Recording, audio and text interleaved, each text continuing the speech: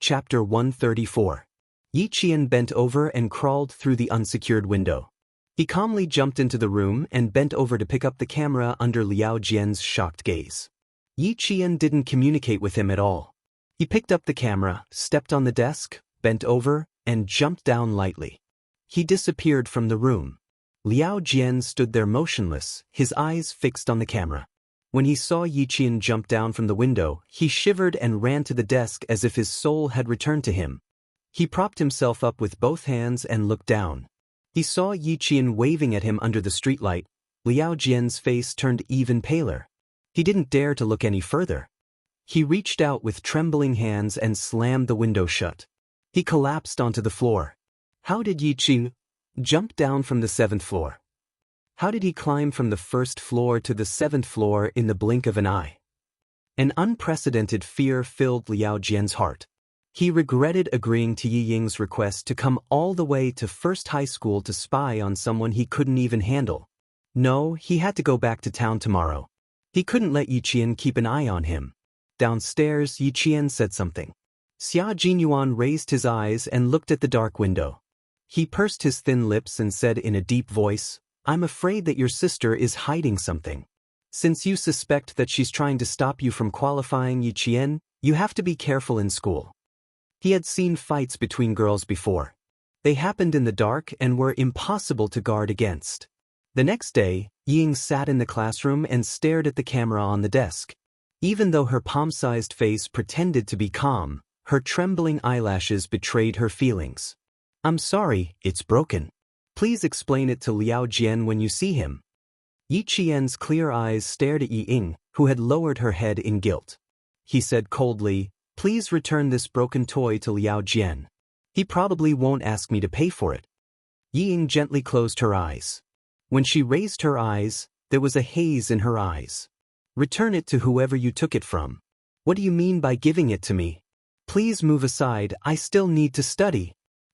"I also want to hand it over to classmate Liao personally, but thinking about how I scared him last night, I reckon he won't dare to see me now. But he will definitely come." Yi Qian's finger tapped lightly on the desk. His calm tone faintly revealed a coldness that made Yi Ying panic. "If you don't want any accidents to happen before the exam, Yi Ying, you'd better behave yourself." Yi Ying's heart trembled slightly as she bit her lower lip and didn't say anything else. Her words were full of threats and were as cold as icicles. At the same time, he heaved a sigh of relief. Fortunately, they both had to face an exam. Otherwise, with the wretched girl's current temper, she probably wouldn't let him have a good time.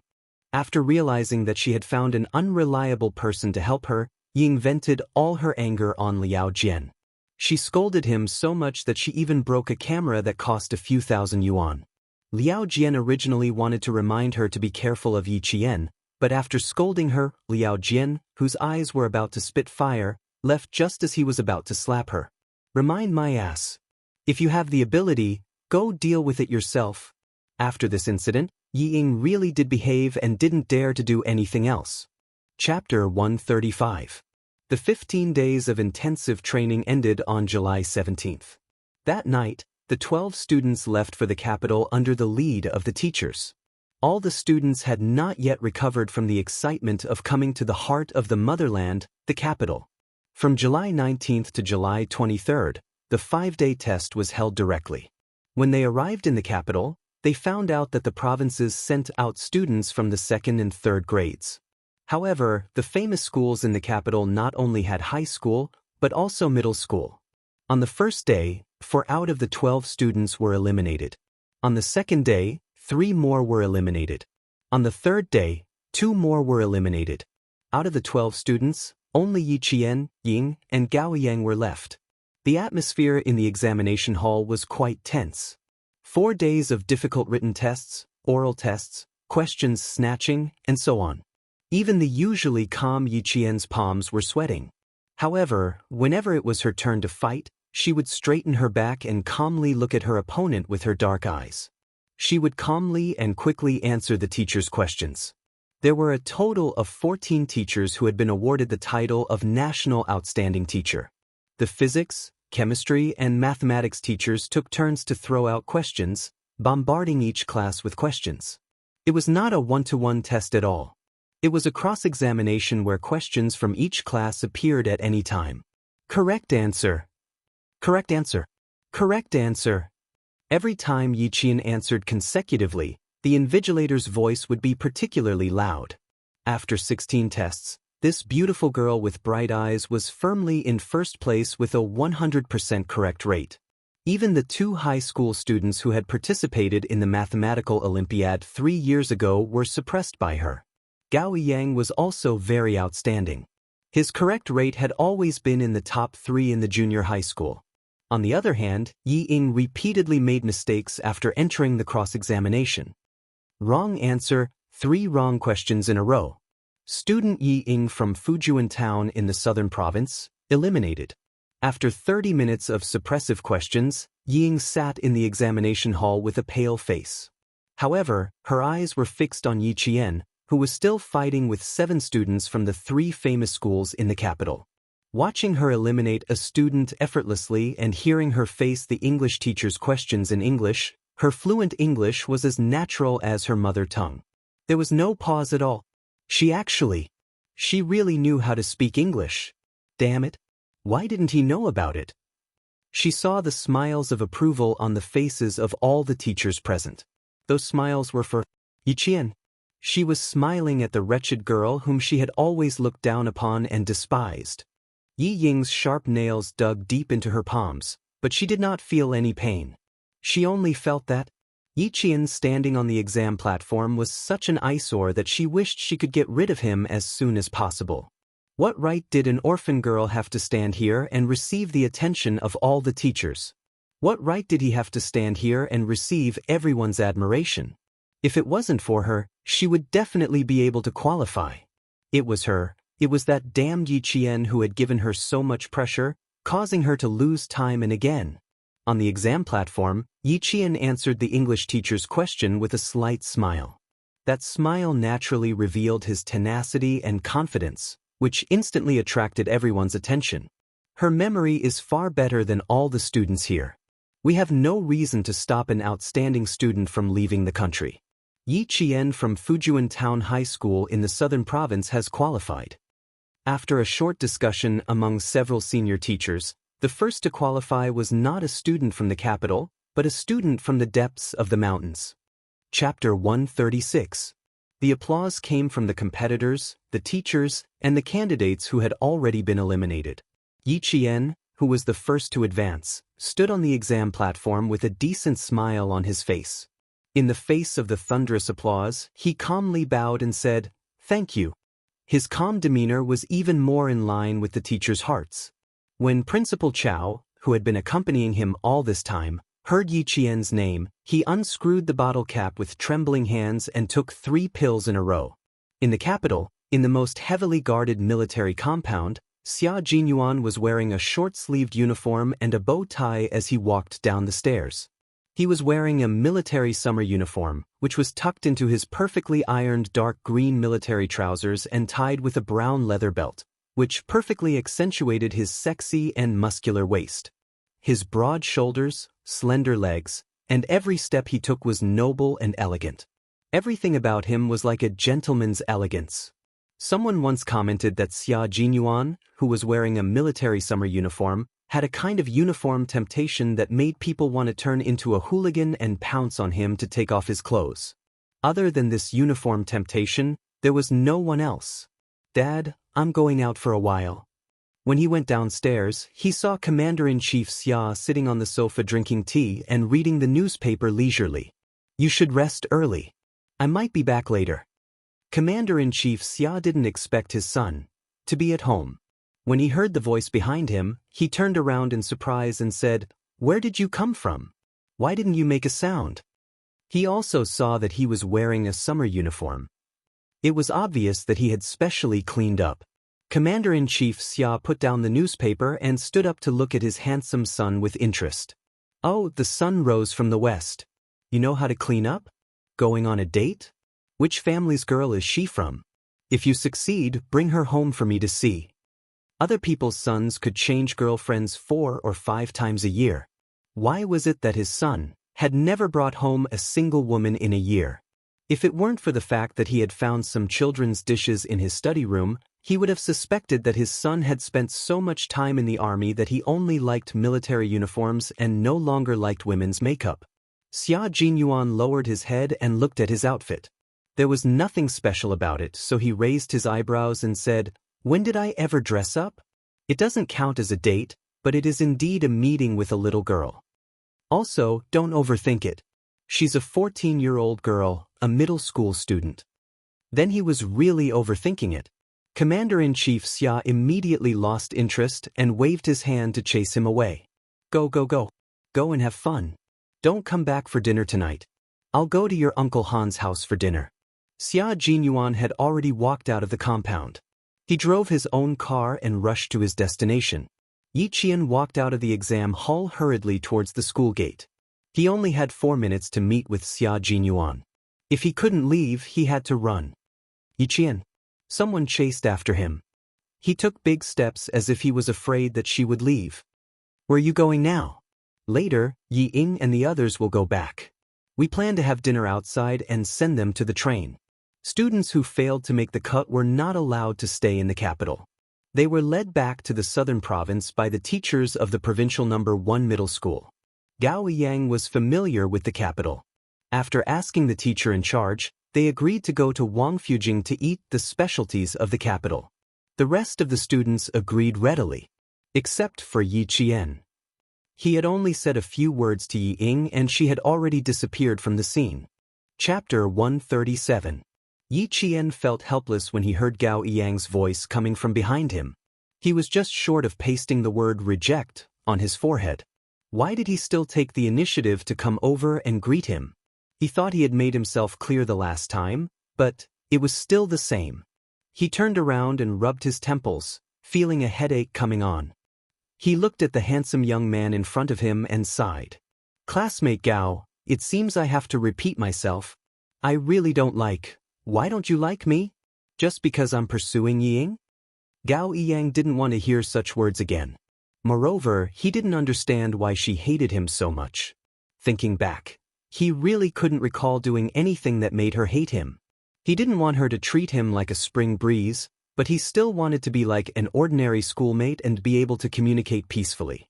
He didn't want to be at daggers drawn as soon as he spoke. Yi Qian, who had been interrupted by him, smiled knowingly and praised him. "Not bad. At least you know your place."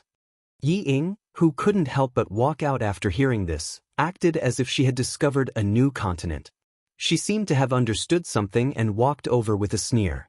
"Classmate Gao has always had a good reputation in school, but you, Yi Qian, are always against him." "Ha, I didn't understand before, but now that you've said it, I understand. He's pursuing me, so you hate him?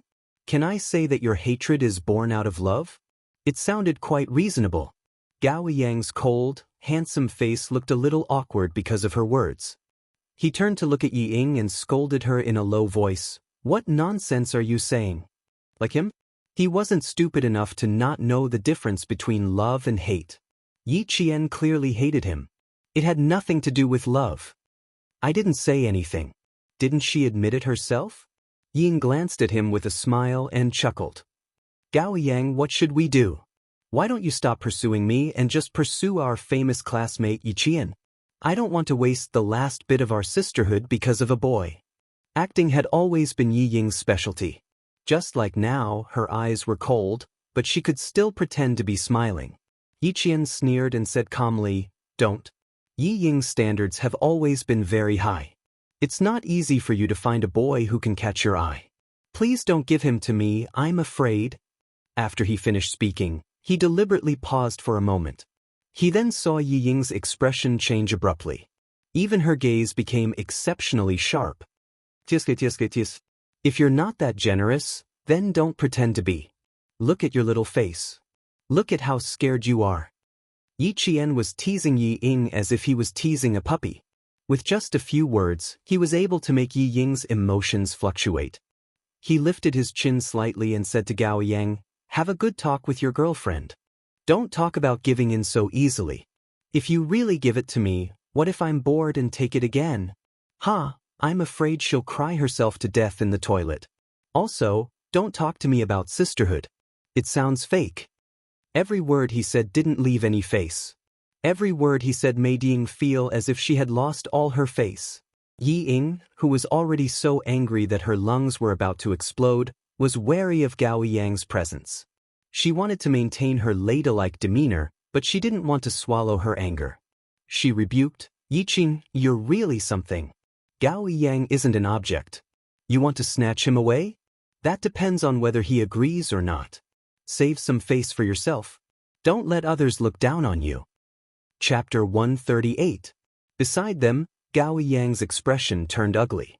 Ying, she didn't say anything about snatching. You don't have to overthink it. Girls always like to overthink things.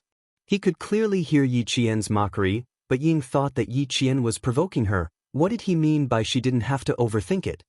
Hearing this, Ying laughed coldly. I'm not overthinking it. I've never seen her hate you before. Now that you're walking a little closer to me, she looks disgusted. Isn't this hatred born from love? Hatred born from love? A clear voice with a hint of laughter came slowly. Then, a slender figure strolled in the sunset, gracefully walking over like a god. Hey, little girl, when did you ever hate me? After waiting for 5 minutes, she still hadn't come over. It turned out that she was blocked by someone. When Yi Qian heard that voice and what he said, he felt his head hurt even more. Why did he enter the school? If you still don't come, I'm afraid that you'll be bullied until you cry. Xia Jinyuan's handsome face held a faint smile as he walked over and stood beside Yi Qian.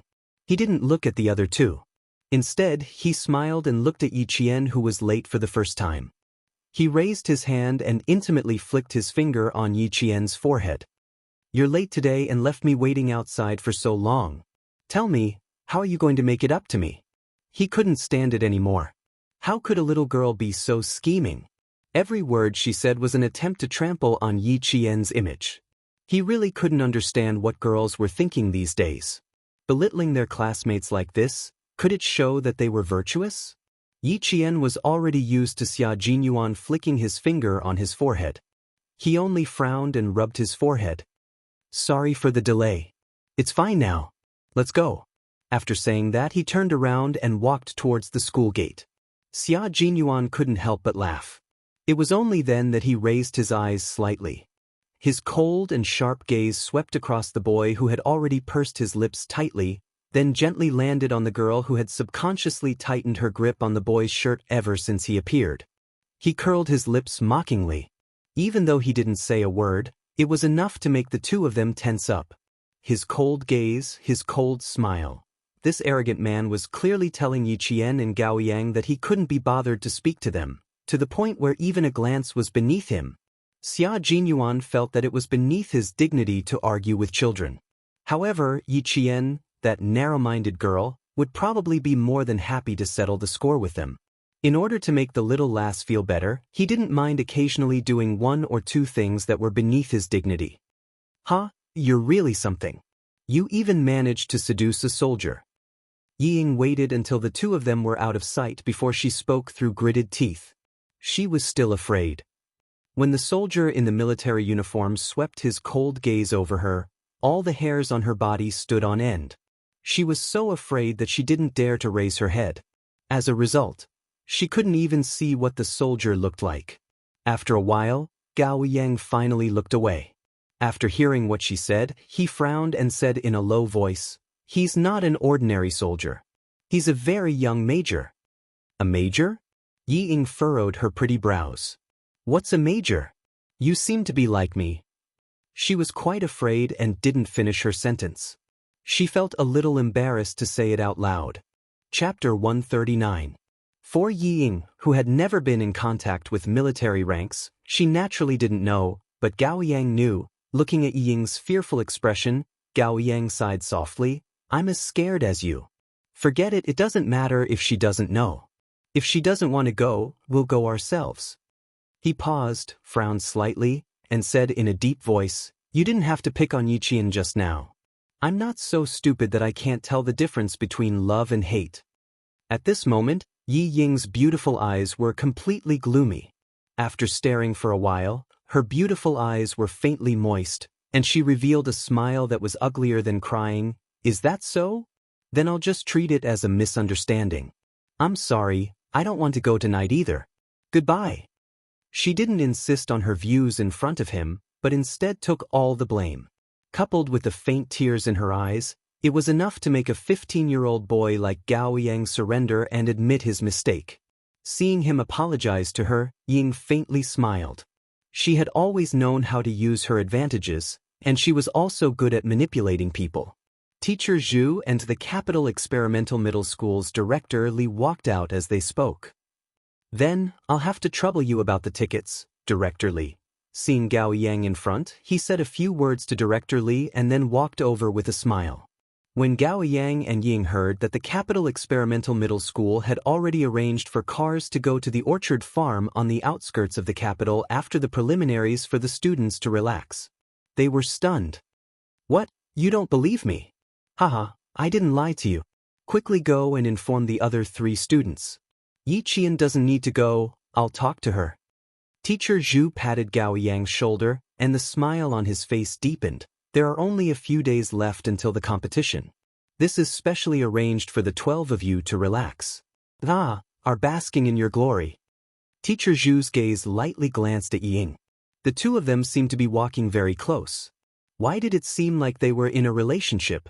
You mean that we'll all stay at the farm tonight and we'll only be back at noon tomorrow? A trace of darkness flashed across Yi Ying's beautiful eyes, and she asked uncertainly, what time will we leave the capital tomorrow? Can you catch the train if you don't come back for one night? Teacher Zhu smiled and said, don't worry, we'll definitely be able to go home tomorrow. Quick, we agreed to meet in 20 minutes. Let's meet 10 minutes earlier. When Ying saw this, her eyes flickered slightly. She said to Gao Yang impatiently, then I'll inform the girls. You go inform the boys. After that, he said goodbye to Teacher Zhu and left in a hurry. Not only was her eyes gloomy, but they were also filled with a frightening malice. Yi Qian, who had already walked out of the school, did not immediately get into the car. He looked at the man, who was as straight as a spear, and a trace of amazement flashed in his eyes. In his military uniform, Xia Jinyuan not only raised his temperament to the peak, but he also looked as elegant as jade. He felt that a gentleman should be like this, and his every move was noble and extraordinary. I'm sorry, I can't go out tonight.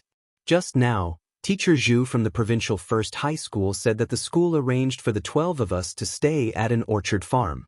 I didn't refuse. Yi Qian raised his eyes slightly and quietly concealed his amazement. I can only miss tonight. I'm very sorry. Chapter 140. Her apology only made Xia Jinyuan raise his eyebrows slightly. He smiled and said, if that's the case, we can only do it next time. I originally wanted to take you to see it. Because it was something that couldn't be said to outsiders, he bent down slightly. His tall and slender body completely covered Yi Qian's slender figure, like a pine tree sheltering the sun, protecting the still-growing sapling. To see the latest model of our country's artillery shells that are ready to be used in the army. He was so close to her that he could smell the faint fragrance on her body. It wasn't the smell of artificial perfume, but the faint and elegant fragrance of a young girl's body. The little girl's skin was very white, like white jade with a translucent luster. Oh, she had grown a little taller since the first time he saw her, and her body had become slimmer. She already had the graceful bearing of a young girl. Xia Jinyuan's dark eyes darkened slightly, but he didn't bat an eyelid. His gaze lingered on Yi Qian's slender, swan-like neck. It wasn't abrupt, but purely out of appreciation for beauty. In an instant, Yi Qian, who was enveloped by his minty scent, retreated slightly. While she was momentarily moved, she looked up. The moment their eyes met, Yi Qian saw the confident smile on his sexy thin lips, as if she would definitely agree and reject the school's arrangement. Yi Qian, who was also rebellious, saw this and didn't pull away. Instead, she glanced at him from the corner of her eyes. Her clear black and white eyes looked at him with a half-smile. She shook her head and said, "Thank you for the trouble, Captain Xia. I really want to go, but unfortunately, I still can't." He clearly saw that she was moved, but why didn't she agree? He was afraid that she had plans for the day. He had several plans in his mind, and he was so thoughtful. She had to accept his kindness. At home, he had arranged to take Yi Qian to a private restaurant in Beihai Park to eat authentic Imperial City cuisine. Then, he would take her to the courtyard's training field to see if she had improved in the few days that he had been away. This arrangement didn't seem to be enough to keep the little girl by his side. Therefore, he changed his strategy at the last minute and brought out the artillery shells and the military factory. The tactics were good, but the people they encountered were not ordinary. Xia Jinyuan was about to succeed, but in the end, he was told that he still couldn't go. Driving away, he experienced the feeling of sadness for the first time. The little lass was not only smart, but also very determined. She was really not easy to coax. Yi Qian waited until his car was out of sight before returning to school. It was not even 6 o'clock yet, so he decided to go back to the dormitory and wash his face first. It would be a lie to say that he wasn't nervous when he was on the stage. This was his first time experiencing it, and a layer of sweat had formed on his back. His brain had been working at high speed for a few days, and it was indeed a little tiring. Being together with such a dangerous man. While her whole body was tense, she had to constantly pay attention to his faintly discernible flirting which could cause misunderstandings. Just like just now, he could have stayed away from her to talk, but he insisted on staying so close to her. He even bent down to let her be surrounded by his masculine scent. This made her even more reluctant to go. By the time Yi Qian got out of the car, there were already many students chatting. They were all contestants from various schools, and there weren't many of them, only 42 people. 6 of the 12 students from Fujian town had already returned. The remaining 6 students were led by the students and teachers of Capital Experimental High School to a bus and headed to the orchard farm. Chapter 141. It was already lively in the car. Yi Qian, Gao Ying, and Wang Imo, a contestant from No. 1 middle school, were already chatting happily with the other 9 contestants. This time, Ying, who was not with Gao Ying, heard the low laughter coming from the back of the car. She, who was also chatting with a student, secretly pinched the leather seat with her sharp nails, a cold light flashing in her eyes from time to time. Occasionally, when she was chatting with students from other schools across the road, her gaze would intentionally or unintentionally fall on Yi Qian, filled with jealousy and malice. Yi Qian, I'll let you be happy for now. You want to participate in the World Mathematical Olympiad? Are you worthy? Ying, who was gloomy all the way, suppressed the faint excitement in her heart and chatted happily with the students around her. Yi Qian, who was chatting with the contestants from No. 1 middle school, had a faint smile on his face the whole time, as if he did not notice the gaze coming from somewhere. Occasionally, a cold light flashed in her deep eyes, and only then did he know that she had already noticed it. The gaze of hatred was so strong that it was hard for her to ignore it. When they arrived at the suburbs of Beijing, the sky was not completely dark. The students with cameras in their hands could not wait to take photos with Yi Qian and the other 12 contestants who had been selected. Ying glanced at them, revealing a hint of ruthlessness, and turned to leave alone. Take a photo for me, take a photo for me. When they were outside, the distance between the boys and girls had increased imperceptibly. The boys from each school fought to be the first to take photos with Yi Qian, and some even left their addresses, hoping that they could often write to each other in the future. Of course, they were learning how to write to each other. After Yi Qian changed the trajectory of her life in this life, Xiuyan's demure brows had unknowingly become more cheerful. Regardless of whether it was a boy or a girl, she could communicate with all aspects, leaving a good impression in the hearts of her classmates as educated and well-mannered. Someone was sitting in a wicker chair on the leisure balcony on the 2nd floor of the farm, watching the figures of the students playing in the forest. His gaze was not just focused on one spot, but also seemed to be searching for something. Young Master Xia, you're really interested. Is the fun place in a farm with no women, no wine, and no food? A slender man with a dozen cans of beer in his hand walked over. I only took a vacation this year, and I can't believe I accompanied you to this extent. The man placed the beer on the table and pointed at the orchard with his slender hand. I must have been out of my mind to agree to come to this kind of place where children come to play. I won't force you to stay. You can leave any time. Xia Jinyuan picked up a can of beer, opened it, and took a sip elegantly. He glanced at his childhood friend who looked like a ruffian in his military uniform and said, "You're welcome. I won't see you out." After he finished speaking, his gaze was fixed on a slender figure. His gaze no longer searched, but stopped with interest. The little girl was indeed very popular among the male students. Every male student was fighting to be the first to take a picture with her. That guy who even took out a pen and paper must have come prepared. Xia Jinyuan, who was still sipping his beer, stood up and leaned against the railing of the balcony. His piercing cold gaze fell on a boy who dared to raise his hand and put it on Yi Qian's shoulder. "You little brat, men and women shouldn't touch each other." As soon as he finished speaking, he saw Yi Qian say something, and the boy also smiled. The two of them took a picture shoulder to shoulder, a finger away from each other. Chapter 142. Xia Jinyuan nodded in satisfaction. Suddenly, he noticed that Yi Qian seemed to be looking in his direction. He quickly stepped back, intending to sit down on the rattan chair again. After taking 2 steps back, Xia Jinyuan turned around and stared at the man who was moving the rattan chair to the side, intending to make himself fall and embarrass himself.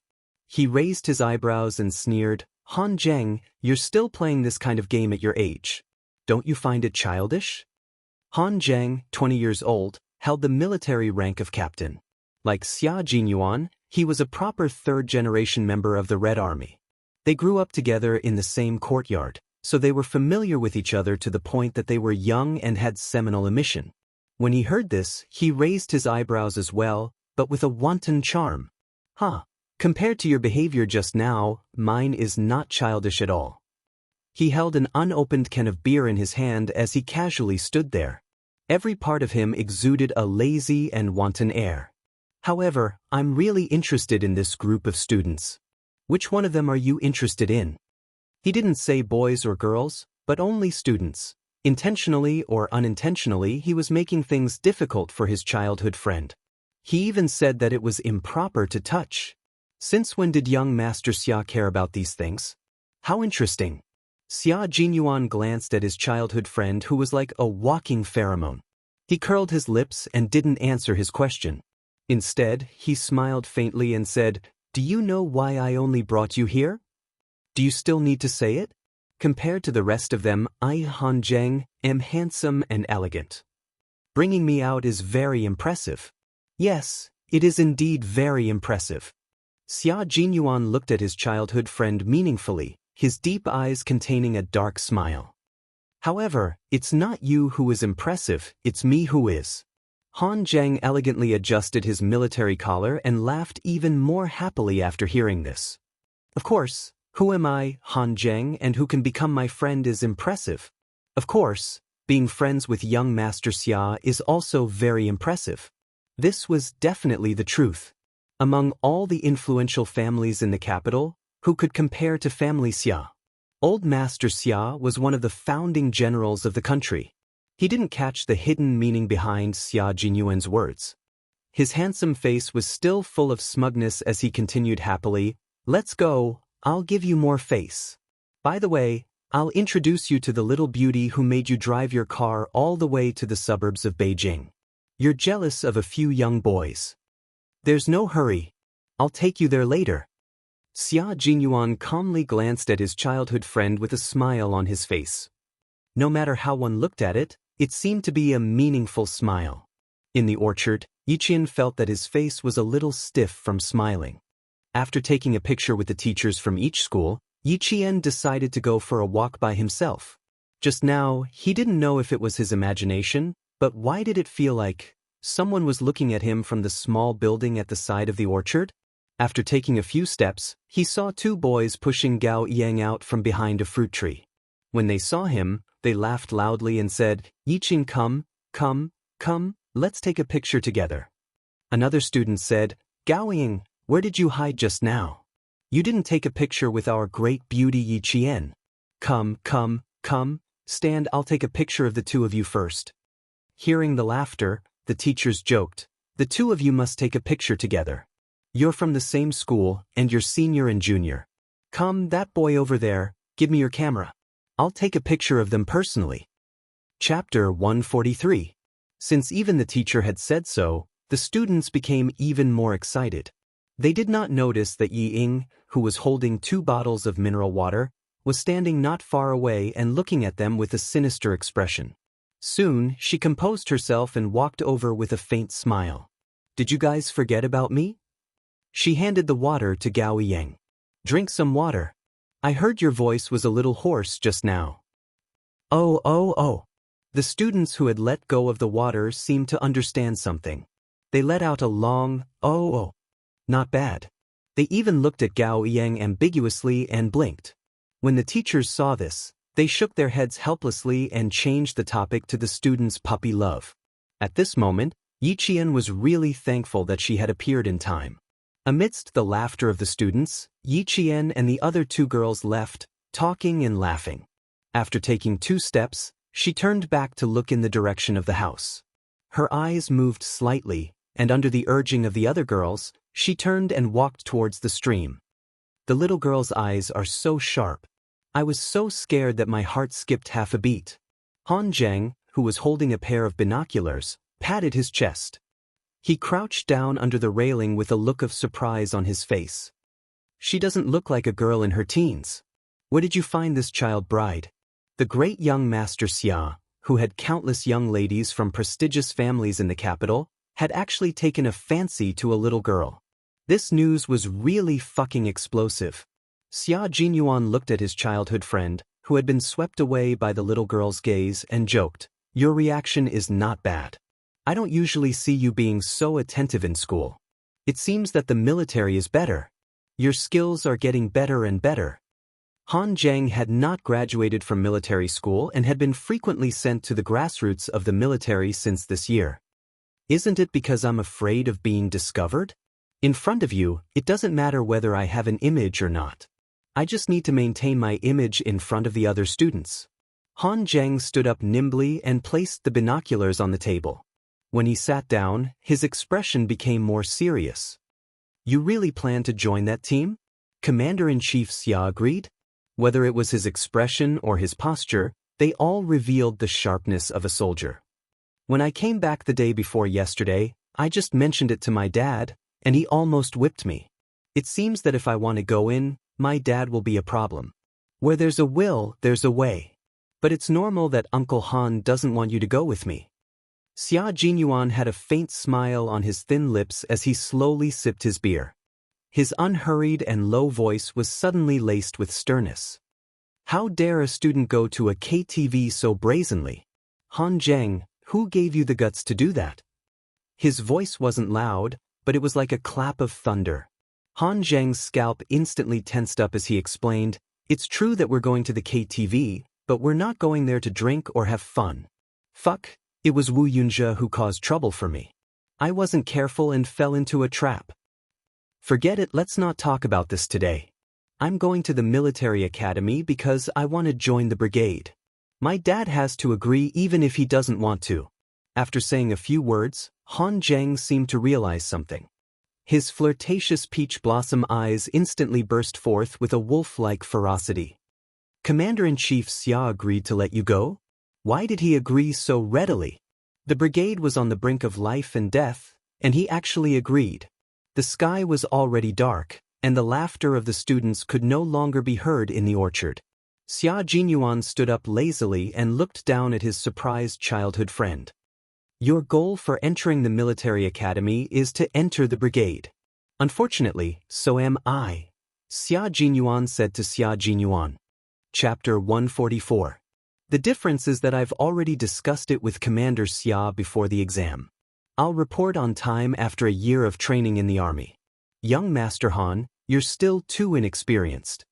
After saying that, she turned around and walked into the room, leaving behind a stunned first young Master Han. He didn't come back to his senses for a long time. Brother Xia, young Master Xia, my young master, give me some advice. You have to give me some advice. A gust of wind blew past and Han Zheng, who was instantly sober, chased after him. Give me some advice first, then go see your child bride, okay? Xia Jinyuan's indifferent voice came from outside the room. Child bride? I don't have the guts to do that. I'm just protecting the little girl. Let's go, young Master Han. If you want me to do something, you have to perform well. Treat the little fox as a child bride? He really didn't have the guts. The little girl was his informant among the students.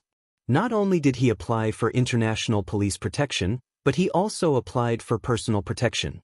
Now, whether it was in the country or abroad, protecting her was his current mission. When it was time for dinner, the restaurant of the farm was already filled with the aroma of the food. The local students from Beijing played the role of host and introduced each dish that was served. Xia Jinyuan, who was sitting in the private room, looked through the bamboo curtain at Yi Qian, who was clinking glasses with his classmates. He didn't touch much of the food that was served. You're protecting her personally, right? Why do you look like you don't want her to know? Han Zheng didn't touch the food on the table either. Following his friend, his gaze landed on the girl who scared him with just one look. Through the bamboo curtain, he could see more clearly at a closer distance. He smacked his lips and said, "She's really pretty." Look. Before he could finish his sentence, Han Zheng saw a long-haired girl sitting behind the girl smiling as the waiter served the hot soup. She stood up. She didn't know what happened, but as soon as she took a step forward, she suddenly fell towards the waiter who was holding the hot soup. Realizing that something was wrong, Han Zheng's expression changed drastically. He shouted, "Be careful!" With this loud shout, the waiter, who was completely unprepared, bumped into the bowl of hot soup that spilled out of the bowl and scalded his hand. At the same time, the bowl in his hand flew directly towards the back of the girl sitting at the other table. Yi Qian, who had his back to the waiter, seemed to be prepared. Accompanied by a loud shout from behind the bamboo curtain, Yi Qian stood up in a flash. At the same time, his slender hand grabbed the back of the chair. Under Yi Ying's gloating gaze, he gently lifted the chair to block the waiter. The disaster that would have befallen Yi Qian was instantly stopped by this chair. The entire process happened in the blink of an eye. The chair collided with the large bowl. Accompanied by the waiter's frightened cry, after the bang, there was the sound of porcelain shattering all over the floor. This scene happened so quickly that Yi Ying, who still had a sinister sneer in her eyes, was completely caught off guard. A bowl of hot soup was directly poured onto her legs. "Ah!"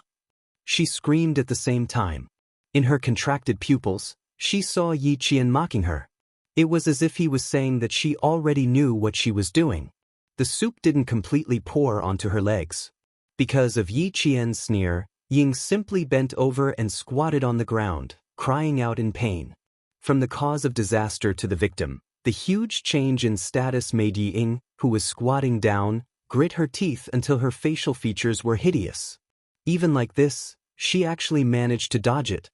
Chapter 145. From the perpetrator of the disaster to the victim, the sudden change in status caused Yi Ying, who was squatting down, to grit her teeth. Her facial features were contorted in anger. She actually managed to avoid it.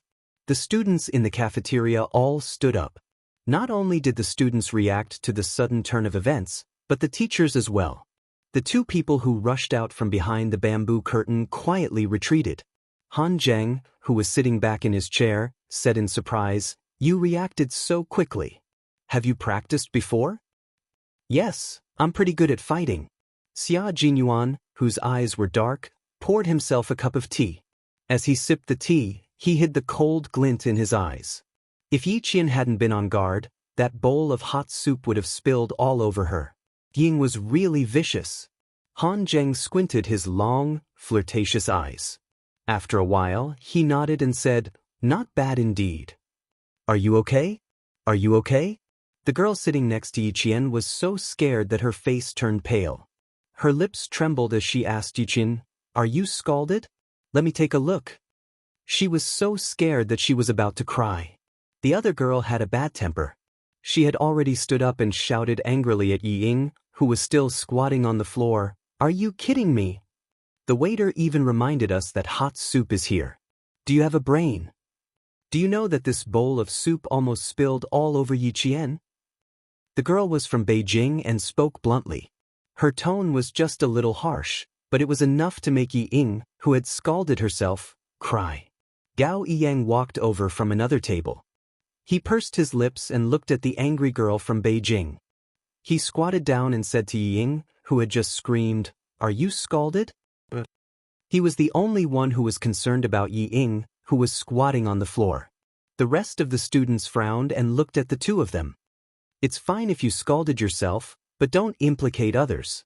Seeing this, the girl from Beijing didn't say anything else. She turned and asked Yi Qian, "Why don't we go back to our rooms to rest first and wake up early tomorrow morning to play?" Yi Qian smiled at the girl and bent down to pick up the overturned chair. He walked step by step to Yiying, who was still squatting on the floor and pretending to be the victim. He slowly bent down.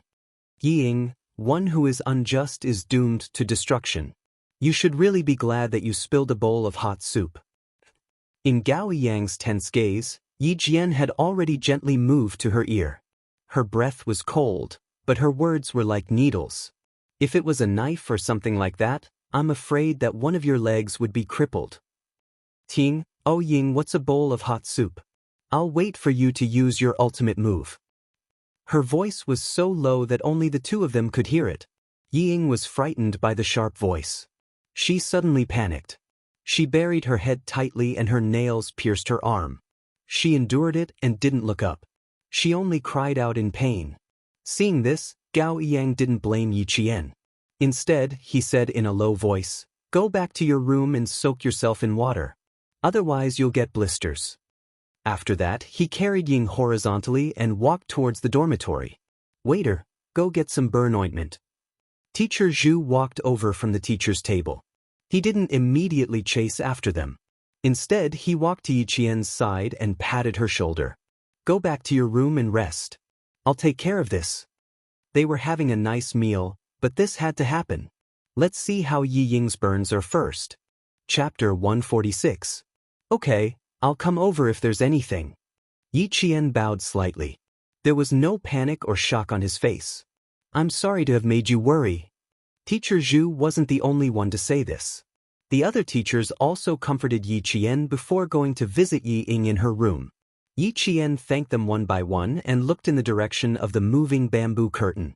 If she wasn't mistaken, she recognized one of the two military green figures that rushed out of the bamboo curtain. "Xia Jinyuan. I bet she found out about us." Behind the bamboo curtain, Han Zheng covered his face with his hands. "She's already looked in our direction a few times. Young Master Xia, your secret protection plan has failed." Xia Jinyuan began to eat slowly. When he heard this, he smiled faintly. His handsome features were like blooming flowers, elegant and gorgeous. "But she won't take the initiative to look for me, so it doesn't matter if she finds out." After hearing this, Han Zheng pondered. Why did it feel like something wasn't right? He didn't know if he was thinking about something wrong. Did it mean that the little girl didn't want to see the great young Master Xia? So, young Master Xia was secretly protecting her? Calm down. Is there a need to be so surprised? Xia Jinyuan tapped his slender fingers on the table twice. He calmly let his childhood friend know that Yi Qian didn't like him. "That's why I said this little girl is interesting." Up until now, no one had ever disliked him. No one had ever piqued his interest like this little girl did. He wanted to see how far she could go. He also wanted to reach out and give her a hand when she needed help. Han Zheng closed his gaping mouth and stuffed a piece of vegetable into his mouth. "Brother, don't blame me for saying this, but if you go on like this, don't go crazy. The little girl doesn't know anything now. Don't do anything bad." Oh my God, he was really worried. If he was interested in a little girl, no one would have to worry about him going crazy. How could a playboy like him linger over a flower? But young Master Xia was different. Everyone in the family was infatuated. From Master Xia to Commander-in-Chief Xia. In his mother's words, Family Xia was the best man in the world. Whoever married into a Family Xia was destined to enjoy life. If the little girl didn't appreciate it and young Master Xia forced himself on her, just thinking about it made him worried. Xia Jinyuan was already too lazy to pay attention to his childhood friend who was immersed in his own imagination. With the little girl's skills, if he really wanted to do something bad, the silver wire wrapped around his neck. Moreover, She was only 14, and he didn't have a strange fetish like pedophilia. When Xia Jinyuan and another man, who walked with a flirtatious charm, appeared at the ground floor of the farmhouse, Yi Jian, who was also sitting on the balcony, did not sleep. She curled her lips slightly. Walking along the cobblestone path from the orchard, Xia Jinyuan stopped in his tracks and looked up at the balcony. Under the yellow light, his elegant and handsome face suddenly gave Yi Qian the illusion that he had traveled back in time. Bathed in the light, the man had handsome eyebrows and slender eyes. His eyes were as deep and vast as the blue dome of heaven. His thin lips curved into a faint smile. He was as elegant as an orchid and had a natural elegance.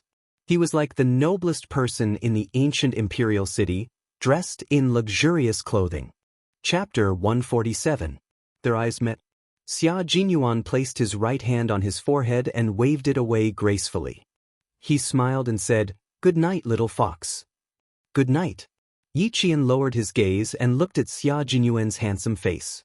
His faint smile was as free as the wind.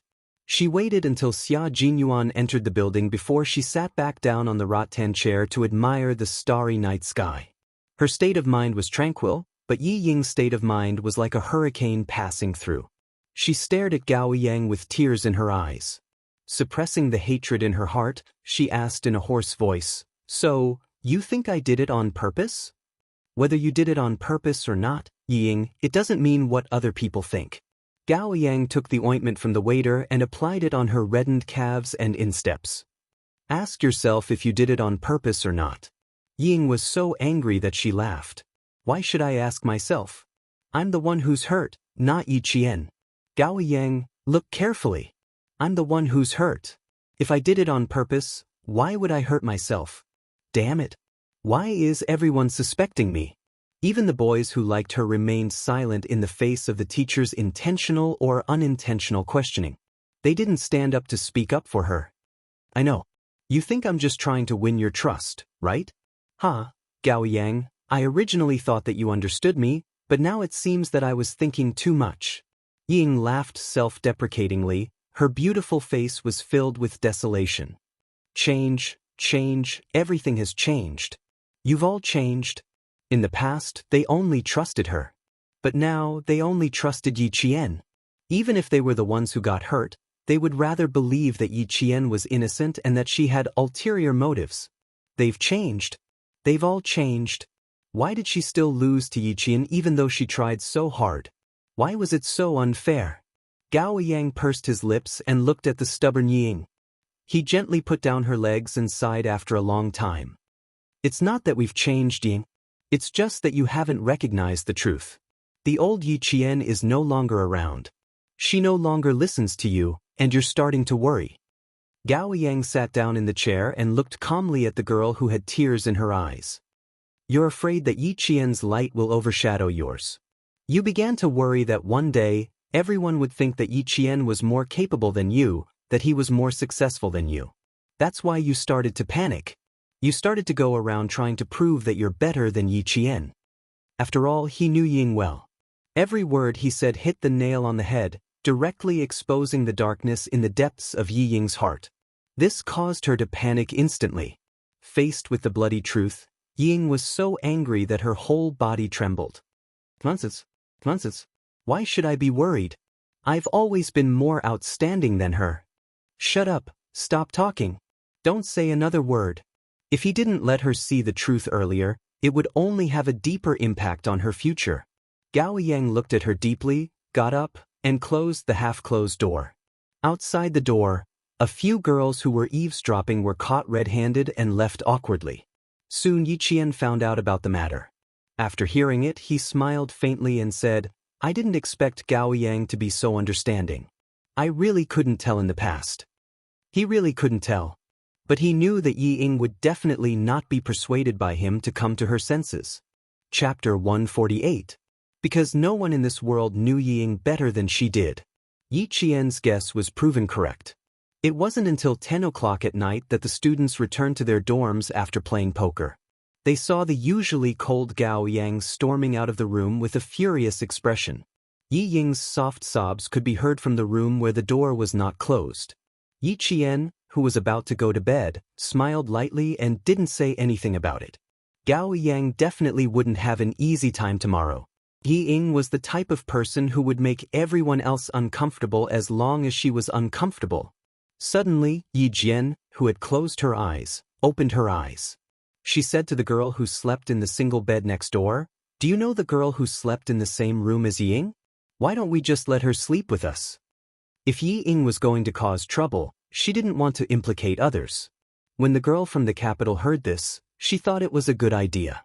Why didn't I think of that? If we combine the beds, won't the three of us be able to sleep together? She got out of bed, took off her shoes and walked outside. "Wait for me to come back so we can move the beds together." Yi Qian agreed with a smile. When the two girls from the capital came over, she had already moved the beds. With one more friend, the three of them chatted until 1 o'clock in the morning before they fell asleep. Early in the morning, when Yi Qian came back from her run, she saw Teacher Zhu and a few other teachers from experimental middle school standing in the corridor with serious expressions. A student ran over from the orchard and said breathlessly, "No, we looked everywhere, but there was no one." Yi Qian's gaze turned cold and she quickly walked over. When she saw Teacher Zhu, she said in a hurried voice, "Yi Qian, did you see Yi Ying?" Yi Ying, who was supposed to be in the orchard, was missing. Just as Yi Qian said, if she was unhappy, she would make everyone unhappy. Nothing in the room was touched. Even the bed looked like it hadn't been slept in. The blankets and sheets were neat and tidy, without a single wrinkle. The disposable slippers and the things in the bathroom were untouched. It was as if no one had been in the room at all. Yi Qian stood there quietly, his gaze fixed on the pillow. Downstairs, Gao Yang, with beads of sweat on his temples, was surrounded by cold air.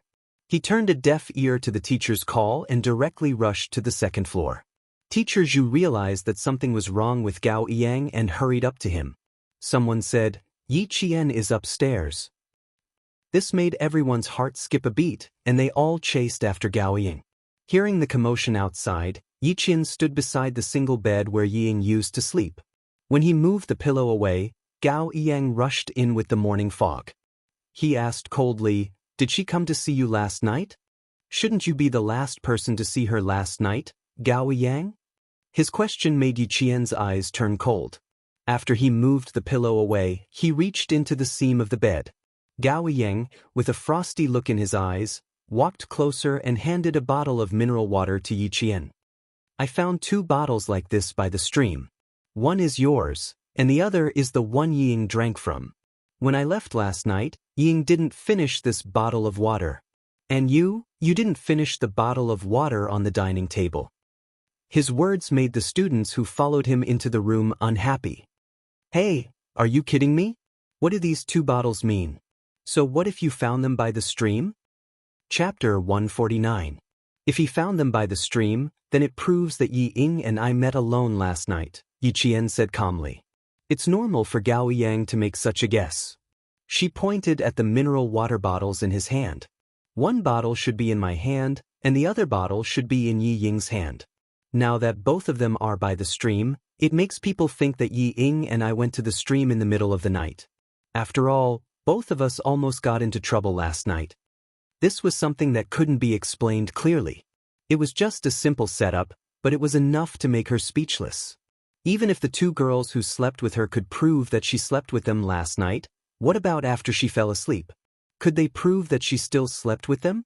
When Gao Yang heard this, the coldness on his face deepened. She didn't sleep last night, and now she's gone. Yi Qian, she didn't sleep last night? Did you see with your own eyes that she didn't sleep last night? Yi Qian laughed, and her cold eyebrows became a little more beautiful. You need to understand. Number 1.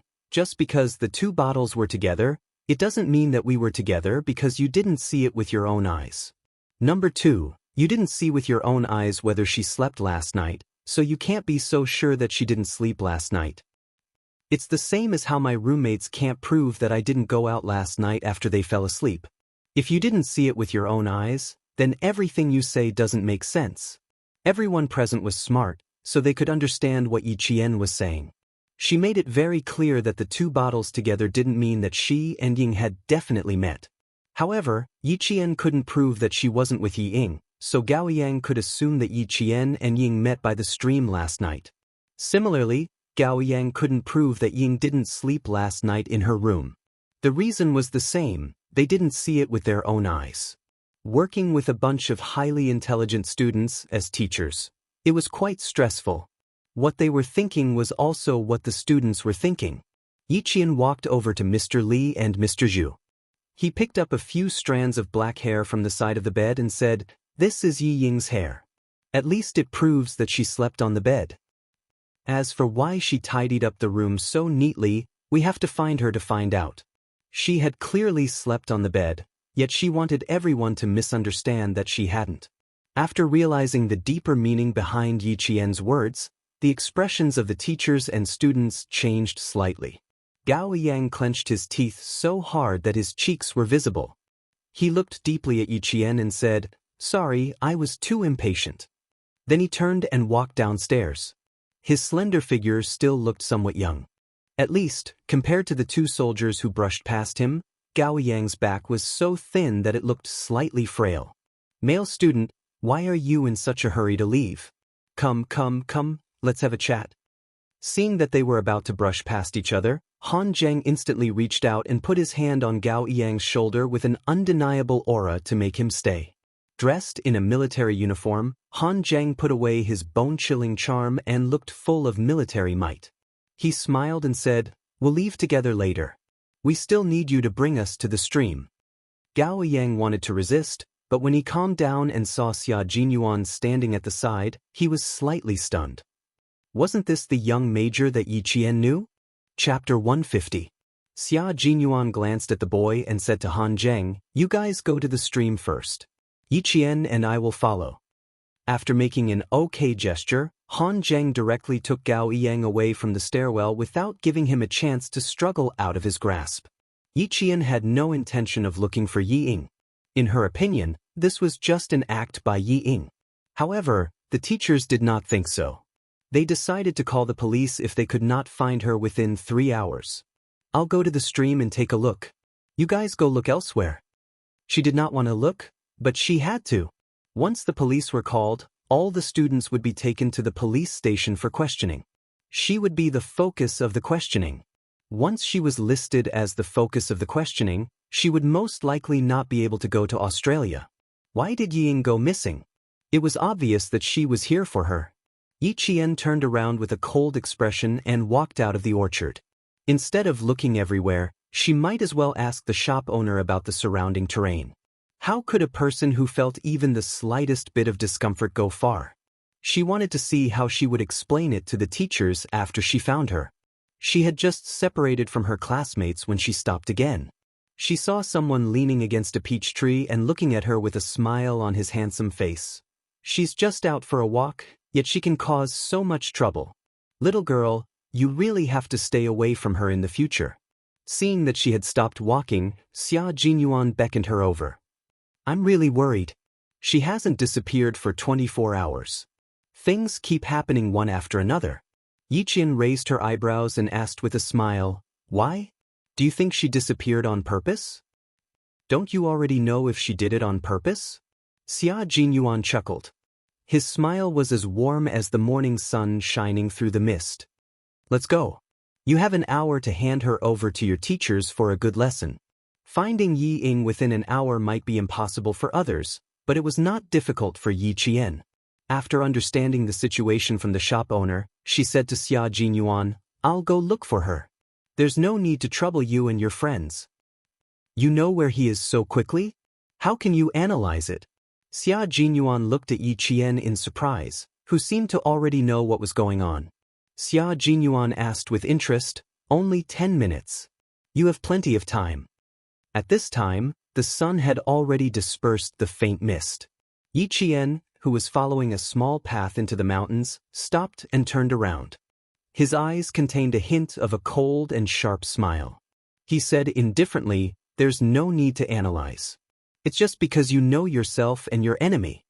Know yourself and know your enemy, and you will be victorious in every battle." Xia Jinyuan chuckled softly and sighed. "That sister of yours, Have you ever thought of asking her to leave school? Why did you let her leave? Ying was unwilling to give up and wanted to surpass me in every aspect. She wanted to prove that she was better than me in every aspect. Yet, he couldn't get his way every single time. If I let her leave, I will feel very bored. She spoke in a low voice, filled with the mischievous interest of a little girl. It could be seen that she really hated Ying. The only difference was that she disdained to use underhanded and immoral underhanded tricks. She liked to use her strength to suppress others and make them live under her halo forever. For someone who wanted to surpass her, this was a form of torture, both physically and mentally. Chapter 151. I can go alone. Don't worry, Captain Xia. Yi Qian once again stopped Xia Jinyuan from going with her. She only hoped that she could handle the matter with Ying herself. Since she insisted, Xia Jinyuan didn't force her.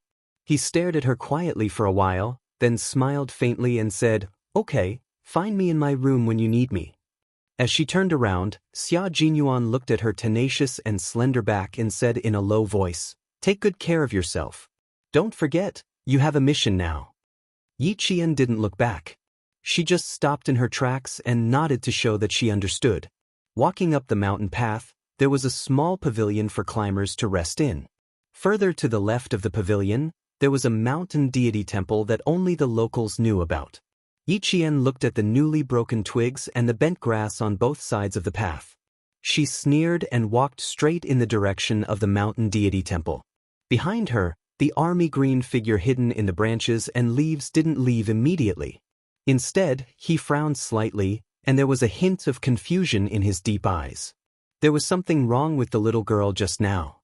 Hearing the sound of students talking not far away, Xia Jinyuan didn't hesitate.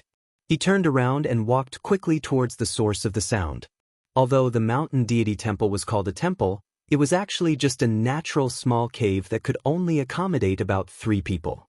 It had a certain amount of history, so the surroundings of the cave were extremely dark due to the smoke of sandalwood.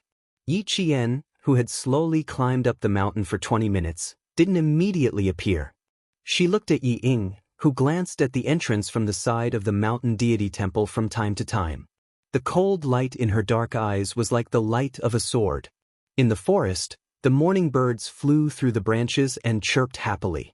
In the quiet surroundings, there was no one else besides her and Ying. Yi Qian laughed silently. If she got rid of Ying now, wouldn't she be able to solve the problem once and for all? His eyes, which were so bright that they could reflect the blue sky and white clouds, were already steaming with killing intent. If he really killed her, how many people would know? Yi Jian's right hand gently grasped the silver wire that had been wrapped around her left wrist like a bracelet.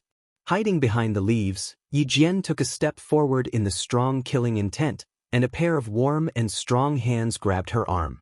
"Don't worry, wait a little longer." Xia Jinyuan, who had appeared out of nowhere, grabbed Yi Jian and stopped her from taking a step forward. His dark and gloomy eyes were unreadable. He controlled his strength very well. It was as if he was really just holding her back and asking her to wait a little longer. Murderous intent. Xia Jinyuan could tell that she was bathed in blood. Her murderous intent was as thick as ink. He couldn't understand why a 14-year-old girl would have such a strong murderous intent towards someone of the same age. Before this, he couldn't tell at all. When her hand gently grasped the silver wire on her wrist, Xia Jinyuan's eyes were fixed. Even when he purposely made the rustling sound of his body passing through the branches, he did not wake her up. In the end, he had no choice but to take action. The moment Xia Jinyuan grabbed her arm, Yi Qian gently closed her eyes. In just a few seconds, she restrained her murderous aura. Of course, he couldn't kill her here. There was too much evidence and witnesses. If he really killed her, he would be the one to die in the end. Looking back, Yi Qian's clear black eyes calmly looked at the man whose handsome face revealed a hint of seriousness. He sneered and said, "What, do you really think I would do something that would harm myself? How could that be? It was just a moment of anger." Chapter 152. He was a soldier and had keen observation skills and intuition. He must have noticed something when he tried to stop her. Therefore, there was no need to hide it. Telling him openly would lower his suspicions. It's normal that you can't let down your emotions. I believe that you're smart and won't let down Father Jen and Uncle Chen because of some insignificant person. Xia Jinyuan heaved a sigh of relief when he saw that she didn't look gloomy and didn't look like she was in trouble. He let go of her slender arm and said with a faint smile, "People who make mistakes must be punished. Although it's just a punishment that doesn't hurt or itch, it's enough to let everyone know her character. It's also a good thing for you. Didn't she always want to compete with Yi Qian? Then let's make her pay for the humiliation she suffered, and her image plummeted to the point where no one was willing to travel with her." His words were like a warning bell that shattered the haze in Yi Qian's heart. His pupils contracted slightly and Yi Qian exhaled deeply.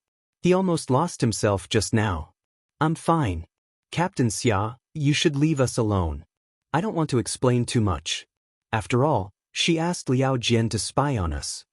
After Yi Qian finished speaking, he ignored Xia Jinyuan's reply and walked through the bushes and leaves towards the temple. There was the sound of leaves rustling. Yi Ying, who was hiding behind a tree, leaned back slightly and tiptoed towards the back of the temple, falling down on purpose and disappearing on purpose. "Yi Ying, how much more of these tricks do you want to play?" The sudden voice behind her made Yi Ying's body stiffen. There was a hint of panic in her eyes. Yi Qian looked at Yi Ying, who was panicking because of his appearance.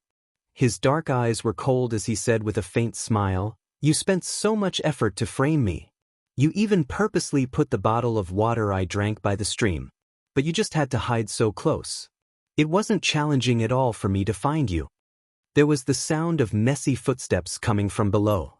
There were also the voices of teachers reminding the students to watch their steps and be careful not to fall. Clearly, they were all heading for the mountain deity temple. Yi Ying, whose eyes were filled with fear, suddenly looked up.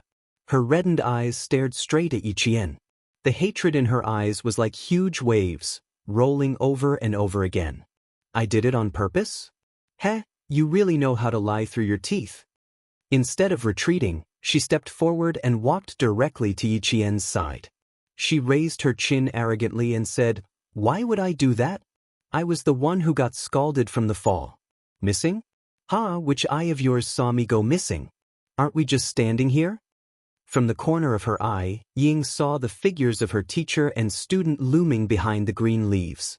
Her heart raced and her eyes flickered. Her voice was filled with fear, and she said in a trembling voice, "Yi Qian, what are your intentions for following me here so sneakily? Last night, you caused me to get scalded. Isn't that enough? What else do you want?" "Yi Ying, why don't you explain why you wanted to create an illusion that you met Yi Jian last night?" Teacher Zhu, who had stepped through the bushes, looked at Yi Ying with an exceptionally serious expression. "As for why Yi Qian came here as a teacher, I can explain it to you." Dozens of students stood behind Teacher Zhu. Not a single one of them was not frowning as they looked at the girl who was full of lies. From their eyes, it was obvious that they were doubting Yi Ying's character. Chapter 153. Teacher Zhu's questioning and the students' unfriendliness made Yi Ying's face pale. In school, because of her relationship with Yi Jifan, Yi Ying's teachers took good care of her. In addition, her grades were good, so the teachers were very tolerant of her. Even if they wanted to criticize Yi Ying, they would explain it in advance so that Yi Ying would know that even if they criticized her, they were still on her side. After a long time, Ying began to have a vague sense of what kind of position a teacher should be in. She was used to teachers speaking up for her. When she suddenly heard Teacher Zhu not criticizing others but questioning her, she, who had never experienced something like this, immediately thought of protecting her dignity. She pretended to be calm and stubbornly raised her chin. With a trembling voice, she argued, "Teacher Zhu, what do I have to explain? My only mistake was that I didn't inform anyone before I left the class. That's my explanation. Whether you believe it or not is your own business." With that, tears welled up in her eyes. She looked at Teacher Zhu pitifully, hoping that the teacher would stand on her side, just like in town middle school. Her reaction made the students look at her with disgust. How could she do this? Not only did she not admit her mistake, she even felt that she was wronged. Some of the students looked at Yi Qian with sympathy. With a classmate like this, life must be difficult. How could she do this? She's too shameless. She's like a dead pig who isn't afraid of boiling water. I really pity Yi Qian. With a classmate like this, I don't know what kind of sin she has committed to have her as her classmate. With teachers present, the students, who had always been virtuous, only discussed among themselves softly even if they were dissatisfied. However, even if they lowered their voices, Yi Qian could still hear them. Hearing this, her indifferent expression had a hint of a smile that no one could see through. Yi Qian was no stranger to doubting a person's character. When she saw the teachers and students doubting Yi Ying's character, she had the urge to laugh out loud. The heavens were right, and retribution was not pleasant. What she went through back then was what Yi Ying was facing now. The only difference was that he had been wronged back then, while Yi Ying had reaped what she had sown. Teacher Zhu felt his heart ache from anger. Was this still a student? He was the ancestor that the teachers had to worship. However, as a teacher with high professional ethics, she did not embarrass Yi Ying in front of all the students. Instead, he said to Yi Qian, "In order to find her, all of you skipped breakfast. It was only 7 o'clock, and it was almost time to go back and have breakfast. I'll leave this to teacher." Teacher Zhu, who had already noticed the strange look in the students' eyes, sighed softly and said, "Everyone makes mistakes. All of you should disperse." A teacher's job was to impart knowledge and dispel doubts. Even Teacher Zhu, who had doubts about Yi Ying's character, knew to stand up for a student who had made a mistake. As a teacher, not only did he impart knowledge, he also taught his students how to behave. This was the difference between Teacher Zhu and Teacher Ku. In this life, it was Yi Ying's great fortune to have met Mr. Zhu. In her previous life, it was Yi Qian's misfortune to have met Teacher Ku. The two girls who stayed with Yi Qian last night stared at Yi Ying unkindly. They walked out from among the students and said to Yi Qian, "Ignore them, despicable people." Chapter 154. Stop talking. Let the teacher handle this. Let's go have breakfast. Even though the other student had her own opinions, under Mr. Zhu's influence, she did not say anything that was unfair. Instead, she held Yi Qian's arm and comforted her. "Don't take it to heart. This kind of person is just jealous of you." The girl's voice was neither loud nor soft, just loud enough for everyone to hear. Hearing this, Yi Ying's expression changed. She opened her mouth to confront her. "Why would I be jealous of her? What does she have to be jealous of?" "Sorry, I don't want to talk to a person with a flawed character like you. Whatever I say has nothing to do with you." A girl from the north retorted coldly. "Let me give you a kind reminder. Don't take it personally. It will affect your mood." Laughter came from the mouths of the students. While they were full of ridicule, they were also disdainful of Yi Ying's behavior. At that time, they were suspicious. Now they were sure. Yi Ying's character was problematic. Gao Ying, who had come over but had not said anything, clenched his fists tightly. He never knew that there was a side to her that was so unbearable. Could it be that everything he saw in the past was fake? His gaze moved from Yi Ying to the other girl, whom he had always thought was unbearable. He saw that she was still calm in the face of Yi Ying's accusation. She was calm and unhurried, as natural as a flower blooming and withering. She did not try to defend herself. She let Yi Ying direct this cheap farce alone. She had already won against Yi Ying several times over just by remaining silent. She walked to Yi Ying's side and said calmly, "Yi Ying, I hope you remember that you don't just represent yourself outside. You also represent Fujian High School. Please restrain yourself and stop tarnishing the school's reputation." Yi Qian would only earn more respect from others. Gao Yiyang walked out. His footsteps were heavy as he walked to Yi Qian's side. He lowered his head and said clearly, "I apologize for my shallow thinking. I'm really sorry, Yi Qian. I thought I was right, but reality slapped me hard in the face. I realized that what I saw might not be right. I'm very sorry, Yi Qian." He didn't say anything to ask Yi Qian to forgive him. He bowed deeply before her, then straightened up abruptly. He didn't take another look at Yi Ying, whose eyes were filled with hope because of his appearance, and turned to leave. Even when Yi Ying screamed, "Gao Ying, come back," he did not turn back to look. It was like this in the past, and it was still the same now. Yi Ying, who was in a state of extreme panic, looked at the boy's thin figure as he left. She, who was still pretending to be calm, suddenly burst into tears. It was unclear whether she was crying because of Gao Yiyang's departure or because of the teacher's interrogation. No matter what her reason was, Yi Qian did not care. He knew that from today onwards, Yi Ying's life would not be as smooth as her previous life. Standing in the dark, Xia Jinyuan watched everything through the gaps between the leaves. His thin lips curved slightly. Little Fox was really dazzling just now. She was obviously not outstanding, but the way she handled the situation won the respect of the teachers and students. A little girl like this was the little girl he knew. The girl's cries continued, but Xia Jinyuan did not take another look at her. After Yi Qian left, he quietly left the scene. He left for Australia tonight. He and Yi Qian were on the same flight. Chapter 155. Yi Qian didn't know that Xia Jinyuan was on the same flight as him. After Yi Ying's incident, although it didn't affect Yi Qian's mood to play with the other students, the teachers couldn't be at ease with this trip. They were supposed to leave at noon, but the return trip ended at 9 a.m. At 3 p.m., Mr. Zhu and the other students returned. Yi Qian didn't see Yi Ying. Even Gao Yiyang remained silent and didn't ask where she went. Not long after Mr. Zhu and the others left, Yi Qian and the others boarded the bus to the airport. They boarded at 8:30 p.m. Less than half an hour after the plane took off, most of the passengers had already fallen asleep. Yi Qian chatted with Yang Yi, the girl sitting next to him, for a while before falling asleep. Yi Qian, who had slept for an unknown amount of time, was awakened by Yang Ye's mumbling. He looked at the time and saw that it was only 1 a.m. There were still 6 hours before landing. After putting the shawl on Yang Yi, Yi Qian gently got up and walked towards the bathroom. Someone politely knocked on the door twice. Yi Qian, who was washing his hands, took out a tissue to dry his hands and opened the door. Like a cheetah in the forest, a person squeezed into the narrow washroom. Yi Qian's reaction was just as fast.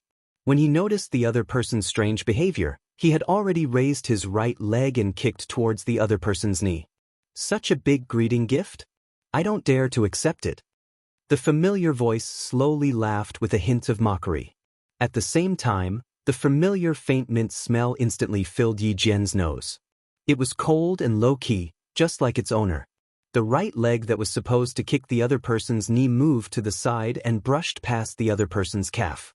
Yi Qian moved to the side so that Xia Jinyuan, who had already squeezed in, could come closer and close the bathroom door. When he really stepped in, Yi Qian regretted it. The washroom on the plane was so small that it could only accommodate one person. When he came in, the space was so small that Yi Qian wondered if he should stand on top of the toilet bowl. It was as if she had blocked out the unpleasant smell of disinfectant. Every breath she took was filled with his scent. Yi Qian, who had a sensitive sense of smell, couldn't help but hold his breath. Being alone with him, especially in such a small space, always made her feel unnatural. Xia Jinyuan didn't mind. The small space didn't affect his mood at all. Especially when he saw her expression as if she wanted to stand on top of the toilet bowl, he couldn't help but chuckle. You fell asleep less than half an hour after boarding the plane. Little girl, if you didn't wake up, I would have to wake you up. In the dim light, although there was a smile on his handsome face, there was no trace of a smile in his dark eyes as he looked at Yi Qian. Give me 2 minutes to finish reading this document. Although it was called a document, it was actually a photo. There were 2 blonde foreign men, a dark-skinned man from Qingzhou City, and a Chinese man. Below the photo was a detailed introduction of the 4 people. Yi Qian fixed his gaze on the photo of the Vietnamese man again. He narrowed his eyes and said, "Mercenary?" A soldier who participated in the Nanjiang Defense War. After retiring, he became a school teacher. After falling for women, he became a mercenary. Xia Jinyuan took the photo from her and put it back in his pocket. His code name is Red Scorpion. He has frontline combat experience. 4 soldiers sent by the Vietnamese government died at his hands. Chapter 156. Rumor has it that he has a pair of eyes that can see through a person's essence. Therefore, as long as it's someone sent by the government, no one can escape his sight. The 2 female border guards sent by the Chinese side almost fell into his hands. This was information that Yi Qian had to know. It was a fact that could not be concealed. He had to let her know in advance what kind of dangerous person she was up against. Yi Qian did not expect to take on such a tricky mission for the first time working with the military. But the corners of her mouth curled up slightly. There seemed to be a fire in her dark eyes. I think I understand why you need a student like me to work with you. That's right. That's why we need you. Xia Jinyuan laughed. He knew that this bold girl would not back down. Don't be afraid. You're a student and a contestant in this competition. No matter how alert he is, he can't be so thorough. He will arrive in Sydney at about 8 o'clock tomorrow. He will arrive at the hotel at about 11:30 Sydney time. The man in the photo appeared in the group of Vietnamese students. The Chinese student was the one who received him. As for what Yi Qian needed to do, all he did was report to Xia Jinyuan and the others in a timely manner, including who the Vietnamese student was in contact with. This was a drug trafficking network that used students. The drug gang established a strict drug trafficking network in Laos, the border area of Vietnam, and the relevant provinces and cities in Vietnam. From purchasing to transporting, to bribing, they successfully transported their drugs. The Chinese side had joined in because they had already caught 2 informants on the drug trafficking network. From the clues, they found out that the Chinese student in charge of receiving him was one of the important leaders of the gang who cooperated with the international drug trafficking network. Xia Jinyuan's target was naturally the Chinese student and the Vietnamese student. There was another knock on the door outside the restroom. Someone yawned and said, "Excuse me." Yi Qian's body stiffened. He stared at Xia Jinyuan with his clear eyes and pointed at himself. What do we do now? A man and a woman were in the restroom. What if they were blocked by someone? The toilet is broken? I'm very sorry. We'll take care of it immediately. I'm very, very sorry, sir. As the flight attendant on duty apologized, Yi Qian walked out of the restroom expressionlessly and returned to his seat. Because the toilet bowl was broken, a gentleman stepped forward to help the little girl, but to no avail. After that, he called for the flight attendant. What a perfect explanation. This time, Yi Qian did not go to the bathroom.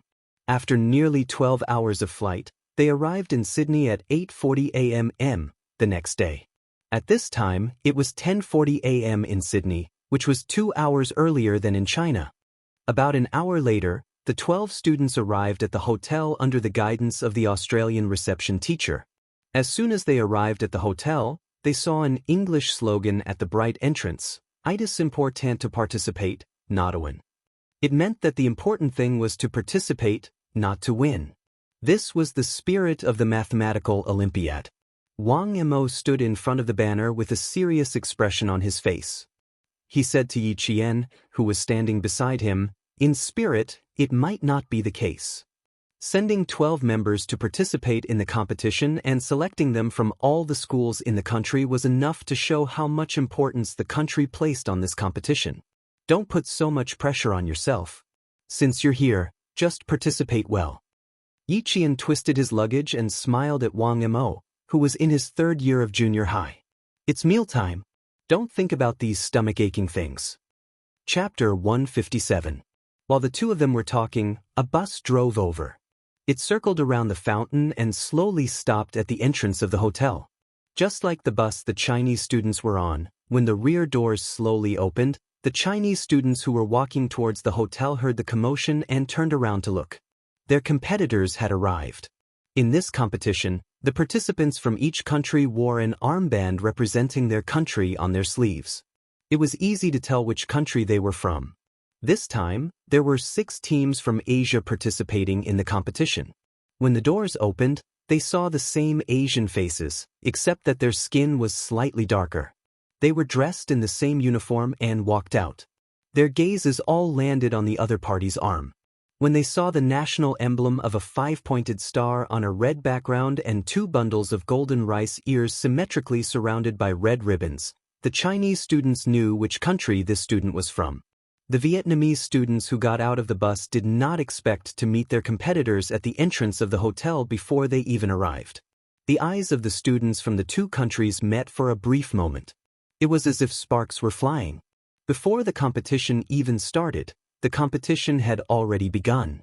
Yi Qian, who was a few steps behind, nodded and smiled at one of the students, who was probably the leader of the neighboring team. He teased Wang Imo, "Your eyes are about to pop out of their sockets. Those who don't know would think that you're looking at a beauty. Those who don't know would think that you're trying to kill someone. They're glaring at me, so I'm glaring back." Wang Imo chuckled. Following Yi Qian, he smiled faintly at the Vietnamese boy who was glaring at him. "However, I still think that it's better to be friendly." Yi Qian laughed. His laughter was faint, but it was indescribably pleasant. "Let's go, Student Wang. We still have to rush for lunch." The Vietnamese students' voices came from behind. Wang Imo did not pay attention to what they were saying because he did not understand.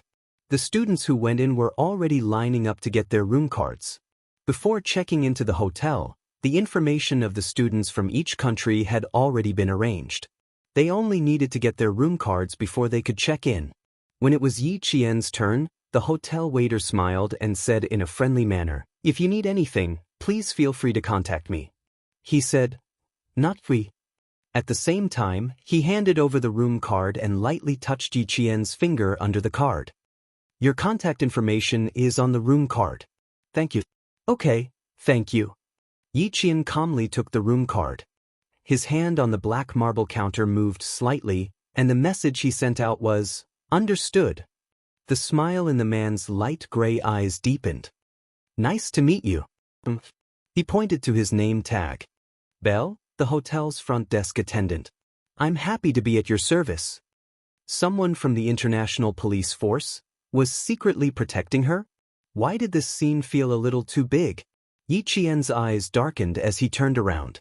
He bumped into a Vietnamese man who had also come to check in. In his hand, he was holding the list of his country's contestants. When the slip of paper accidentally scratched Yi Qian's arm, he raised his head and quickly apologized. "Sorry." There was a fierce look in his eyes, and the muscles on his arms were rather taut. Yi Qian nodded lightly and left with his luggage without saying anything. Yi Qian didn't turn back. Even if this person was the #1 target from Vietnam with the codename Red Scorpion, he didn't look back as he left. Because he already knew, there was no need to look back. Chapter 158. Of the 12 contestants, 2 were girls and 10 were boys. 2 of them shared a room on the same floor. The first thing Yi Qian and Yang Yi did when they entered the room was to put the books and test papers in their luggage beside the bed. There were even a few sets of test papers in English. There were no other clothes in their luggage, only blue and white school uniforms with short sleeves and long pants. They were dressed in a refreshing and sporty style. 12 o'clock just happened to be mealtime.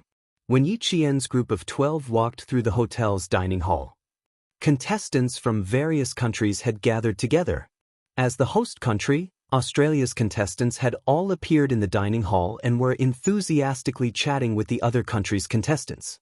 Yi Qian's gaze swept across the entire dining hall.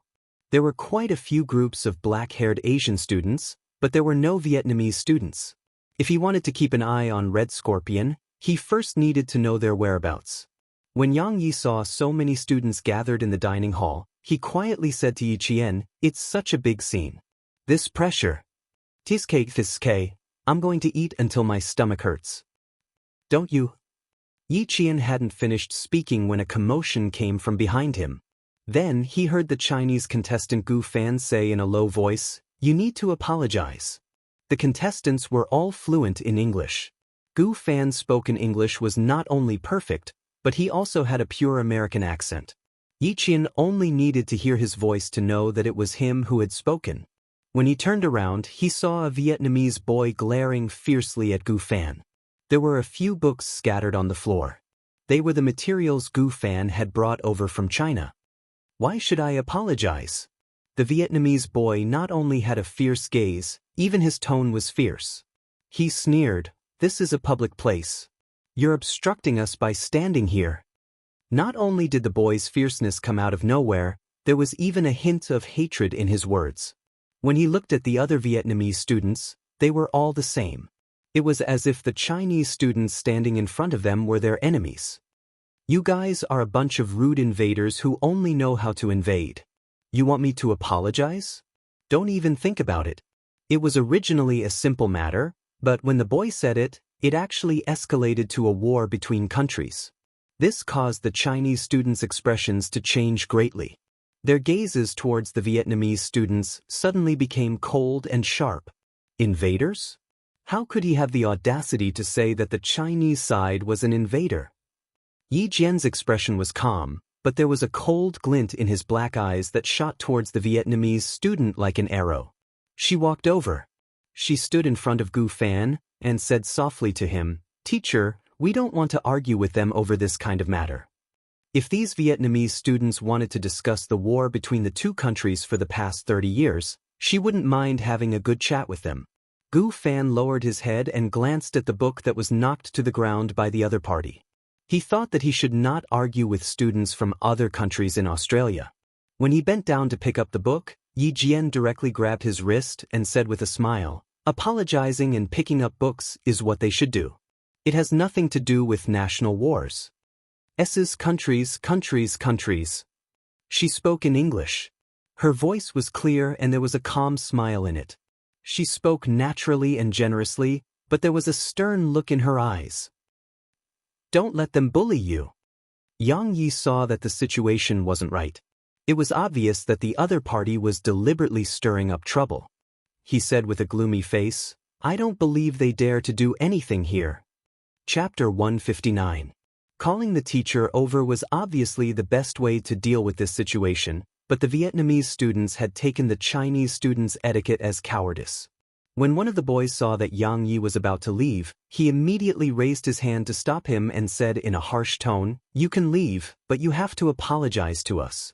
If this time it was really an apology from a Chinese student, then this matter was not an ordinary matter. If this matter spread internationally, it would be equivalent to a few Vietnamese students trampling on the dignity of a country. The other party raised his hand first, and the atmosphere instantly became even more tense. Yang Ye's face was filled with shame and anger, and he gritted his teeth and said, "Please tell us the reason why you want us to apologize." Reason? What reason do we need to give to invaders? If you want to apologize, then apologize. The Vietnamese student who blocked Yang Ye's path sneered repeatedly, as if he was the judge and could represent the entire country. As such, Yi Jian smiled faintly and raised his hand. If you can represent your country right now, then you can stand on the battlefield and use your strength to express your patriotism. Instead of standing here and using a laughable excuse to express your patriotism, because all I see is your cowardice and cowardice. She pressed her wrist against the other party's as she spoke with a faint smile, but the strength of her wrist didn't yield in the slightest, and she directly pushed the other party's hand to the side. Not only are you not apologizing after bumping into us, you're even twisting words and forcing logic. Please first clarify where you are and why you're here. Her voice was piercingly cold and carried a majestic aura. Regardless of whether it was her words or her aura, she firmly suppressed the other party. The Vietnamese student didn't take a girl seriously at all. Only when he secretly compared their strength did he realize that he had underestimated the Chinese girl. Yi Jian's hands were tied with iron balls during sniping training, so the strength of her arms was far beyond that of an ordinary girl. She immediately suppressed the Vietnamese student with a single move. "You really are invaders. You always act so domineering." The Vietnamese student's face darkened as he angrily pulled his right hand back. Being suppressed by a girl's wrist to the point that he couldn't even raise his arm was an extremely humiliating matter. When Yi Jian heard this, the corners of her mouth curled up slightly towards the students beside her. She finally spoke loudly. The raised voice attracted the attention of the students outside the restaurant. Even those who saw it thought it was an exchange between students from two countries looked over. The rest of the words were not heard by the students, but the word invaders was heard clearly. Some students stood up and walked towards the entrance of the cafeteria. Someone asked, "What are you talking about? Invaders? Why are you talking about this topic?" The Chinese student faintly smiled and explained, "He purposely bumped into my classmate. It's fine if he didn't pick up his book, but he didn't even have the most basic manners. As for his sudden mention of invaders, I'm sorry, but we didn't understand." The tacit understanding that was cultivated could be used in any situation. Just like now, When Yi Qian smiled slightly, the Chinese students immediately knew how to respond. Why mention war in the arena of knowledge? This is not a battlefield, but a friendly exchange of knowledge. God, I can't understand this. Can someone explain it to me? Shouldn't you apologize immediately after bumping into someone? I can't understand the need to mix war and war. Chapter 160. No matter how good a person was at twisting words and forcing logic, they could only retreat in defeat in the face of everyone's condemnation. What's more, students from all over the world were talking about it. Soon, a trace of panic appeared on the faces of the Vietnamese students. Why didn't you go in? The Vietnamese man with the code name Red Scorpion walked over and saw the panic on his students' faces. On the other hand, the Chinese student had a cold expression. He frowned and asked his students again, "What happened to you guys just now?" He was holding a stack of documents in his hand. Behind him were two other Vietnamese teachers who were also holding the same documents. Under his cold gaze, the few Vietnamese students who had hatred on their faces earlier lowered their heads and whispered what had happened. Gao Yang, who had been silent all this while, suddenly opened his mouth and coldly interrupted the students' words. "Please tell your teacher the whole story again. Tell your teacher the truth about what exactly happened." The first part was in English, but the second part was in Vietnamese. When he opened his mouth, the Chinese student wasn't frightened. Instead, the Vietnamese student was so frightened that his expression immediately tensed up. Yi Qian glanced at Red Scorpion and slightly pursed his lips. With a cold expression, he said, "Please use language that we can all understand and honestly tell us what happened."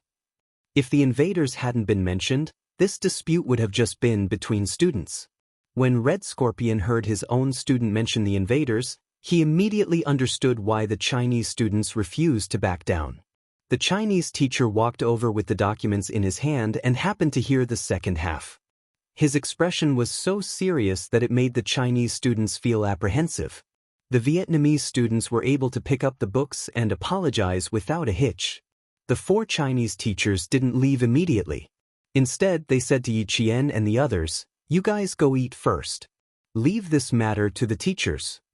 The matter seemed to have passed just like that, but the Chinese students knew that it wasn't over yet. After eating, the 12 students sat in the teacher's room and talked about what happened in the afternoon. They were still a little angry. The leader of the group was Teacher Li from Beijing's experimental high school. When he saw that the students were still talking about the war of self-defense against Vietnam in 1979, he sighed and said, "You guys still know too little. They're not talking about the war of self-defense against Vietnam in 1979, but the counterattack of Laoshan in recent years. Classmate Yi Qian, I remember that your personal profile stated that your hobby was military affairs.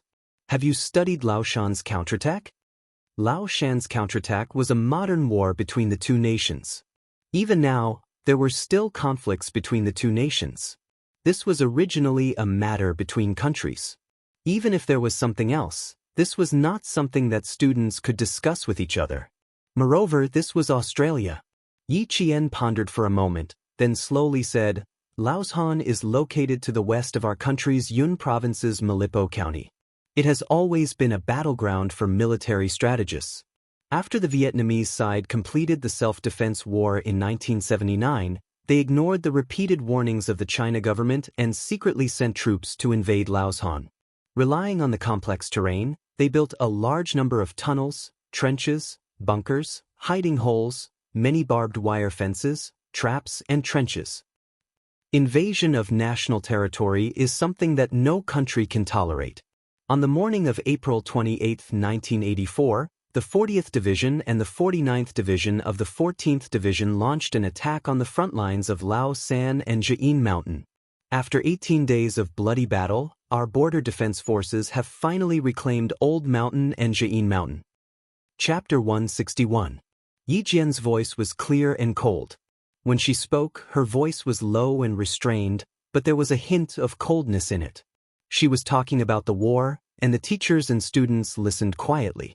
They were brought into the tragic war by her voice.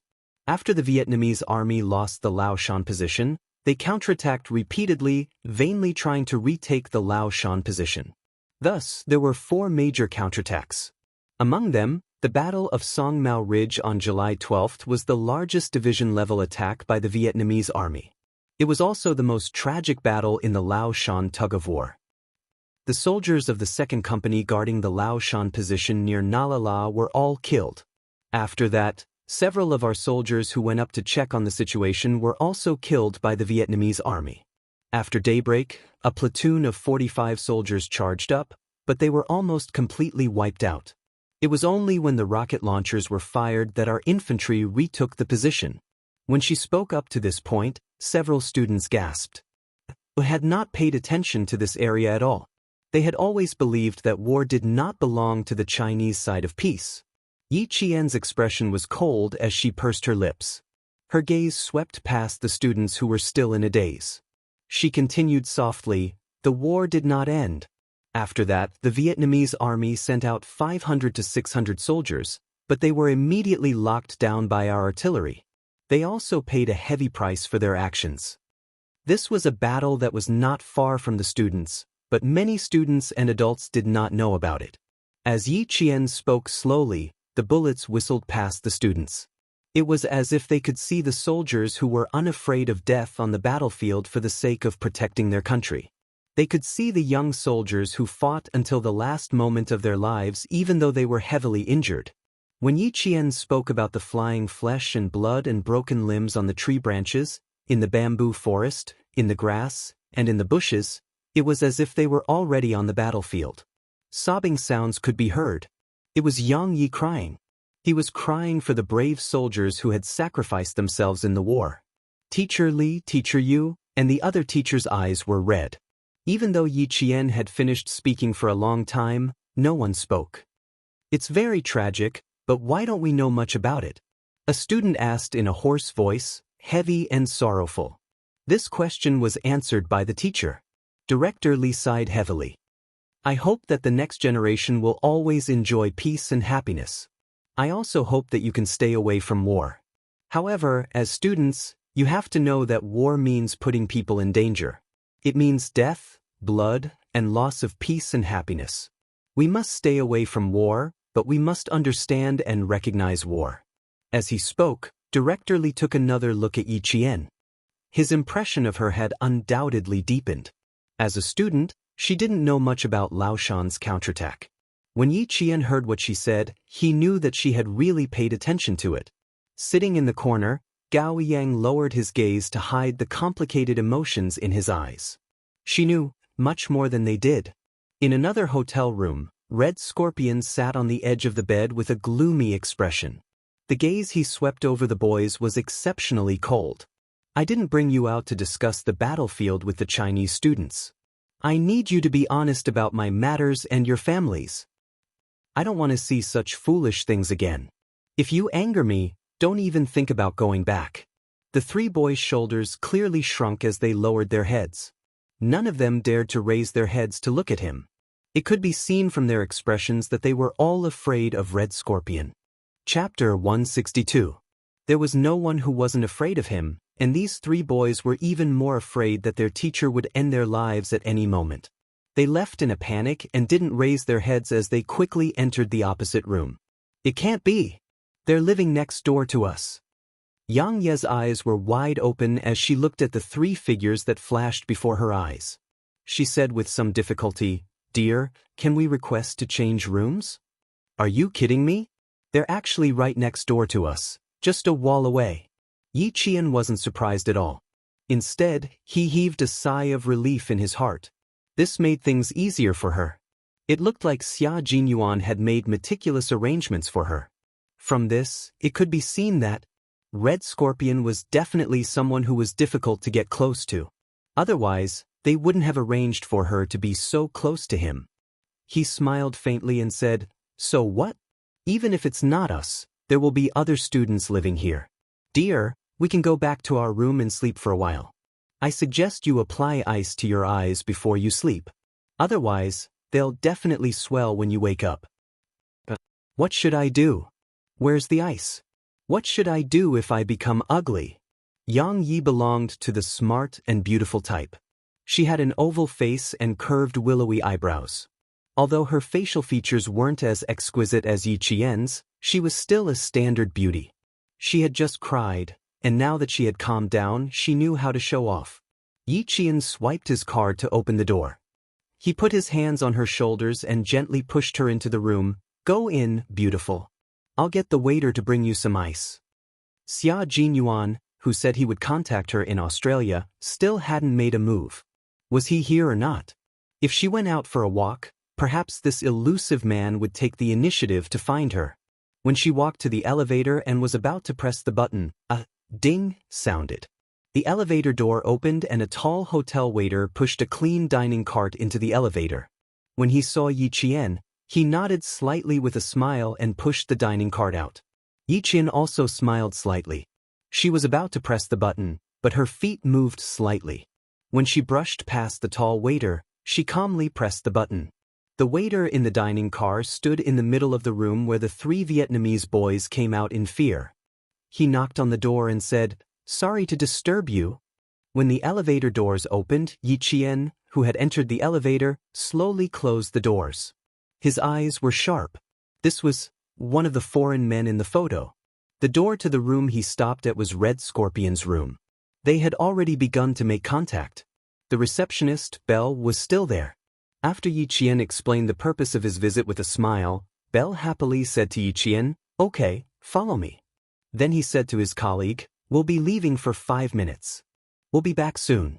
He saw Yi Qian's fingers making secret signals on the marble countertop as he spoke. "You saw him? Oh God. I need to contact my colleagues, damn it. When did he come in?" After Yi Qian finished speaking, Belle's expression changed drastically. He reached behind him to take out his walkie-talkie. God, how could he be the waiter? Damn it. Hearing this, Yi Qian quickly turned off the call button that was about to connect. He spoke in fluent English like his mother tongue. "Belle, I suggest you first find out if the waiter was really killed. I didn't smell anything on him, including the smell of blood." This speed was so fast. Mr. Bell, who hadn't recovered from Yi Qian's speed, looked at Yi Qian in surprise with his light gray eyes. Was this a Chinese student? Why didn't he act like a student? Chapter 163. After the initial shock, Bell's expression was cold and serious as he said, "Yes, your suggestion is very good. That's right, I should go and find out where the waiter is. Maybe God will bless him and let him be safe." Yi Qian let go of his hand and looked at him with dark eyes. "No, you still need to prepare for the worst. There are countless ways to make a person die quietly without shedding a drop of blood. Also, how did the suspect get in? Does he have friends in the hotel? Belle, you're a police officer. You should know what I mean. I stopped you only because I didn't want to alert his friends in the hotel, and I didn't want to put myself in danger. After all, I was the one who met him just now. For a criminal with countless lives on their hands, they would rather kill 100 innocent people than let one person go if there was even the slightest movement. If there really were friends in the hotel, then Belle's actions would make her the next target of the criminals. She had been targeted too many times in her previous life. In this life, she had to be alert if there was even the slightest abnormality. Belle put away the walkie-talkie and looked at Yi Qian with his deep, light gray eyes. After a few seconds, he sighed. "Jane, you're really special. Now I understand why the young major insisted on you being the informant among the students." He was unbelievably calm. He didn't seem like a student, but like an experienced police officer. He was even calmer than Belle, who had been a police officer for 5 years. If a student was like this, then wouldn't the soldiers sent by the Chinese side be even more powerful? Belle had a feeling that the people sent by the Chinese side were definitely not what some people were mocking. Soldiers trained by a backward country, not even as good as the traffic police on the streets. "Please give me the ice. I need to send it to my classmate upstairs." Yi Qian was really calm. Even his eyes were as calm as water without a trace of emotion. "I also need a communication device to contact you.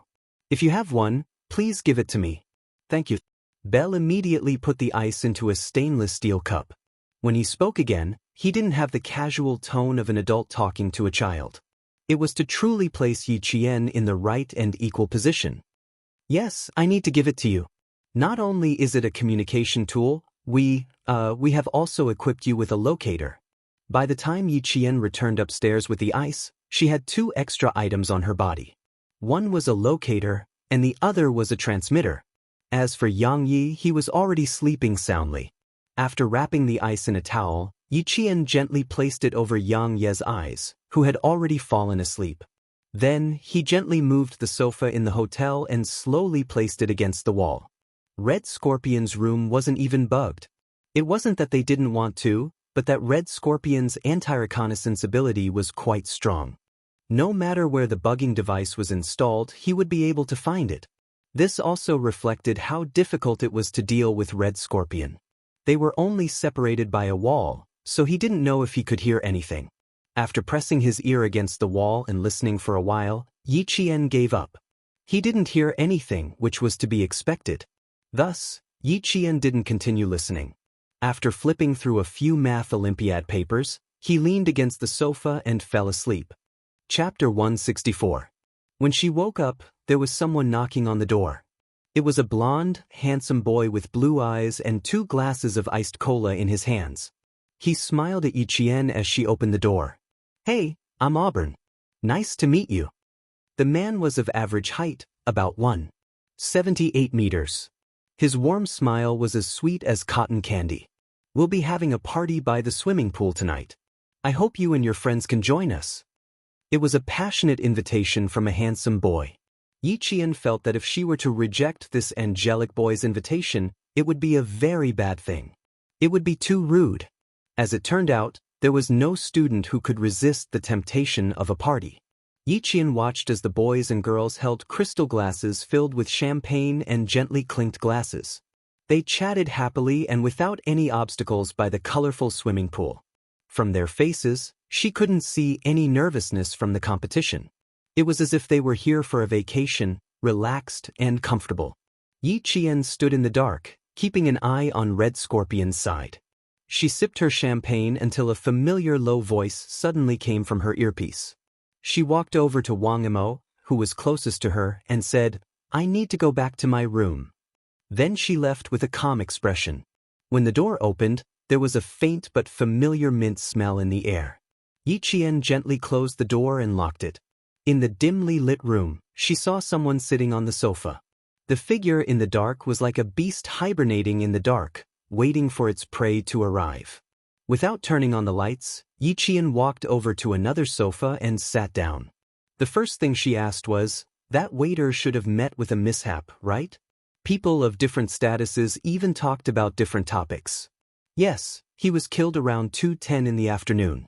His body was hidden in the hotel's utility room. Xia Jinyuan spoke softly, his cold voice carrying a hint of hostility. Red Scorpion is already on the move. The first transaction should be completed soon. The Chinese target hasn't appeared yet, so we won't make a move for now.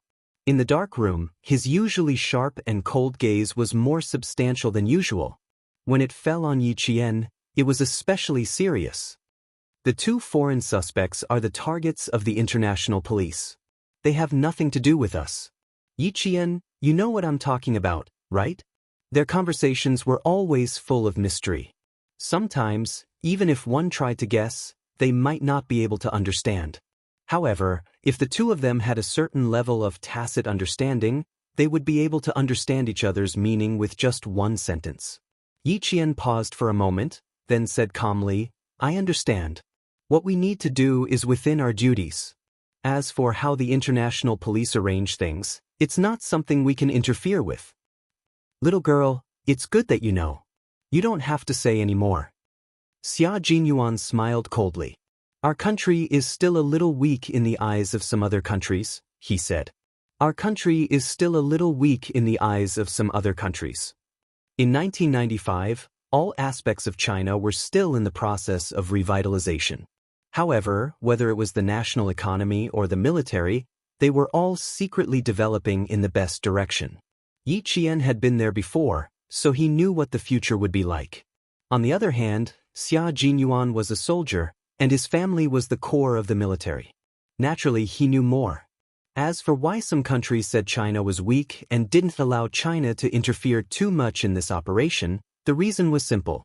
As developed countries, they thought China was weak. Regarding this, China, which had always kept a low profile, naturally continued to keep a low profile and didn't say much. Chapter 165. This was what Xia Jinyuan wanted to express. Since Yi Qian could think of not interfering with the international police, she naturally understood what he was trying to say. The country's weakness was a heavy topic, but at the same time, it was also a kind of motivation. Fortunately, China had always been motivated to become a powerful country. Yi Qian was not deceived by his fake seriousness, because she knew that in the near future, China's military strength would make the former world's superpowers feel threatened. She smiled slowly and said, "You should know better than me how powerful we are. If you don't interfere too much, then I, as a student, won't." "No, little girl, we will interfere, but not now, but..." Xia Jinyuan raised his eyebrows slightly. His cold and handsome face was calm and composed. His innate elegance at this moment made his temperament even more cold and unpredictable. He smirked and paused for a moment. Then he slowly said, "Instead, they will have no choice but to ask for our help. Just you wait, little girl. Since we are here, how can we let some people look down on us?" Soldiers were proud and at the same time, they represented the country's military strength. If they were looked down on, of course, they had to be ruthlessly dealt with. "What should we do? I'm suddenly looking forward to the day you mentioned." Yi Qian smiled, her clear eyes shining like stars as she looked at the arrogant man in the dark. "I hope that when the time comes, Captain Xia will still think of me and let me experience it." Her words made Xia Jinyuan smile happily. He stood up from the lounge chair, his cold and slender figure as sharp as a sword. Hearing his cold voice, he said indifferently, "Don't worry, little girl.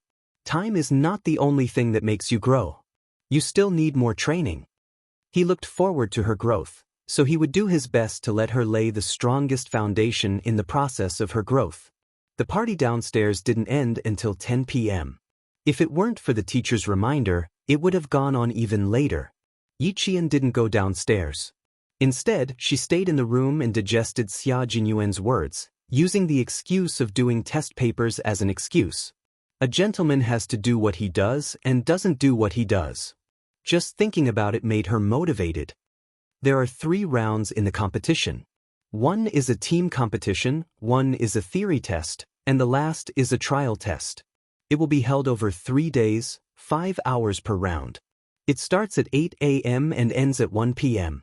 Early the next morning, a group of students still hadn't woken up from last night's party and were already preparing for tomorrow's competition. Director Li did not waste his breath. Yesterday, they had played and slept. Today, no one would be able to rest as easily as yesterday. With a wave of his hand, it was as if he was here in person, causing the students who wanted to relax in the afternoon to stop. Once they immersed themselves in their studies, they realized that the day had passed just like that. Rest early tonight. Go to bed at 9 o'clock sharp. Hand over one of your room cards. Our teacher wants to check on you one by one. When they went downstairs for lunch at 5:30 p.m., Director Li made another move. He confiscated a room card from each room so that it would be easier for them to check the rooms. In China, it was normal for teachers to check the rooms. Last night, when they were chatting with students from different countries, the teacher directly pushed the door open and checked the rooms. TSK, TSK, TSK. The expressions on the faces of the foreign students were unbearable. It was as if their bodies were being violated. They couldn't accept that the teacher didn't care about the students' privacy and barged in without their permission. They obediently handed over their cards and followed the 4 teachers to the cafeteria for dinner. Chapter 166. When the 12 of them walked out of their rooms, they saw that the Vietnamese students on the same floor had also walked out of their rooms. It looked like they were heading to the cafeteria to eat just like the Chinese students. They walked in front, while the Chinese students walked behind them. When the Vietnamese students entered the elevator, the Chinese students just happened to be standing in front of the elevator doors. The gazes of the students from the 2 countries directly confronted each other. In any case, there was no way for them to continue being friendly. Although they maintained civility with their words, they were glaring at each other with their eyes. Unfortunately, The confrontation didn't last for long. After a few seconds, the elevator doors slowly closed. Yi Qian's gaze indifferently slid past Red Scorpion's face, as if it was a normal exchange of glances, before he calmly withdrew his gaze. Red Scorpion's gaze was like the fangs of a venomous snake, suddenly sweeping over with its mouth wide open. It carried a gloomy ruthlessness as it swept past the faces of the Chinese students in the increasingly narrow space of the elevator, causing the students standing near the front to involuntarily shrink their eyes. Yi Qian, Yang Yi, tonight you two will change rooms with me and teacher Yu. When the elevator doors closed, Director Li spoke, "Come up and change rooms after you finish eating." The Vietnamese teacher's gaze always gave him a cold feeling. It didn't seem like a teacher's gaze, but more like a murderer. His gaze was too fierce, and he didn't have the temperament of a teacher. After teaching for so many years, and being the school's director of education, Director Li had a good eye for people. Yi Qian didn't immediately reply. The rooms were specially arranged, so how could they change rooms? However, it was indeed necessary. Not for him but for Yang Yi. At night, Yi Qian was the only one in the room. He was used to sleeping alone, and he couldn't change beds because he didn't want to affect tomorrow's competition. As the main force of the entire competition, Director Li could only agree to her requests. Sleeping at 9 wasn't difficult for Yi Qian, but as long as he closed his eyes, he would see the ferocity in Red Scorpion's eyes when the elevator doors closed. Something might happen tonight. With this premonition, Yi Qian fell asleep without any distracting thoughts. At around 1 o'clock in the morning, Yi Qian, who was sound asleep, suddenly opened his eyes. In the darkness, a cold light flashed across the depths of his eyes. He gently closed his eyes again. The originally tightly shut door quietly opened. The light from the corridor shone into the room, then disappeared as the door quietly closed. Someone tiptoed into the room, even holding their breath. He didn't walk to the bedside.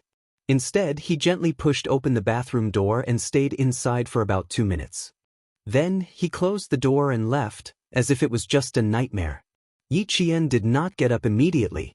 Instead, he bravely lay in bed for at least an hour before he reached out to turn on the bedside lamp. Everything in the bathroom was normal. There was nothing unusual. Yi Qian closed the toilet lid and placed a towel on top of it. Then she stood on top of the toilet lid. Very carefully, he moved the ceiling by 1 square, then another square.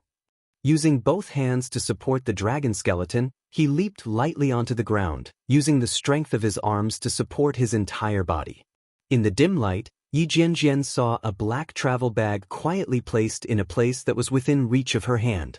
After looking at it for a while, the corners of Yi Qian's mouth curled up slightly. If she wanted to attract Red Scorpion's attention and make him walk around under her nose, the opportunity was right in front of her eyes. "Captain Xia, if I said that someone came into my room and left a black bag in the bathroom, would you believe me?" Chapter 167. Placing the bag on the bed, Yi Qian smiled as he contacted Xia Jinyuan. As he unzipped the bag, a bag of white crystals appeared before his eyes. It weighs about 40 kilograms.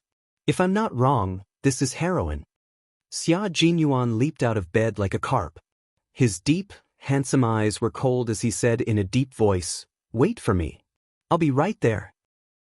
He didn't even give Yi Qian a chance to refuse before he cut off the call and rushed downstairs. He didn't even go through the front door. Yi Qian was stunned for half a second when he heard a light knocking sound coming from outside the window.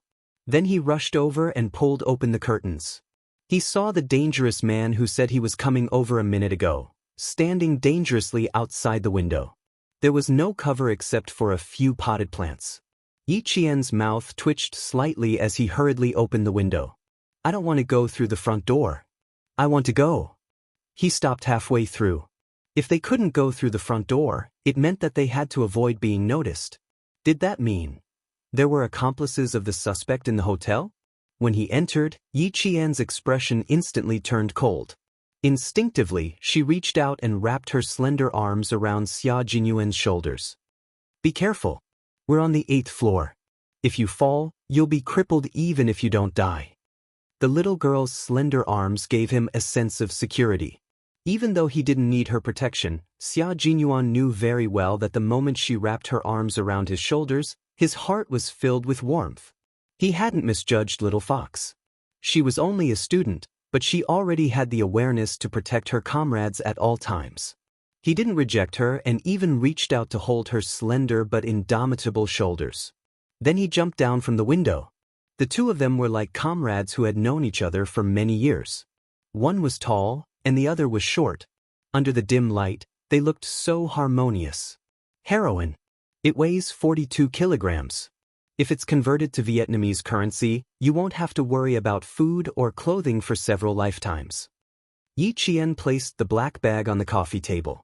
1 hour and 5 minutes ago, Red Scorpion personally came in and put it in my room. Xia Jinyuan furrowed his brows and looked at Yi Qian sternly. You discovered it an hour and 5 minutes ago, and you're only telling me now? The major was a little angry. What if something happened to the little fox? How was he going to answer to the two seniors who were still waiting for her in the depths of the mountains? Are you angry? Don't.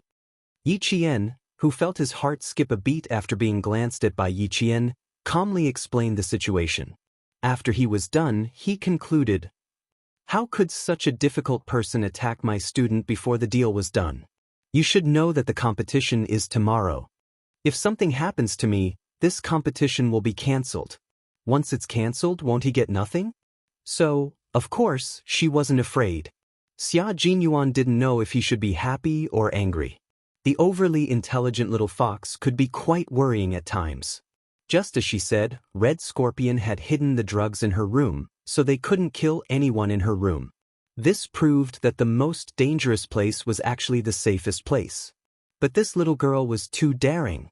Xia Jinyuan exhaled softly. When he opened his mouth again, there was a solemn look on his face that was reserved for his soldiers. Yi Qian, listen up. In a team battle, you must ensure that you can communicate with each other at every step. When you can contact your comrades, you must report your whereabouts and discoveries to them. Chapter 168. He was training Yi Qian as his own soldier, teaching her how a qualified soldier should cooperate with an entire group on the battlefield. Major Xia's eyes were cold. Even though he knew that such a fierce person could very well cause Yi Qian's disgust, he still had to discipline her. His deep voice was as cold as ice as he slowly said sternly, when you lose contact, no matter what, you have to leave a mark for your comrades to know. You can't act on your own and make your own decisions. Hearing this, Yi Qian's smile immediately disappeared, and he seriously accepted the criticism and education. Yes, she took it for granted, but she didn't think that her actions would cause others to worry. After Xia Jinyuan scolded her in a deep voice, he saw her guilty expression, like a little rabbit, and he secretly felt a headache coming on. Sometimes, he found himself unable to be ruthless towards this girl. Even if he couldn't be ruthless, he had to be ruthless. Being lenient today was equivalent to harming her. Yi Qian waited for him to finish scolding her, then immediately said obediently, I won't do it again, I definitely won't do it again. Just now, I was afraid that Red Scorpion would be watching outside or sneak into the room again, so I waited an hour before contacting you. In short, she had to have the resolve to immediately admit her mistakes. When Xia Jinyuan saw this, such a high level of awareness. The seriousness on his face disappeared, replaced by a low chuckle. You're quite aware of your mistakes, but your judgment is very normal. However, the prerequisite is that you need to immediately contact your comrades if the situation permits. This is also a form of self-protection. Understood. There won't be a next time. Yi Qian also laughed. It was undeniable that working with a man like Xia Jinyuan was a very pleasant thing. After being serious, there was an appropriate amount of humor. While feeling his deterrence at the same time, one could also understand that he was truly doing it for their own good. A man with a pure heart, no matter how dangerous it was, there would still be people willing to approach him. The black bag was no longer touched, but the goods inside were no longer the original goods. After changing the bag, Yi Qian put the bag back in its original position. Now that the goods that all parties wanted were in the hands of the Chinese side, all that was left was for certain parties to beg the Chinese side to come forward. The next day, They got up at 6 o'clock and gathered. After an hour of mealtime, buses stopped outside the hotel and picked up the contestants from the 24 countries. The Australian TV station arrived early and reported that students from 24 countries had entered the University of Sydney. The hotel was right next to the University of Sydney, and it was only a 10-minute drive away. There were police cars leading the way in front and police cars protecting the back. 24 buses slowly drove into the university in the QS World University Rankings. Xianxia's eyes were fixed on the outside of the carriage, and he was so excited that his right hand grabbed tightly onto Yi Qian's left hand. You know, right? This is my goal. You really didn't disappoint me. You're too beautiful. After speaking excitedly, he turned his head and asked Yi Qian, "What about you, Yi Qian? Which university is your goal?" Gao Yang, who was sitting in front of the two, happened to hear this. His eyes had been closed, but his expression was cold. He gently opened them and turned his head, his gaze landing on the famous university campus. Studying abroad?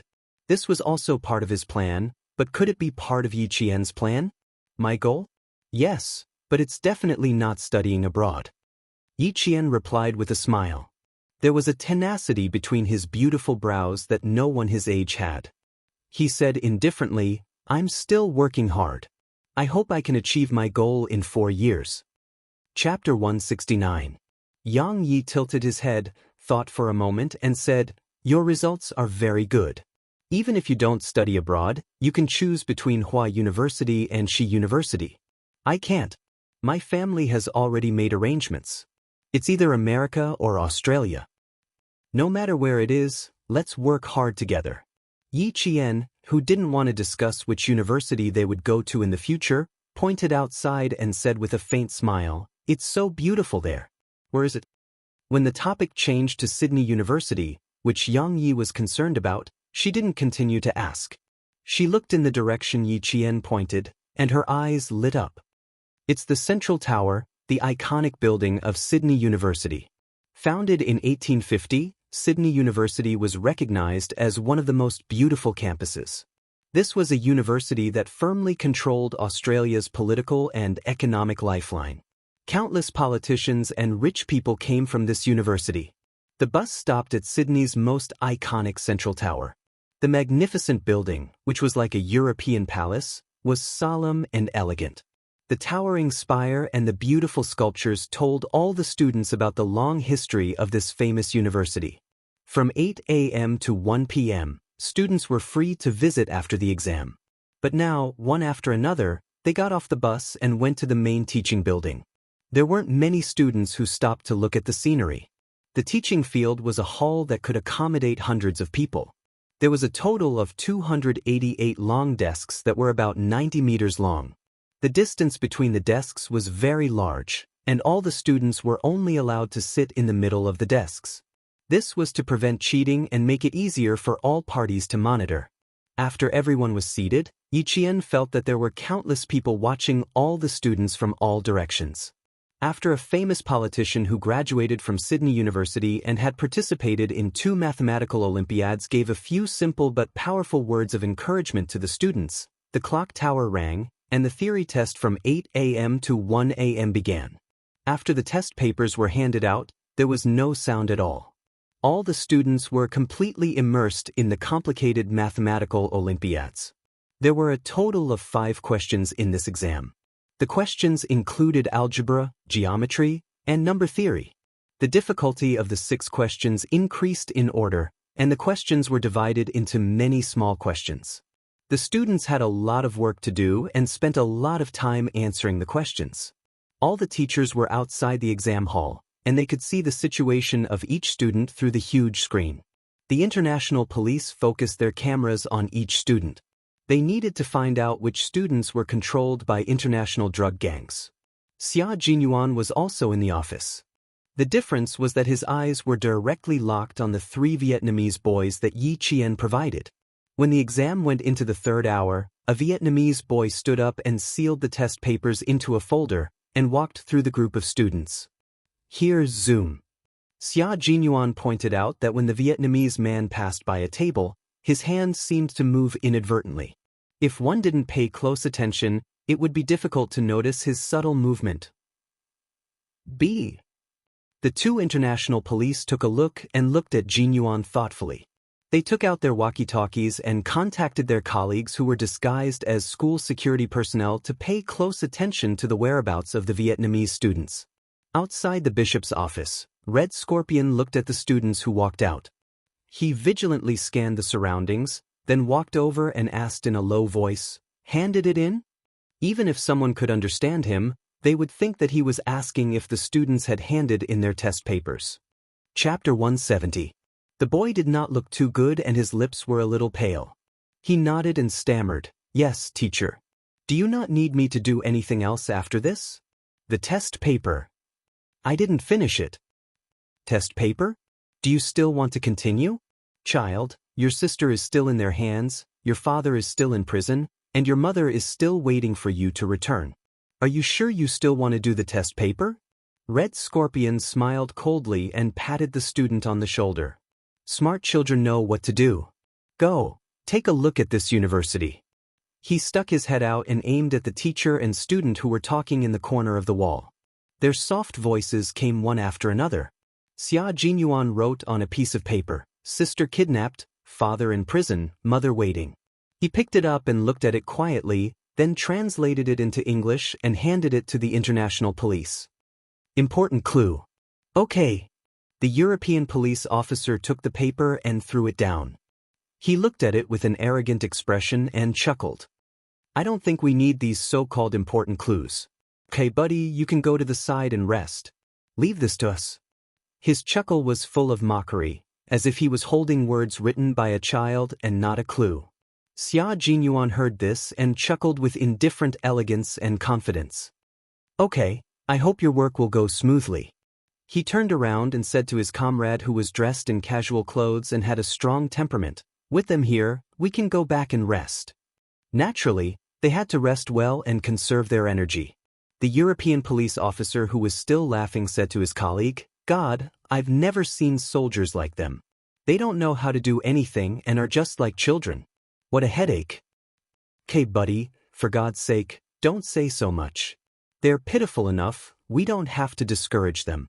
The tall and sturdy man took over the conversation and glanced at the departing figures with his brown eyes. "God, they're so skinny." Xia Jinyuan, who had already walked to the door, casually looked back when he opened it. The coldness in his dark eyes seemed to be stained with blood.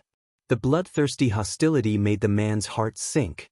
When the man looked at Xia Jinyuan again, he only saw the elegant and noble smile on Xia Jinyuan's handsome face. Everything felt like an illusion. 10 minutes after the Vietnamese student left, another student also left the arena. The students on the Chinese side were still immersed in solving the questions. Some of them were frowning, and some of them were smiling confidently when they solved the questions. Every time in the mathematical Olympiad, the Chinese side's ranking would always be at the top. Just like the previous contestants, the students' answers to the questions were very detailed and logical. Faced with the Australian TV station's interview, Director Lee replied with a calm smile, "Regardless of whether the results are good or bad, I have confidence in them. Every student loves mathematics, and every exam is an exploration. Therefore, good or bad results are no longer important. The most important thing is that they love mathematics. If they only take the exam for the sake of ranking, they will lose the true meaning of exploring mathematics. Friendship first, competition second. It's all just talk." The Chinese students were all doing their best. Who would want to fall behind? No one wanted to. However, it was undeniable that they all loved mathematics. When he was thinking hard, he finally understood why Pythagoras was so happy when he said that everything is number. Chapter 171. 5 hours passed in the blink of an eye. When Yi Qian finished, there was still plenty of time. Even though her mind was not on the competition, she still maintained her principle of being serious. She finished all 5 questions and checked them carefully. Only after confirming that there were no problems did she stop writing. She stopped writing and did not leave. Among the Chinese students, she was like a stabilizing force. She waited for the time to stop at 1 o'clock sharp before standing up. She was the first Chinese student to come out. Director Li and the other teachers who had been waiting early gave her a warm hug. Good girl, you are our pride. This was the teacher's encouragement to the student. I will. I definitely will. Yiqian smiled. She was back. How could she let all the good things slip through her fingers? In her limited life, she could create countless miracles. This was the kind of life she needed. Director Li, who was laughing heartily, looked approvingly at the girl who had come from the depths of the mountains and brought many surprises to the teachers and students. I believe in you, Yiqian. You will become the pride of the whole country. Was the ranking not important? It was actually important. It was not because they were materialistic, but because this was the time to prove that they were not inferior to others. When the ranking was no longer important, it meant that they were already standing at the peak that no one could reach. Students hugged their teachers, and students hugged each other. In a foreign country, the only thing that could make one feel a sense of belonging was a fellow countryman of the same nationality. When the Vietnamese students came out, their expressions were not very good. When the boy who had a conflict with the Chinese students passed by Yiqian, he stopped and looked at her with an unfriendly gaze. He said stiffly in heavily accented English, "Don't be happy too early." This time, he really did not dare to use the word invader. The current Yiqian was no longer the Yiqian who had to swallow her anger. When it was time to stick out her chest, her words and expression would not yield an inch. Hearing this, her gaze became sharp. She looked at the boy coldly without backing down. She smiled and said, "What's the difference between being happy early and happy late? We are always this happy. There are still 2 more days. Just wait and see."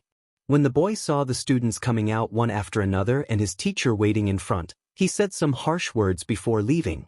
Yiqian did not remain silent just because he had left. He continued walking. She continued to speak slowly, "Just wait and see. Don't fall while walking." The Chinese students, who had been listening the entire time, chuckled and gave Yiqian a thumbs up. Modesty and courtesy are virtues, but remember, if someone bullies you and you happen to have enough strength to fight back, then you absolutely don't have to show mercy.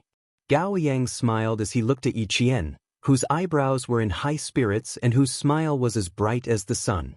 A hint of a smile appeared on his usually cold face. She was really the same as when she was in school. Whoever bullied her, she would definitely fight back. His impression of Yiqian, who was always submissive to everyone, was becoming more and more blurry. Sometimes, he even thought that maybe it was just an illusion. The real Yiqian was like this. Bright and beautiful like the sun, reserved and confident, inadvertently attracting the attention of countless people. He did not hug Yiqian without any scruples like the other students. Instead, he said to Dean Li, "My father will be here in about 10 minutes. It is very likely that I will have lunch with him in the afternoon." Chapter 172. Father? Director Li was taken aback by this distant form of address. Before he could say anything, a black sedan slowly drove over. Under the sunlight, the body of the car was so smooth and domineering that even those who didn't know much about cars would know that this car was extremely expensive. Gao Yang, who had a slight smile on his face, saw this, and the coldness in his eyes deepened. When the car stopped, he said to Director Li, "He's already here. It's rare for him to be punctual." He didn't hide his sarcastic tone at all. From what he could remember, this was the first time he had arrived 10 minutes earlier than the agreed time. The appearance of Gao Yang's father really shocked all the Chinese students. Tall, handsome, and with a powerful aura, he was like an overlord. His every move showed that he was a very successful businessman, and he exuded a strength that didn't allow anyone to refuse. When he exchanged greetings with Director Li, even if he was smiling, he still couldn't make people feel close to him. Yiqian looked at him and then looked at Gao Yang. The father and son really were carved from the same mold. They had the same facial features and the same temperament. It was rare for a father and son to resemble each other so much. It's not convenient to eat out. Mr. Gao, go ahead. Just have Gao Yang return to the team before 6 in the evening. Director Li smiled as he rejected the invitation of this famous businessman who often appeared in the domestic financial news. He lightly patted Gao Yang and looked at the boy whose expression had become colder ever since his father appeared. He said gently, "Remember, return to the hotel at 6. You still have an exam tomorrow." From Gao Yang's increasingly cold expression, it could be seen that he didn't want to interact too much with his father.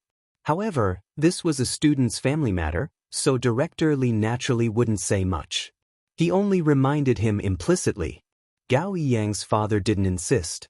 He took out an antique phone in Yi Qian's eyes and dialed a number to inform his assistant to cancel tonight's meal order. Yi Qian's gaze passed over Gao Yang's father's shoulder and landed somewhere behind him. There, Red Scorpion seemed to be communicating with a tourist. The Vietnamese boy standing next to him seemed very nervous. Under the sunlight, his thin shoulders seemed to be trembling slightly. Tonight at 8 o'clock, the first batch of transactions will be completed. He will be in charge. Red Scorpion noticed the student's strange behavior and raised his hand to directly place it on the boy's shoulder. He lowered his head and softly warned him in Vietnamese before saying, "Remember, I need you." The tourist was wearing a baseball cap with the brim pulled low. Yi Qian only saw him make an "okay" gesture, and the conversation ended in 1 minute. This was an unfamiliar figure. Yi Qian searched his memory and was certain that there was no trace of this man in the past 2 days. He watched as the man crossed the fountain in the square and quickly disappeared from the campus. The black car slowly drove past them, cutting off Yi Qian's line of sight. It then took Gao Yang away from the campus. A limited edition Maybach. How much money does Gao Yang's family have? After the father and son who didn't communicate with each other the whole time left, a boy whispered in surprise, "There are only 10 of them in the world. Even if you have the money, you can't buy a peerless car." Because of Gao Yang's father's appearance, the students heading to the cafeteria at the University of Sydney had another topic to talk about. After eating at the University of Sydney, the teachers led the students on a tour of one of the most beautiful universities in the world. The wide lawn, tall steeple buildings, and unique and enchanting scenery made countless tourists stop in their tracks. Chapter 173. The most beautiful scenery is the exam season from late October to November every year. The campus is filled with rows of blue trees decorated with violet flowers. It's extremely beautiful. Yang Yi had never been to the University of Sydney before, but he knew very well that she really liked this school. From their conversation, Yi Qian found out that more than half of the students here were already prepared to study abroad. They would go abroad directly after graduating from high school. Every time this topic was brought up, Yi Qian would smile and remain silent, because she knew very well that the school she wanted to study at would definitely not be overseas. Even if she could, she wouldn't choose to study abroad. Compared to Yang Yi and the others who were in high spirits, Yi Qian used the excuse of being tired as an excuse to return to the hotel with the other boys after seeing Red Scorpion bring 3 boys into a silver car that drove into the campus. The ones who returned with them were all students who had no intention of studying abroad. The 4 of them returned to the hotel together. After entering the elevator, they looked at each other and smiled. They understood the meaning in each other's eyes and agreed to meet at 5:30 before returning to their respective rooms. Yi Jian glanced at her hair, which was still in the lock before she left. Only then did she close the door gently. There was no smell of strangers in the room, which meant that Red Scorpion hadn't been here. She took out the communicator hidden under the mattress. Yi Qian remembered Xia Jinyuan's words, so she wore her headset even when she was asleep. Today's difficult exam had lasted for 5 hours, so she was indeed mentally exhausted. Just as Xia Jinyuan had said, within the limited time, do your best to preserve your energy. She had just put on her headset when Xia Jinyuan's low voice lazily came from the other end. "You just got back? Do you want to go upstairs and eat a bowl of Chinese instant noodles?" 3 in the afternoon. It's too late for lunch, too early for dinner. Yi Qian directly laid on the soft bed and replied lazily, "I don't have the habit of eating last minute. Right now, I just want to have a good rest. I used too many brain cells in the morning, so I need to recover." Their rooms were only separated by 1 floor, which was why Xia Jinyuan was able to jump out of the window last night. Hearing this, the coldness in his eyes softened quite a bit. He asked, "Was it very difficult?" Are you done? He had also participated in the Olympiad before. Sometimes, it would take him 2 or 3 pages to solve a geometry problem. Only those who had experienced it could understand how difficult and challenging it was. It's okay. I finished it an hour in advance.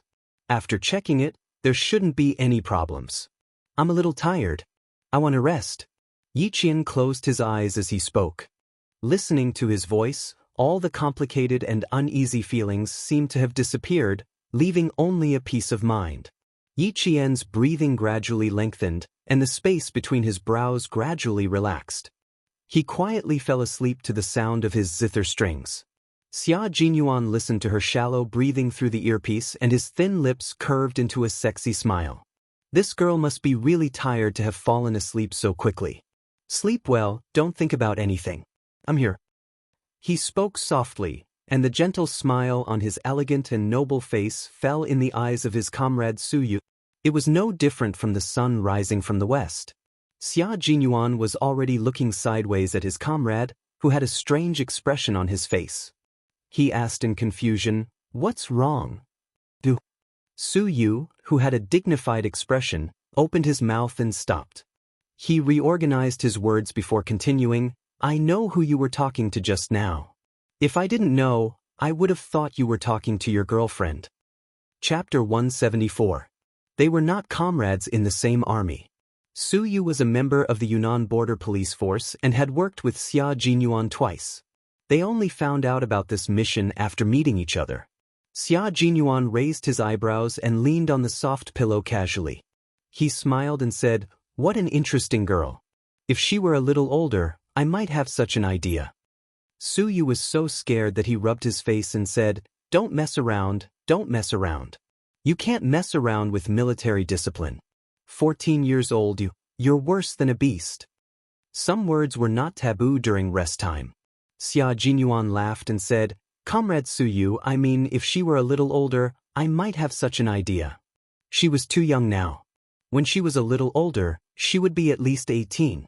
Another important point was that the girl was not enlightened at all. Besides, he did not want her to be enlightened so early. It would be better if she did not become enlightened when she was in middle school, high school, and university. You scared me to death. You must have the awareness of being a monk now." Suyu was relieved to see this. Soldiers like them who were directly on the line between life and death usually joked with each other about each other being monks. They must abide by the rules and discipline and never violate them. This meant that they were in such a dangerous frontline army. Who knew when they would not be able to come back? Dating was to avoid harming the girl. Xia Jinyuan sneered and said, "You don't dare to talk about it. As for me, I won't talk about it now. We'll see when the time comes." If she felt that he was good at that time, it was not impossible for her to give it a try. It's good that you understand. Before the age of 35, be pure and simple. Suyu was 7 years older than him. Soldiers like them who fought on the front line would either be transferred or discharged before the age of 35. They did not dare to harass the girl before they felt at ease. This was not a very easy topic. Xia Jinyuan sorted out the clues and the two quickly entered into a discussion about the operation. After dinner in the evening, Director Li returned to the hotel several times with a frown and a trace of worry. Gao Yang, who said he would be back before 6, did not return to the hotel on time. This made Director Li a little worried. He wanted to contact Gao Yang's father, but in the end he did not even have his contact information. Yi Qian and Yang Yi, who had already eaten, were about to go back to their rooms when Director Li stopped them. "Yi Qian, come here for a moment. Yang Yi, you go upstairs first." Behind them were all Chinese students. The worried Director Li added, "Go back to your rooms. If there's anything, contact Teacher Yu on the landline. If there's nothing else, stay in your rooms and do whatever you want." The closer it got to this point, the more he couldn't afford to let anything happen. He had to keep every student under his nose, of Gaoying. He left 2 contact numbers for himself. One was unanswered, and the other was turned off. It's almost 7 o'clock and he's not back yet. What if something happened? Every time there was an exam, the teacher was most afraid of an accident. If something happened, the consequences would be unimaginable. Unfortunately, Yi Qian did not know the phone number of his family in China, but he did know the phone number of his family. Try this number. It should be the phone of his father's assistant. Yi Qian recalled the number that Gao Yang's father dialed when he called to cancel the order. He smiled and said, I can try. It should be correct. Chapter 175. Although the phone was an antique, the numeric keypad hadn't changed. Based on the movement of Father Gao's fingers when he made the call, it should be the number she mentioned. Upon hearing that there was also the contact information of Father Gao's assistant, the anxious director Li didn't think too much about it. Go to the front desk. Come. Follow me to the front desk. Thank goodness you know. Otherwise, I'd be worried. At the front desk, the person on duty was still Bell. When he saw Yi Qian, he winked and smiled as he dialed the number for Director Li. The person who answered the phone was indeed Father Gao's assistant. It only took a few minutes for him to get in touch with Father Gao. Your classmate. Do you want to say something? The car stopped at the side of the road. Father Gao looked at his only son coldly. When he saw that his son didn't even look at him, his angry face couldn't help but soften. They're very worried about you. Say something to her. Gao Yang clenched his teeth and turned his head. He reached out to take the phone and said, Hello. Then he heard Yi Qian's clear voice. Where is she? Do you know that it's already half an hour past the time we agreed to return to the hotel? On the other side, Director Li quickly wrote a line of words. Yi Qian read it out loud. Sorry, she's already back. He didn't expect it to be Yi Qian. His cold voice immediately softened. Return to the hotel in 10 minutes. I'm hanging up. He hung up after he finished speaking. Yi Qian was even faster. He had already put the phone back on the phone. I said I'll be back in 10 minutes. Don't worry, go eat. The phone rang again. This time, it was picked up by the front desk. Excuse me. Bell smiled at Yi Qian with the phone in his hand. Before she left, he said politely, It's your friend. She probably has something urgent to talk to you about. It was a call from Xianxia. It was an extremely urgent call. Yi Qian had to make a trip to the supermarket immediately. Director Li didn't know where the supermarket was. After Bell brought Yi Qian to the supermarket, Yi Qian politely declined Bell's company as she needed to buy female products. She indicated that she already knew where to go and went to the supermarket alone to buy underwear and sanitary pads for Yang Yi. It was already past 7 o'clock in the evening, and the streets of Sydney were the same as in China. The lights had just been lit up, decorating the entire city, and the endless traffic added color to the city like a symphony. The towering trees on both sides of the street made the bright street lights only shine dimly on the sidewalk, faintly outlining the sparse silhouettes of pedestrians. Yi Qian held onto the bag that didn't take up much of his weight. When he was about a kilometer away from the hotel, he saw Gao Yang's figure in front of him. His footsteps were somewhat sluggish, and he walked with a heavy heart. Yi Qian paused and pursed his lips. In the end, he still chased after her. I'm sorry. When they were only a few meters away, Gao Yang, who wasn't even paying attention to walking, suddenly bumped into a boy who was running with something in his arms. With a honk sound, the things in the boy's arms fell to the ground and were flung to the side of their feet. Both of them were startled and reacted extremely quickly, bending their backs. Yi Qian had already dodged to the side. The boy who was bumped into wasn't anyone else, but a Vietnamese boy. Tell your classmate to leave, Yi Qian. Xia Jinyuan's cold voice suddenly came from the headset. Yi Qian, who originally planned to wait for the Vietnamese boy to leave, had a cold expression on his face as he strode out from the darkness. Chapter 176. The Vietnamese boy didn't look good, and his whole body exuded a deathly aura of despair. Yi Qian took a few steps closer, and his heart suddenly sank. A gust of night wind blew, and even the hairs on his back stood on end. Danger, danger, danger. A voice came from the bottom of his heart, and it kept stopping Yi Qian from walking over. There was danger, and it was a life-threatening danger. Why are you still here? The teachers are waiting for you to go back. If there was really danger, it wasn't her style to turn around and leave at this time. When he took a few steps closer, he saw that the Vietnamese boy's eyes, which were filled with despair because of her and Gao Yang's appearance, suddenly burst with a bright light like fireworks. The Vietnamese boy was holding one side of the black bag, and Gao Yang was holding the other. When he heard Yi Qian's voice, Gao Yang, who didn't feel anything wrong, turned his head. Yi Qian, why are you here? Because Yi Qian's appearance was too sudden, Gao Yang didn't notice that the Vietnamese boy was acting strangely. However, Yi Qian clearly saw that the Vietnamese boy's hand that was holding the big bag suddenly moved. As Gao Yang turned around, the originally bulging bag was unzipped, and a few things fell out. The Vietnamese boy opened the black bag by himself. Yi Qian's pupils contracted like needles. He saw the Vietnamese boy's deathly despair like a pool of water that was about to expand. Even though he was a few meters away, he could feel it. Gao Yang had already come back to his senses and realized that he had opened someone's bag. He hurriedly said to Yi Qian, "Wait a minute," and bent down to pick up the things that fell out. Before his fingertips could touch her, two figures rushed out from the dark side of the walkway and covered Gao Yang's mouth. The series of events happened in an instant, and Yi Qian didn't think much of it. When he saw Gao Yang being dragged to the side of the road by a car that screeched as it braked, he immediately ran after them. Xia Jinyuan's angry voice came through the earpiece. "Retreat, Yi Qian." "It's too late, Captain Xia."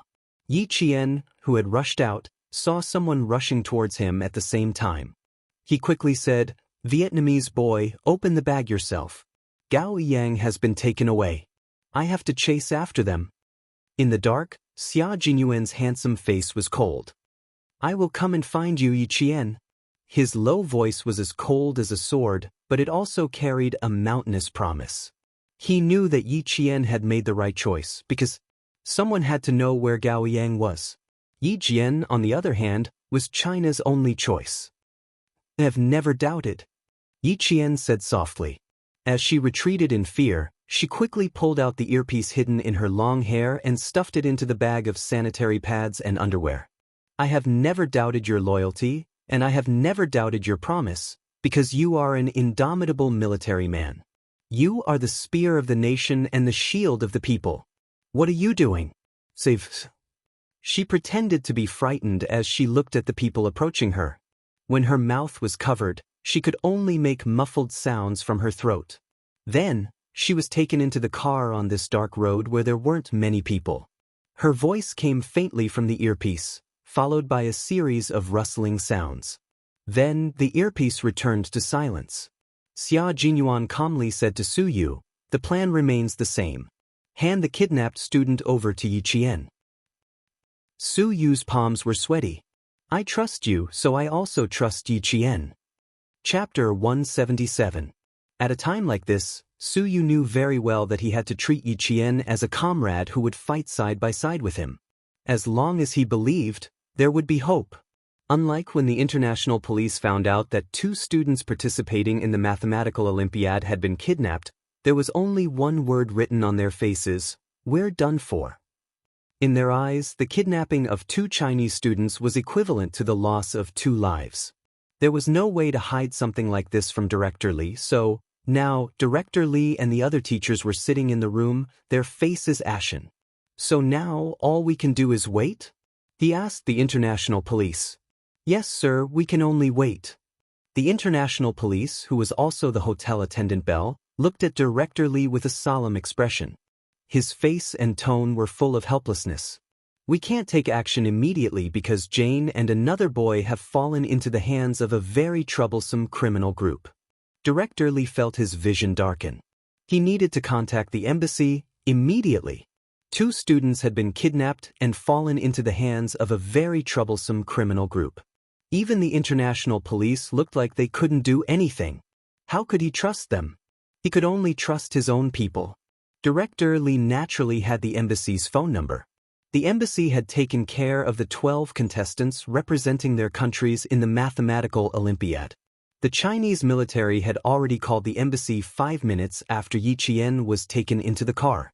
Director Li called 10 minutes later and learned that the Chinese military had already taken action. Director Li, who was standing on the phone, heard the news and sat down weakly on the bed. That's great.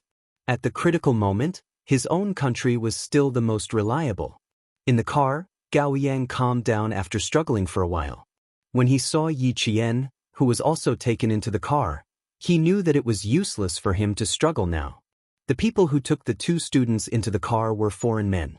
They were tall and strong, with thick whiskers that made them look like the same person. They did not pay any attention to the students who were taken into the car.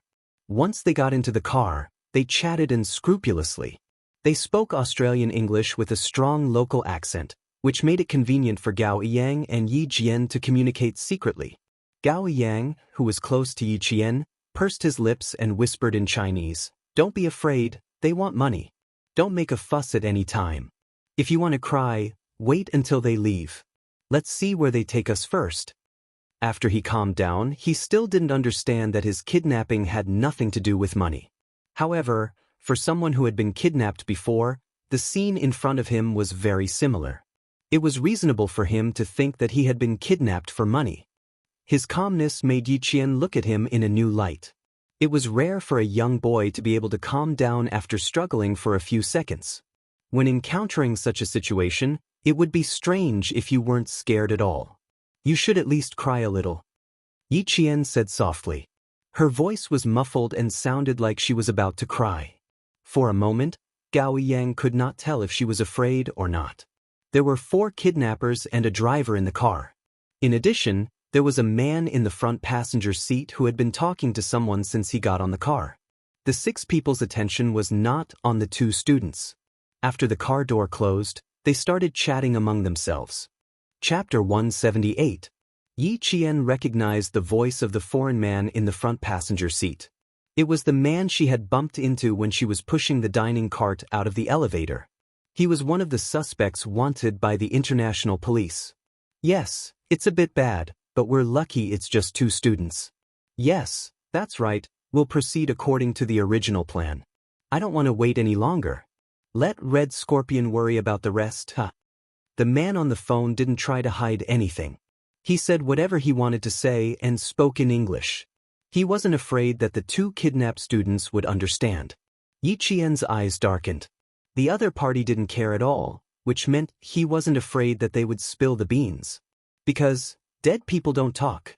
She wasn't afraid. In her past life, she was bullied by Ying until her guts were as hard as stone. She only knew how to survive and didn't know fear. In this life, at this moment, she really wanted to thank Ying for what she had done to her in her past life. That was why Yi Qian was who she was today. Fearless, fearless. A pair of slender but cold hands quietly grasped her hand.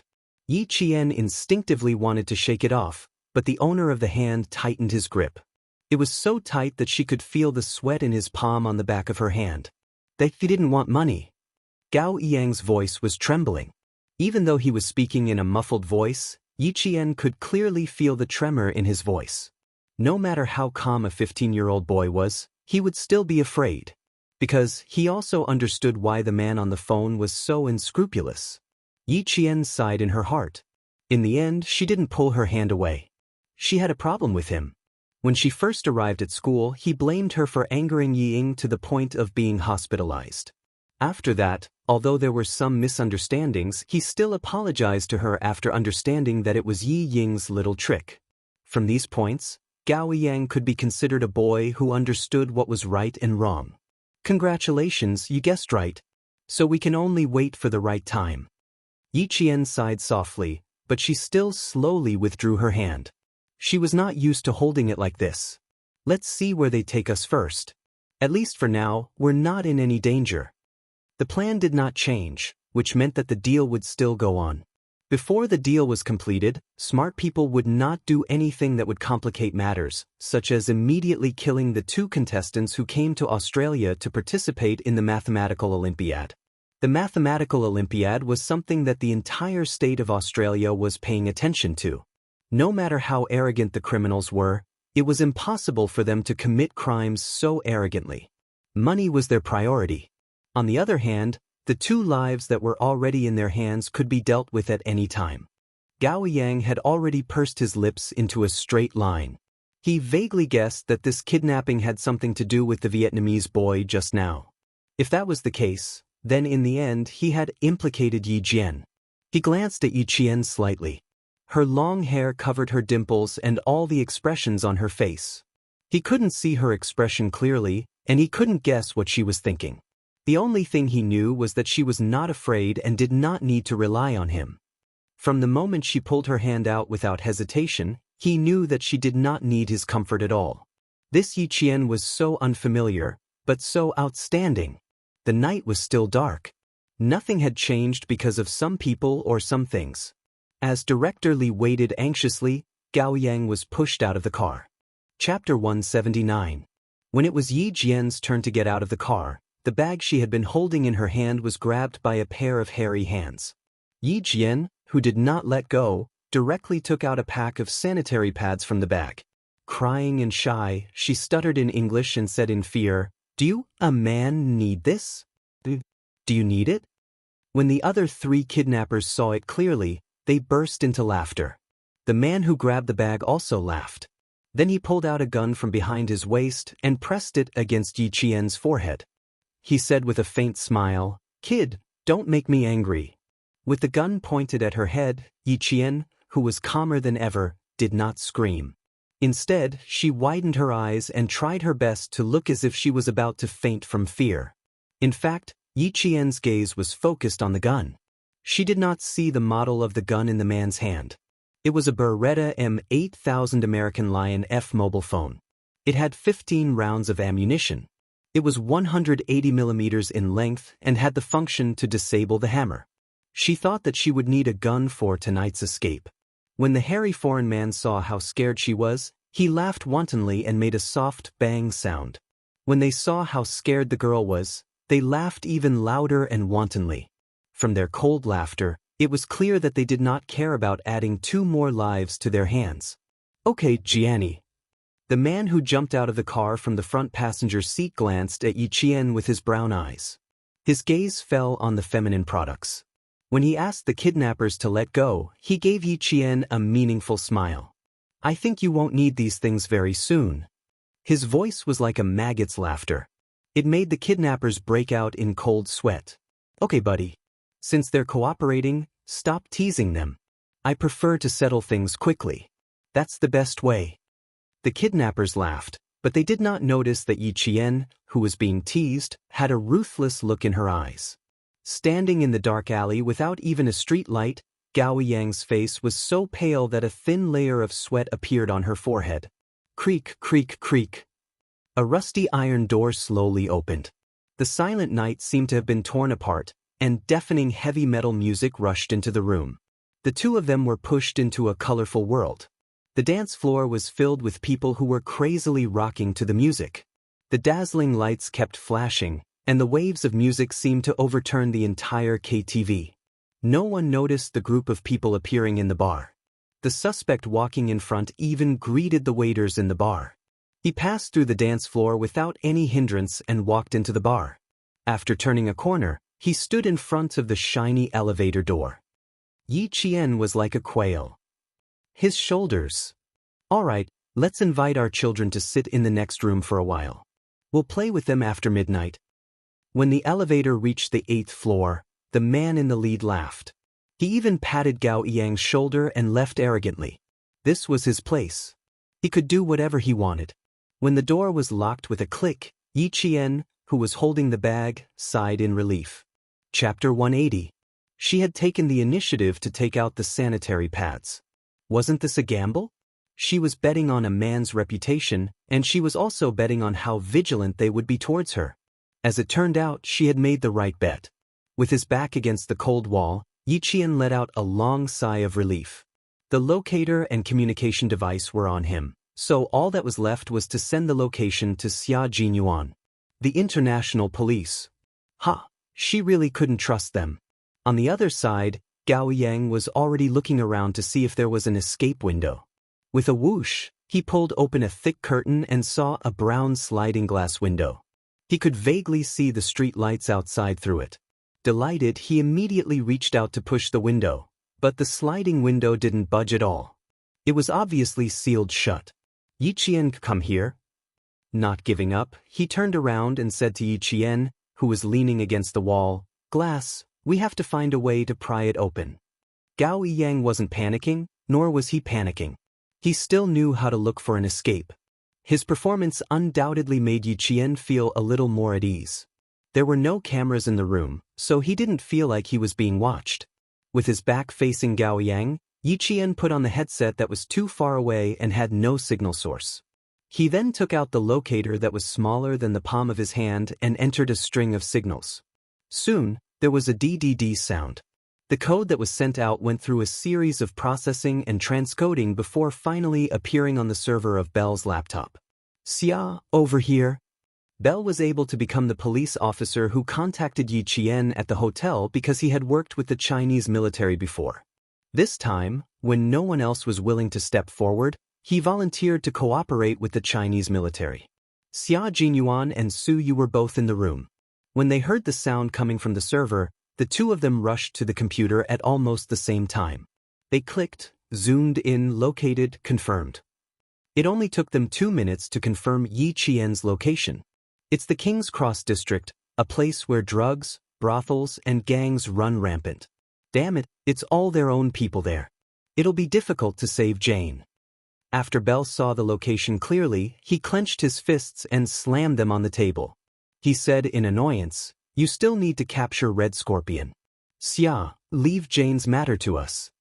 After confirming Yi Qian's specific location, Xia Jinyuan secretly he sighed and said to Su Yu, "We'll leave in 3 minutes." He then said to Bell, "Thank you, friend. However, we can handle this matter. Let's deal with Red Scorpion first." Bell was not a frontline police officer, so it was impossible for him to go with Xia Jinyuan. Hearing this, he said worriedly, "You need to be careful. The Sydney police have mobilized a lot of police forces here, but they still haven't succeeded." After thinking for a while, he took out a pistol from under the pillow on his bed. "Take it, buddy. It'll definitely come in handy." Xia Jinyuan and Su Yu had guns, but Yi Qian did not. Xia Jinyuan took the gun that was thrown to him and popped open the magazine to take a look. It was fully loaded with 15 bullets. After nimbly installing the gun, Xia Jinyuan raised his long eyebrows. There was a hint of elegance in his handsome yet cynical smile. "It would be even better if there was a fully loaded magazine. It would make me feel more secure to have a replacement." Bell shrugged noncommittally. He smiled and took out a magazine from under the bedside table and threw it to Xia Jinyuan. "Good luck, buddy." Chapter 181. At this time, groups of men and women of all kinds were flirting and frolicking on King's Cross Street. There were young men in short shirts and shorts, bare-chested women in sexy clothes, and office workers in suits and shiny leather shoes. They were also flirting with sexy women. Glasses of beer were not meant to be drunk, but to be drunk. Therefore, from time to time, one could see drunk Westerners singing and making a ruckus on the streets. Some of them even hugged a tree while twisting their waists and swaying their buttocks. It looked very ugly, but no one would laugh at them. This was a famous red light district. No matter what kind of behavior people did, they would be tolerated because it was not strange. The room was soundproof. No matter how noisy it was outside, the room was still quiet. After Yi Qian sent out the signal, she quietly waited for Xia Jinyuan's next instructions. He knew where she was and would definitely rush over. She trusted him so much. "Take a break. We'll talk later." After she was done, she saw that Gao Yang was still trying to figure out how to open the window. Yi Qian sat on the floor and said calmly, "Take a break first. What are you in such a hurry for?" After Gao Yang failed to open the window for the 4th time, he sat down. He did not sit close to her, but sat across from her. He frowned and stared at Yi Qian. "You don't seem to be afraid at all. Aren't you the same?" "You're not afraid." Yi Qian smiled faintly. She had always maintained absolute calmness and composure. You don't have to be afraid of things that have already happened and things that can be resolved. It's useless to be afraid of the unknown before it happens. He had thousands of questions to ask her, but they were all blocked by her one sentence. After a long silence, Gao Yang laughed self-deprecatingly. "You're right. I'm the one who doesn't understand." He seemed to have thought of something. A hint of sarcasm appeared on his cold face, and then he fell into silence. Yi Qian, who had her hand in the paper bag, did not respond. Her slender fingers moved slowly in the paper bag, and her fingertips gently slid across the gun. With a gun in hand, she felt very safe. If the window was locked, one shot could solve it, but not now. She needed to wait for Xia Jinyuan to contact her. She already had no idea where Red Scorpion and the Vietnamese boy were. However, one thing she was certain of was that, since the foreign criminal suspect who made the deal with Red Scorpion was here and had even said that he would take care of them after midnight, Red Scorpion and the Vietnamese boy probably made the deal in this area. The Chinese military had been keeping an eye on the Red Scorpions moving about outside, so the whereabouts of the drugs were definitely being monitored as well. Thus, what she needed to do was to wait quietly and then leave with Gao Yang. Outside, the Western man who had lost his pistol ran through the hotel and ran outside to look for the girl. After finding nothing, he cursed and returned to the bar. He had no idea when he lost his pistol, and he had no one to suspect. He could only blame himself for being too careless. Over here, private possession was legal. If someone really picked up a gun, it was not impossible for them to secretly possess it. Upstairs, the foreign criminal suspect had already made contact with Red Scorpion. Originally, he was supposed to make the deal at Red Scorpion's designated location, but he directly changed it to a bar. The reason was simple: his student was too disobedient. The Vietnamese student had already been beaten by Red Scorpion until he was curled up in the car.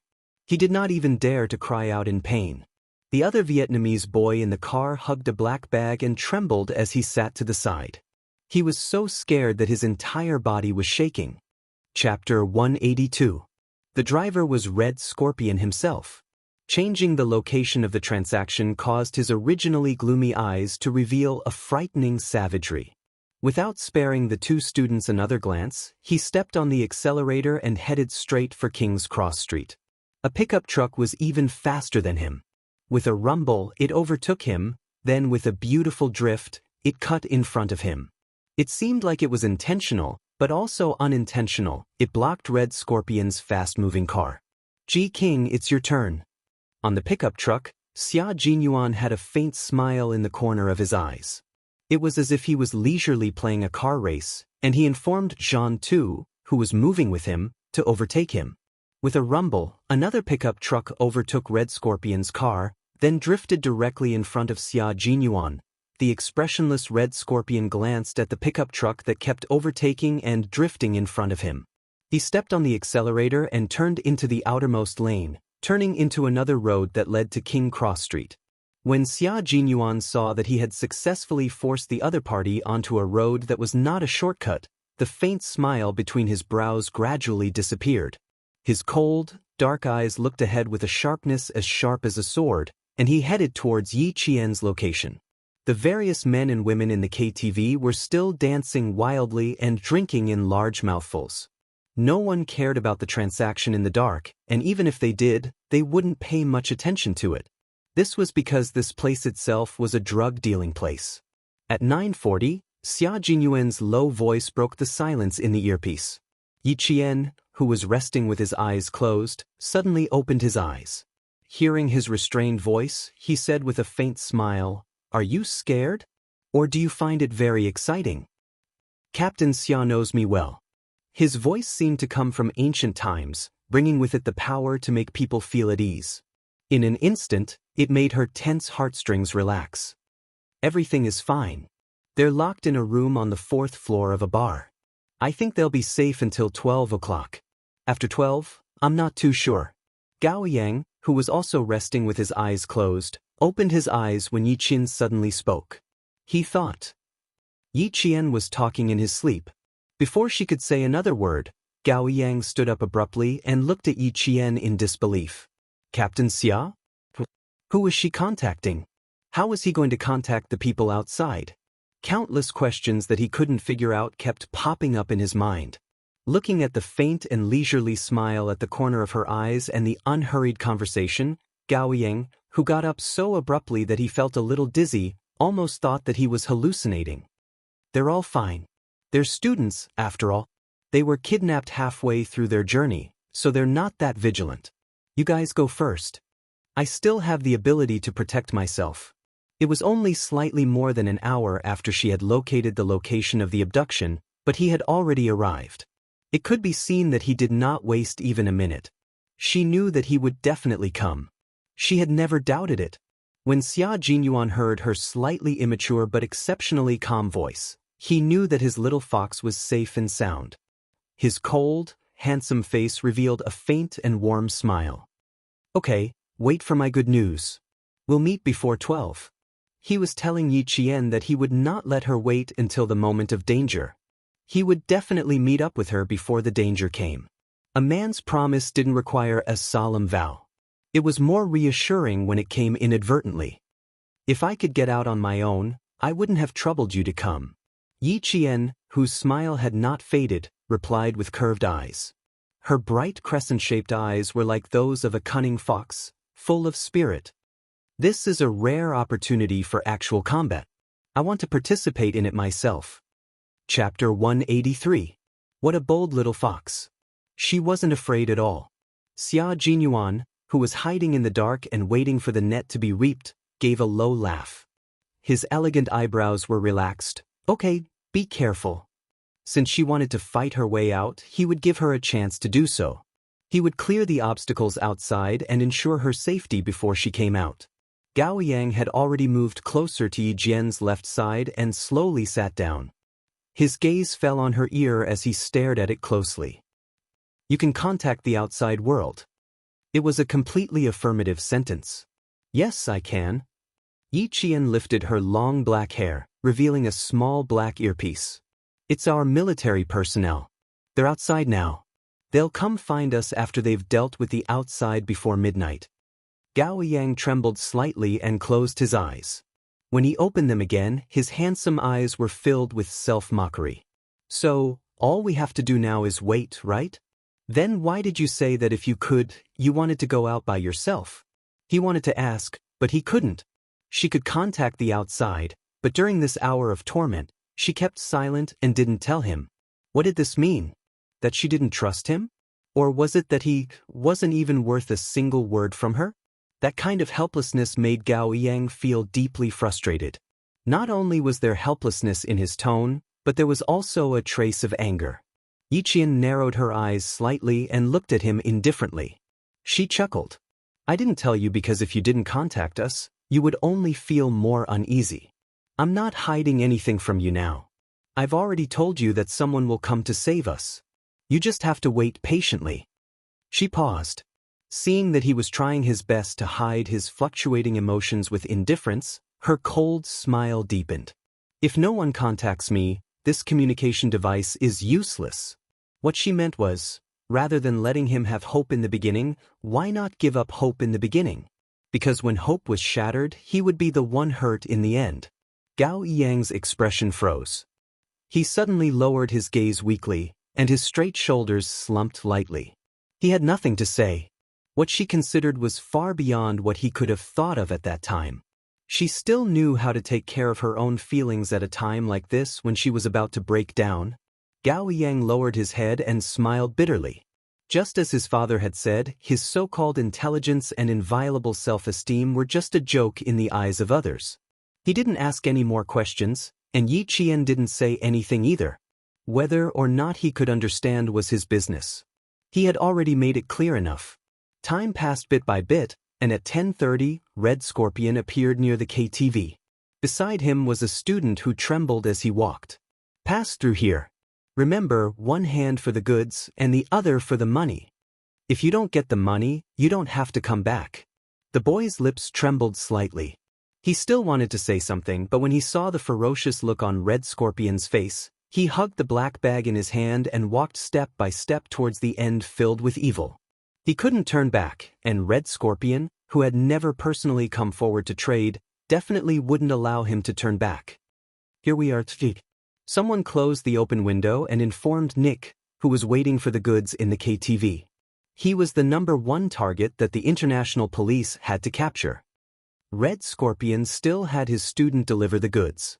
Nick, who was smoking a cigar, took a deep breath. His rugged face revealed a ferocious look. He crossed his muscular arms over his chest, revealing the green beast head tattoo on the side of his arm. Tell him that my patience is limited. This meant that he wanted Red Scorpion to personally deliver the goods. Chapter 184. They were all venomous snakes, so they carefully exited their holes and revealed their fangs. The entire process was done in an extremely secretive manner, leaving no traces and no one would be able to catch them.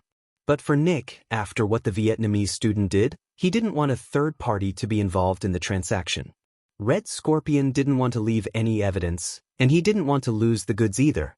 The heavy metal music continued. Some people came in and some left. Xia Jinyuan and Su Yu, who were proficient in Japanese, entered the colorful dance floor, which was filled with perfume and sweat. Red Scorpion's figure was right in front of them, and in front of him was his own student. Underage children entering the adult world didn't seem to attract much attention. Outside, the international police were dispatched. Less than 2 minutes after Red Scorpion went in, Xia Jinyuan appeared in the kitchen of the bar. He was like a cheetah that had walked out of the grassland. He silently knocked down a large pastry chef wearing a long white chef's hat. When he came out again, he was also wearing a white chef's outfit, a white apron around his waist, and a long white hat. He lightly patted the chef who was fiddling with a plate of desserts on the shoulder. "Hey, is this done?" "Okay." The pastry chef who was about to turn around suddenly felt a heavy blow on the back of his neck. Another pastry chef was knocked unconscious and finished off the job. A fire alarm suddenly rang, and thick smoke rose from the kitchen. Several pastry chefs in the bar all fainted on the ground, waiting for the international police to drag them away. Elimination complete. In the kitchen, Xia Jinyuan took off his white chef's outfit, crumpled it into a ball, and threw it directly into a pot of boiling water. His hat was also thrown into the pot. Disinfecting and erasing evidence, it was a very good method. 2 smoke grenades were thrown out, and the smoke alarm in the entire kitchen suddenly rang. Then, the fire alarm in the entire KTV rang loudly. The ear-piercing alarm wasn't covered by the heavy metal. A towel soaked in alcohol was ignited and thrown in the passageway leading to the kitchen door. The dancing men and women heard the fire alarm and smelled the burning smell. At the same time, screams rang out, and chaos broke out in the crowd. The international police officers who blended into the crowd took control of the situation. They acted like experienced guests who were trying to escape, guiding the screaming crowd away. The bodyguards working in the bar immediately rushed to the kitchen where the alarm sounded. Xia Jinyuan and Su Yu, who had been waiting for a long time, swiftly acted as the vanguard. Before the bodyguards could take out their guns, they had already taken care of them. Upstairs, Nick received a call from his bodyguard. "Fire? Are you sure?" Red Scorpion, who was about to hand over the goods, moved quickly. He immediately took back the bag and rushed out of the door with almost no hesitation. This was an extremely vigilant venomous snake. Even the slightest movement would make him shrink back into his cave. Outside, the sirens sounded like an unfamiliar intruder, breaking the extravagance of King's Cross Street and announcing their arrival, warning the criminals that they had been surrounded. When the Chinese soldiers outside heard the sirens that came out of nowhere, their expressions changed as they contacted Xia Jinyuan. "Q King, the international police are acting without permission. The sirens have been sounded, you must be careful." The Chinese side sent out a total of 5 soldiers to carry out the mission. 2 of them were outside keeping an eye on Red Scorpion, Xia Jinyuan and Su Yu were in the hotel, and Yi Qian was among the students. It could be said that they cooperated quite well, but they ran into a group of self-righteous international police officers. Chapter 185. Xia Jinyuan froze when he heard the news from his comrade waiting outside. Switch to the public channel. According to the plan, they needed to wait until they found Yi Qian and Gao Yang before the international police could show up. Now that these guys had stirred up trouble, even the usually well-mannered Xia Jinyuan wanted to beat them up. Xia Jinyuan switched to the public channel and immediately contacted Yi Qian. Chaotic sounds came from the headset. Yi Qian, who had also heard the sirens outside, no longer sat on the ground to rest. Instead, he stood up immediately. "Roger that. Don't worry about me. I found a pistol. I can protect myself." "Found a pistol?" Xia Jinyuan crouched on the stairs on the 2nd floor and stood guard. Su Yu was standing on a high stool he had gotten from somewhere.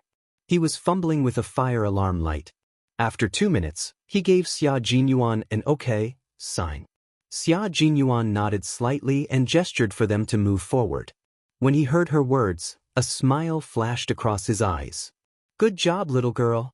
We are now on the 2nd floor. The international police have surrounded the ground floor. You can leave through the escape window. Hearing his cold voice, Yi Qian turned off the lights in the room. He walked past Gao Yang, who had woken up, and stood in front of the window. Bang! With a cold gaze, Yi Qian fired a shot at the glass. The tempered glass shattered under the force of the bullet. Then, spiderweb-like cracks spread all over the glass. Yi Qian lifted his leg and kicked the glass lightly. When a footprint appeared on the spiderweb-like glass, Yi Qian turned to Gao Yang and said, "Take off your shirt and give it to me. Quick." He couldn't be sure if there was anyone down there, so he could only use his bare hands to dig the glass into the room. Ever since Yi Qian fired the shot, Gao Yang's expression was one of shock and astonishment. Yi Qian said sternly. He had no choice but to obey. After he took off his short-sleeved uniform, he saw her wrap her hand with the uniform. She put a finger through the bullet hole and hooked it into the room. With a few clattering sounds, Yi Qian's gentle hooking force shattered the entire piece of glass in the room, leaving only a frame that only one person could pass through. Outside, there was no anti-theft net installed like in China. The flashing police lights illuminated the room. Yi Qian shouted at the motionless Gao Yang, "Quick, jump out of the window." Gao Yang, who had been stunned by the gunshot, heard her shout and quickly rushed over. "Okay, follow me closely. Put on your clothes." Yi Qian didn't say much. He just threw the clothes back. "Move quickly. Don't panic. There are international police officers outside." Suddenly, the sound of footsteps came from outside, followed by 2 gunshots. The shots hit the door lock and made it fall off. Seeing that something was wrong, Yi Jian quickly loaded her pistol and pulled Gao Yang behind the door. The room was dark. When the enemy kicked the door open, a figure rushed in with a murderous aura. He rushed to the window that only had a frame left. After taking a quick look, he cursed, "Fuck you." He turned his head and shouted at his partner standing at the door, "Damn it. They escaped." He cursed and rushed out again. The man standing at the door quietly raised his hand and pointed behind the door. After counting from 1 to 3, he suddenly turned the light switch back on. The dark room was lit up again. Chapter 186. The man who hadn't left the room pulled the door open and saw the 2 students he thought had escaped standing against the wall. With a furious expression, he raised his hand and slapped Yi Qian without hesitation. "Fuck." Gao Yang saw this and didn't have time to be afraid of the gun in the man's hand. He instinctively raised his hand to block the slap aimed at Yi Qian's face. Bang! A familiar gunshot suddenly rang out. The man who had raised his hand to hit Yi Qian suddenly froze and fell to the ground with a loud thud. Only 30 seconds had passed. When the man at the door heard this, his expression changed. He quickly dodged outside and fired randomly into the room. Gao Yang was so shocked that he felt like his soul had left his body. He heard the gunshot and saw someone fall to the ground. Large amounts of blood began to flow out of his chest. The Western man who had wanted to kill Yi Qian a moment ago had become a bloody man. His fingers were still trembling and his eyes hadn't even closed. Blood flowed out of his mouth and flowed down his neck, wetting the man's thick beard. Multiple bullets were fired into the room. Gao Yang's eyes were wide open as he forcefully pulled his gaze away from the bloody man and forced himself to look at the bullet hole on the floor. His hands were tightly clenched into fists. He used so much strength that he couldn't stop his body from trembling. Yi Qian didn't have time to pay attention to his expression. There were only 15 bullets in the gun. Her gaze fell on the dead man's hand. He still had a gun in his hand. She needed this gun. After the random gunshots stopped, Yi Qian turned her head to look at Gao Yang, who was so shocked that his pupils were dilated. "I'm going to shoot outside now. Pick up the gun and give it to me." Gao Yang didn't know how many more times he was going to be scared tonight. He slowly shifted his gaze and looked at Yi Qian. Just now, he saw with his own eyes Yi Qian shoot one of the kidnappers without even blinking. She was so calm and practiced, it was as if she had done this countless times before. Her movements were swift and fierce, and her eyes were ice cold. Her entire body was emitting an aura that made his heart tremble. Even if she ordered him to pick up the gun, he couldn't refuse. She nodded lightly and answered dryly. She trusted Yi Qian quite a bit. Yi Qian calculated the trajectory of the bullets in his mind, then looked at the closed door and said, "You've learned Taekwondo before. Show some dexterity. When I count to 3, roll over and pick up the gun." "All right." Gao Yang swallowed his saliva. His cold expression had already cracked. Under Yi Jian's cold and sharp gaze, he nodded solemnly. But shooting, killing. Yi Qian didn't give Gao Yang a chance to accept it. At a time like this, every second was the key. After counting from 1 to 3, she lifted her leg and kicked the door open again.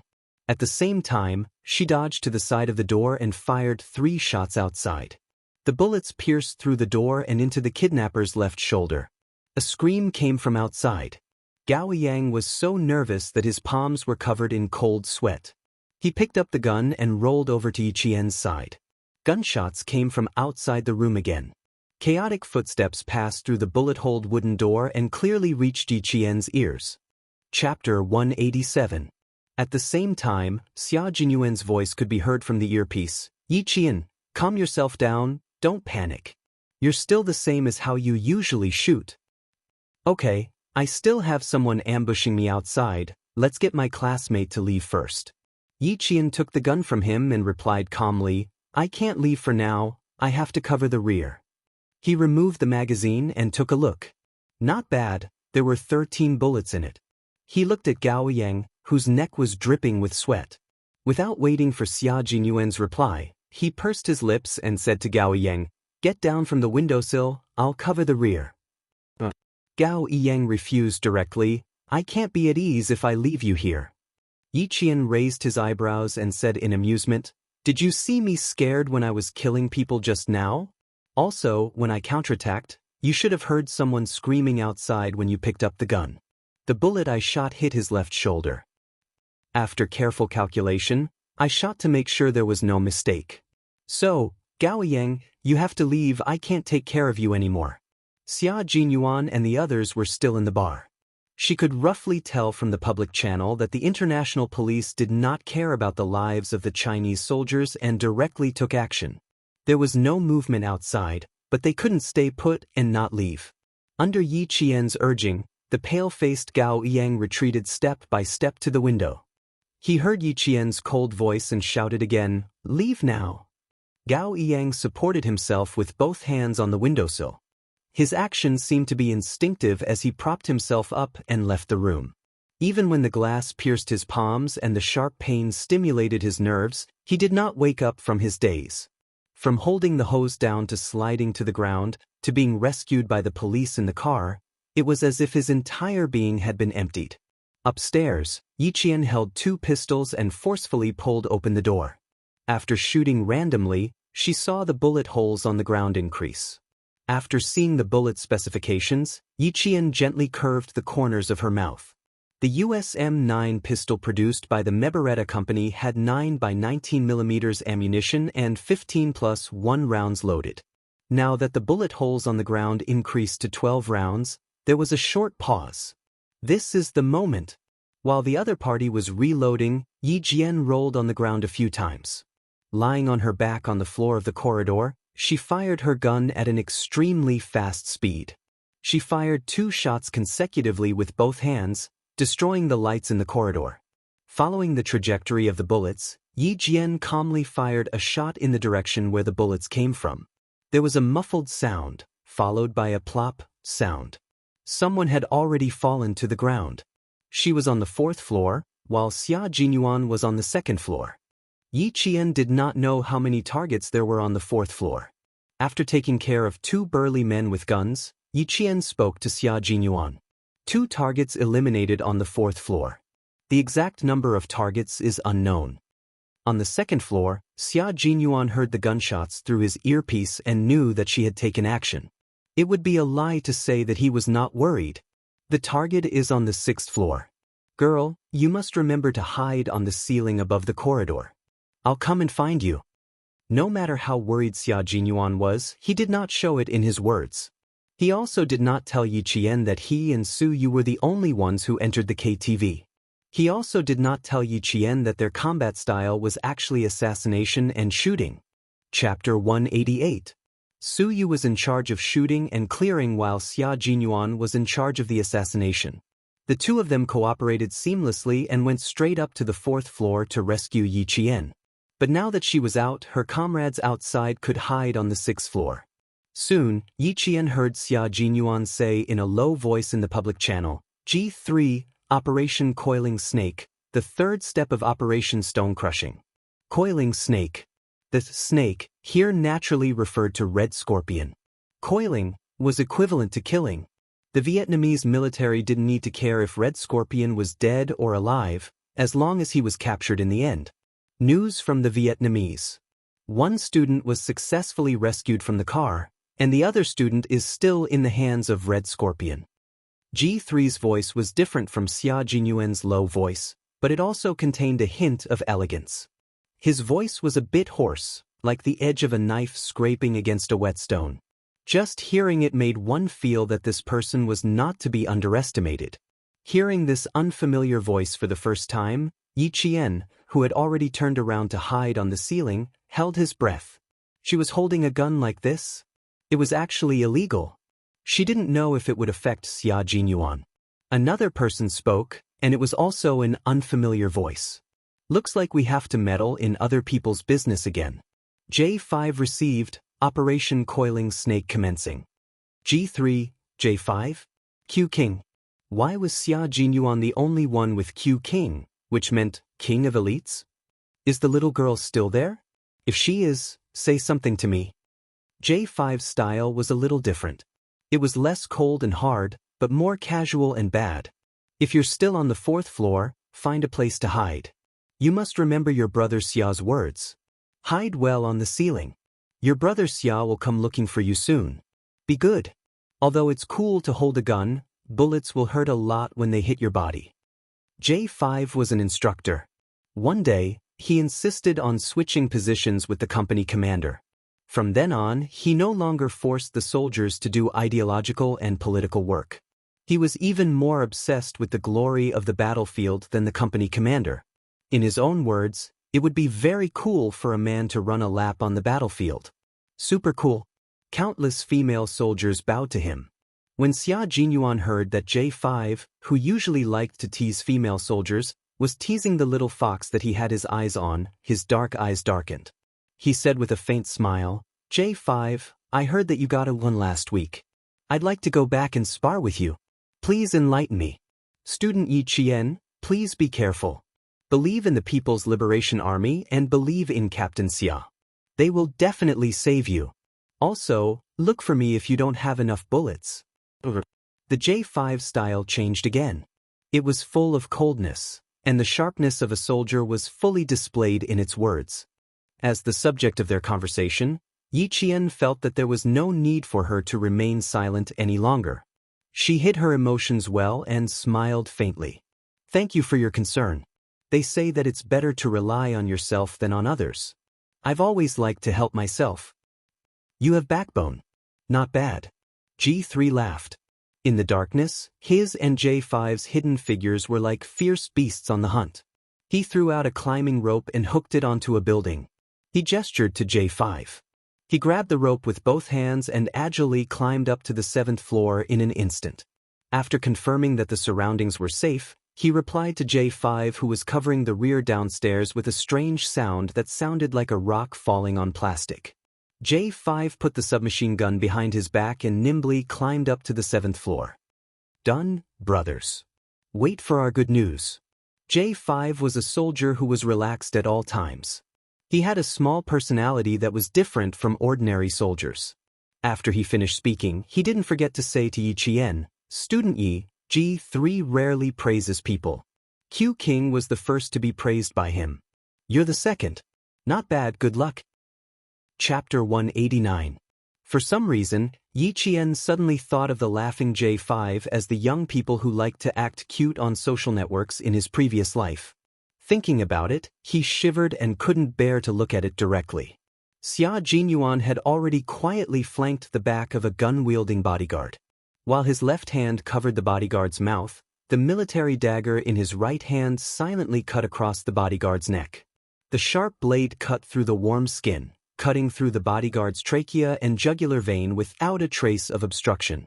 Blood flowed onto the dagger, and the warm blood sprayed onto his wrist. The thick and strong smell of blood didn't stop Xia Jinyuan's footsteps. He dragged the dead bodyguard to a room on the second floor, closed the door, and headed to the third floor. Killing people was a very terrifying thing, but for them, they were on the front lines. It was either you die or I die. As they fought for justice, even if their hands were stained with blood, there was no turning back. Mercy wasn't used on the enemy.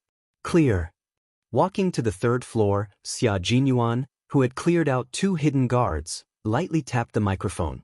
Su Yu, who had brought up the rear, climbed up the stairs and switched to him as the vanguard to continue clearing out the targets.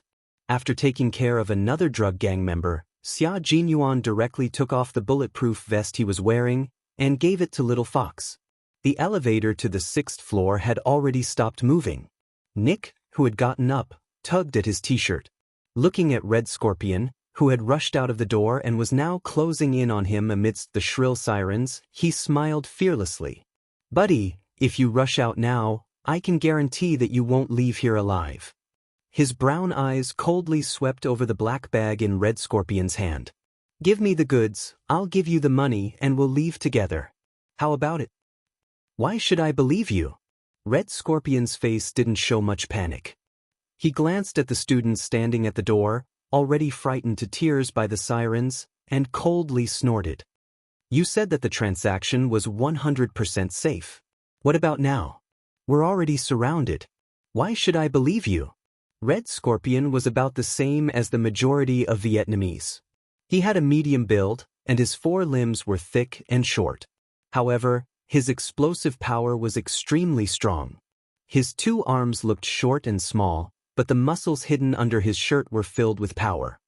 He stared at the calm and composed Nick, and his purplish-black lips curled into a cruel smile. "I'm willing to bet that not only are there international police officers outside, but there are also people inside the KTV. Maybe someone has already sneaked into this building and is ready to take your life at any time." "Yes, buddy. You're right. Someone has already infiltrated this building." Nick shrugged his shoulders, maintaining the venomous smile on his face. "But I'm not afraid at all. Come, let me show you what I'm capable of." As he spoke, he clapped his hands, and the wardrobe door on the right wall suddenly opened. A Western man with brown hair and brown eyes, wearing black sweatpants and a tank top, walked out with his back bent. "Everything is ready. I'm waiting for your orders." "Come, buddy." Nick took the lead and bent down, walking into the wardrobe. After that, Red Scorpion also walked in. Seeing the scenery in front of him, he laughed out loud. "Working with you is indeed very reassuring. I always thought, no, I think everyone, including those stupid international police, had been deceived by you, brother." This was a computer room and at the same time, an armory. Chapter 190. As Nick raised his hand, the 24 surveillance screens that had been black all this time lit up in unison.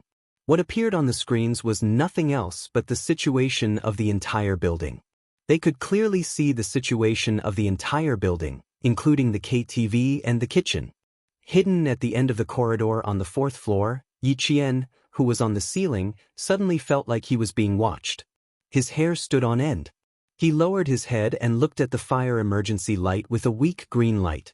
He saw a small red light flashing. That was an infrared sensor and an infrared night camera. Yi Qian's heart suddenly sank. He suddenly understood why the killing of the 2 people and the shooting didn't attract the attention of other drug gangs. The people she killed were clearly the top target of the European investigation. They were pawns that could be abandoned at any time. They were even pawns that could be used at critical moments. "Girl, there's a bit of trouble outside. Hide on the ceiling and don't move around."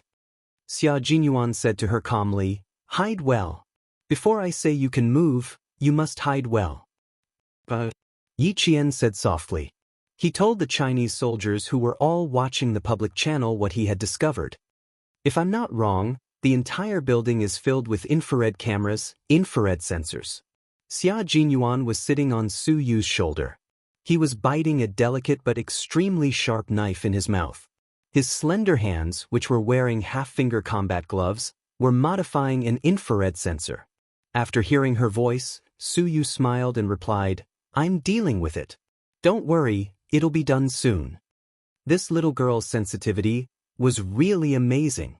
He turned off his microphone and said to Xia Jinyuan, "You can even find out like this. You're really good." "Of course. Don't you know who wanted you?" Xia Jinyuan raised his eyebrows and smiled. Under the helmet, his handsome face was calm and gentle.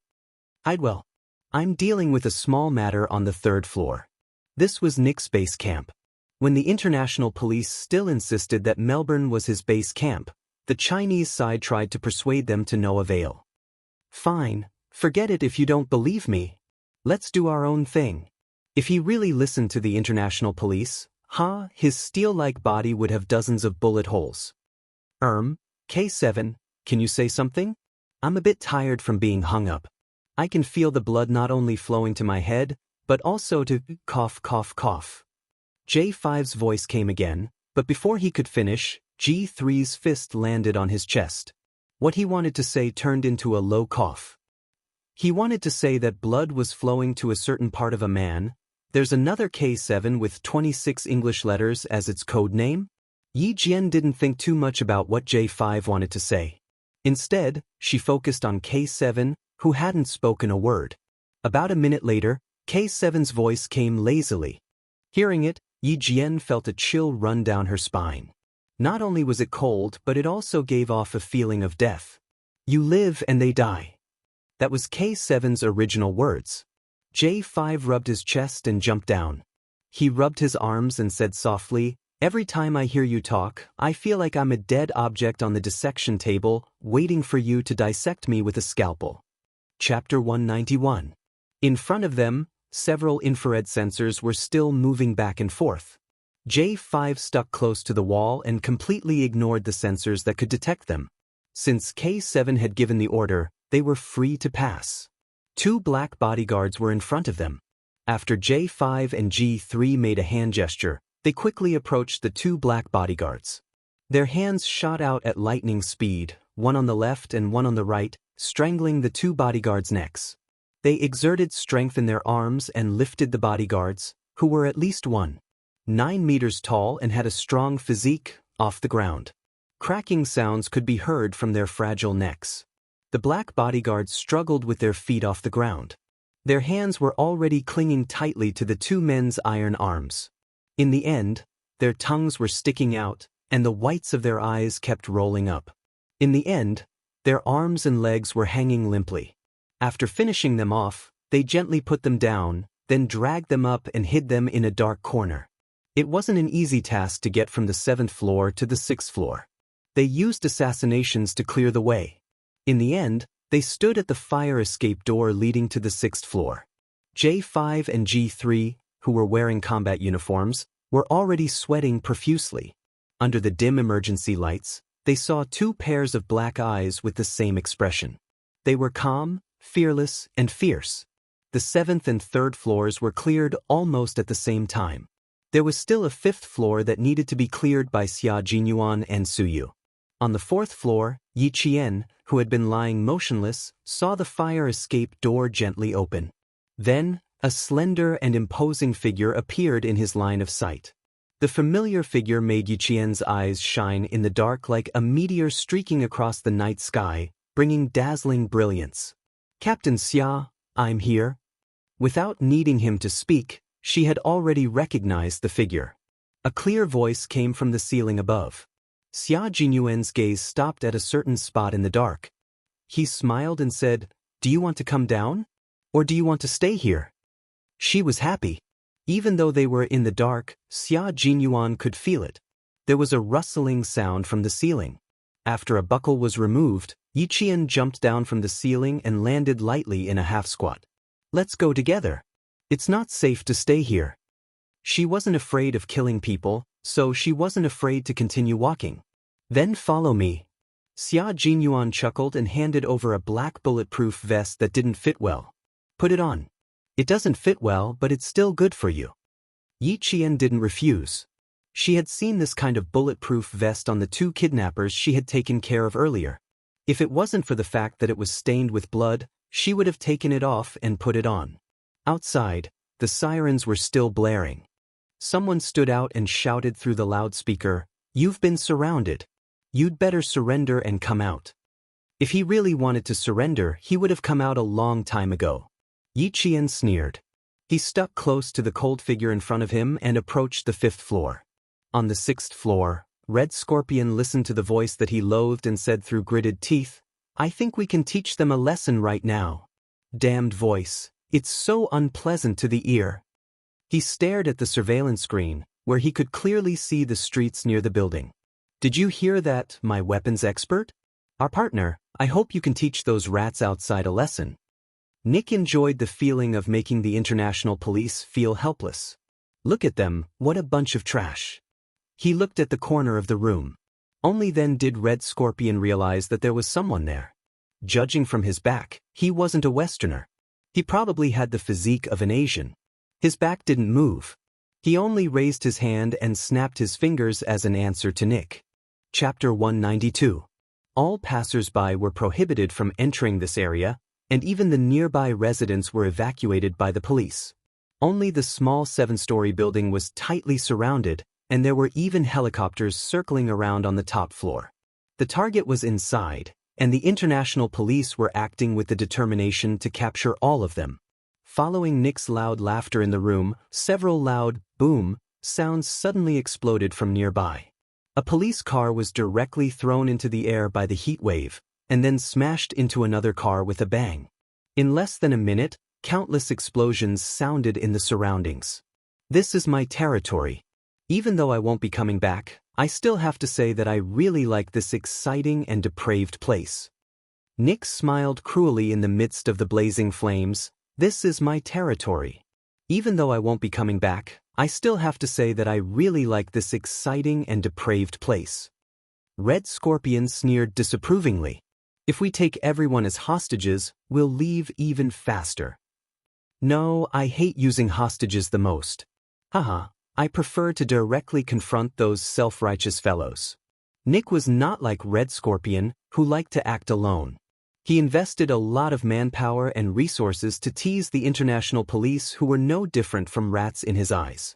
The international police, who were originally full of confidence, were instantly shaken by the 4 explosions around them, and all of their faces tightened.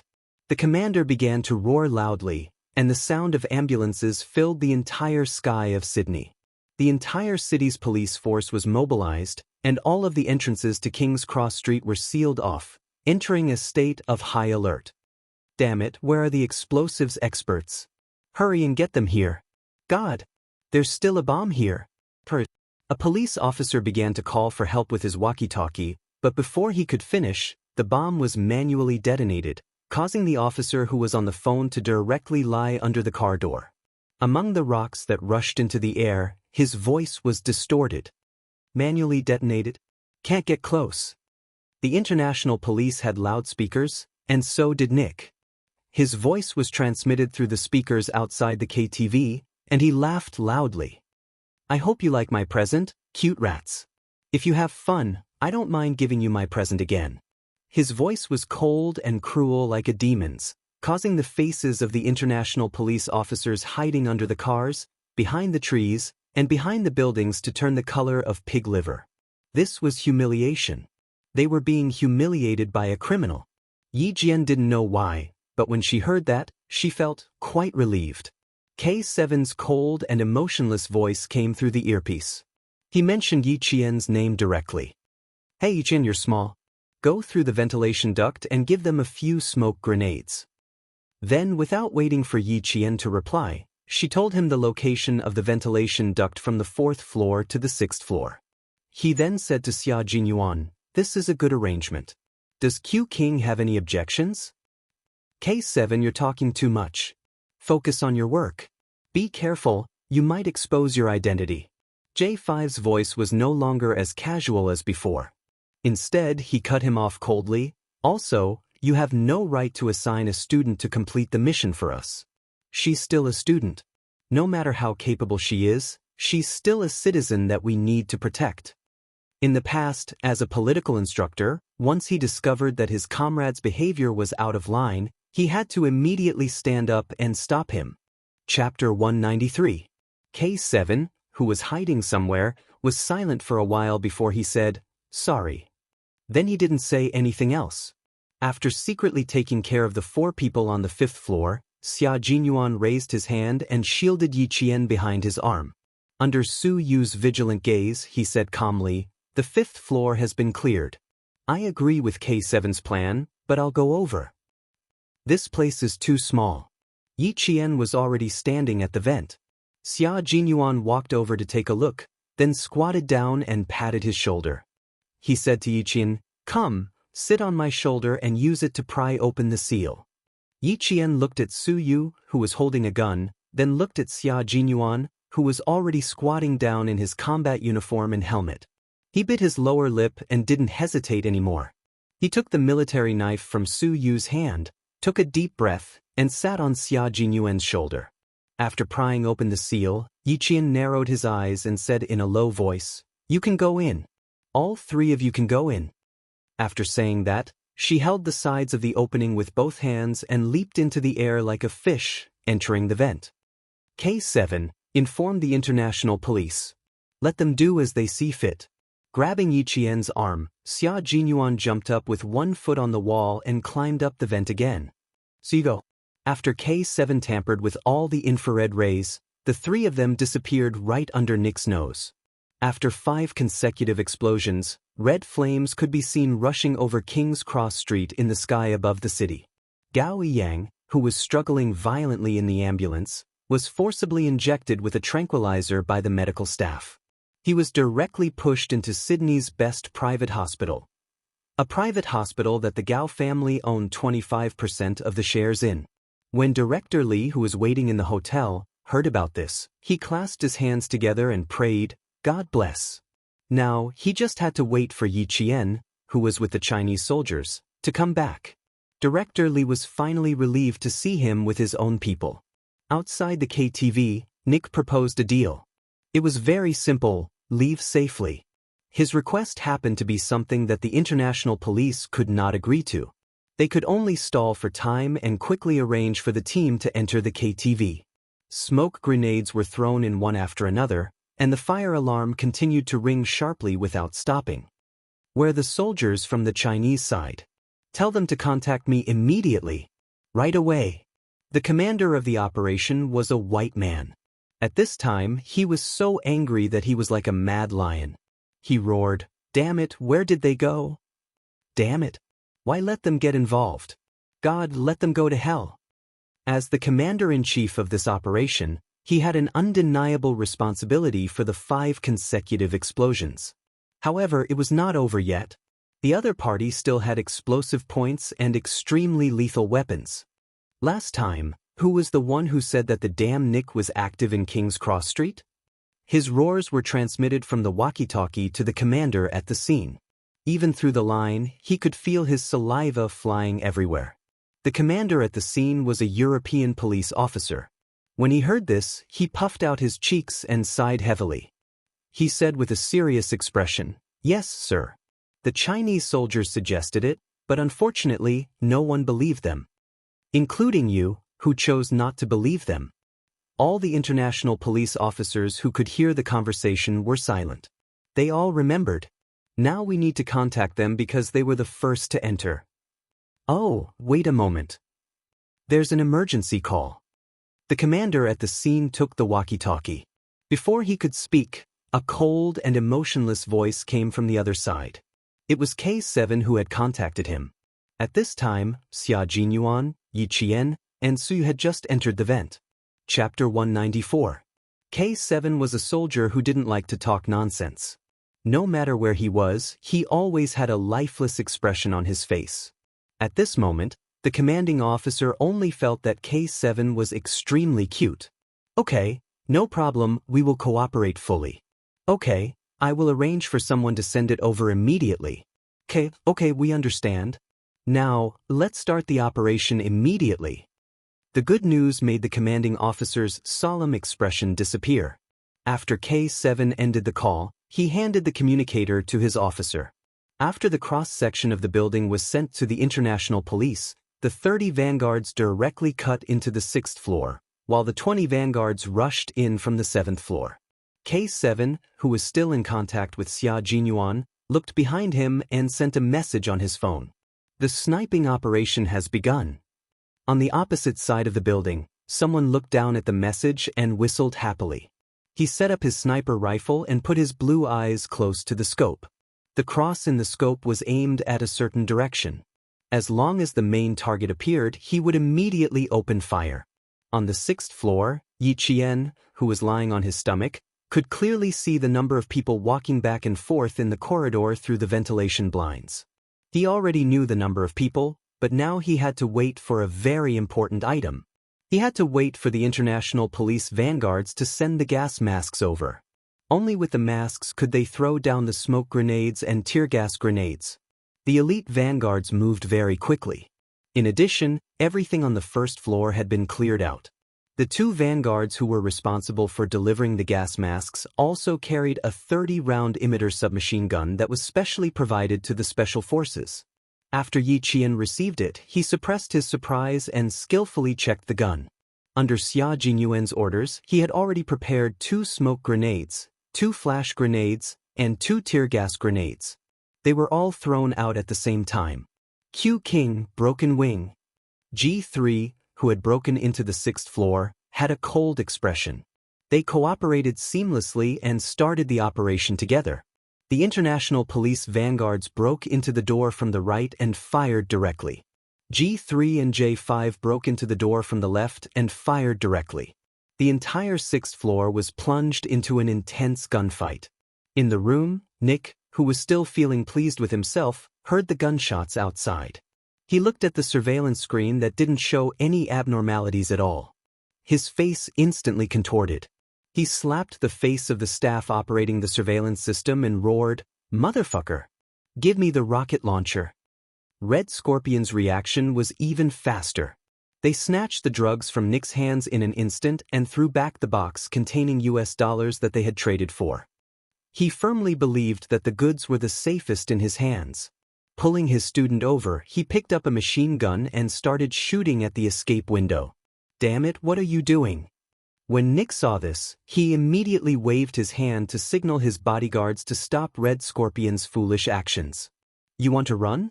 Suit yourself. Don't drag me into this, you idiot. Blow them all up. Motherfucker, you're playing with me." As Nick roared furiously, 2 tear gas grenades and 2 smoke grenades appeared out of thin air in the bulletproof and explosion-proof room. In an instant, the entire room was shrouded in thick smoke. The tear gas made everyone unable to open their eyes. "Up there, motherfucker. Shoot up there." Someone shouted, but he choked on his tears and his nose kept flowing and he even coughed. The people in the room were like living targets as countless bullets rained down.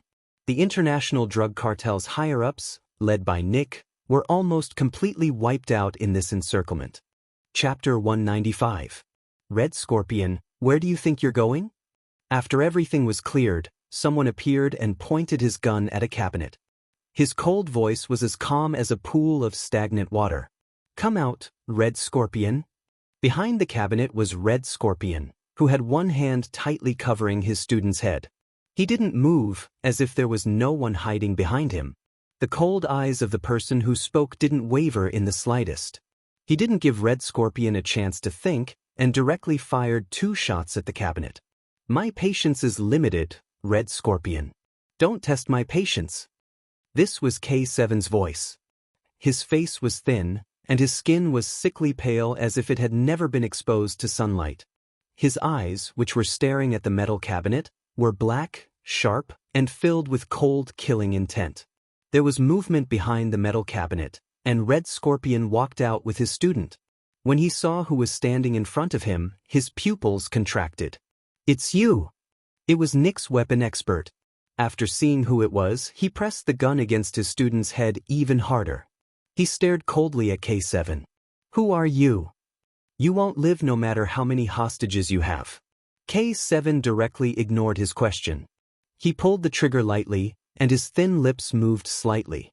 In his eyes, Red Scorpion was already a cold corpse. Before you die, don't drag others down with you. It was standard American English. Surprisingly, K7 spoke much more elegantly when he spoke English than when he spoke Chinese.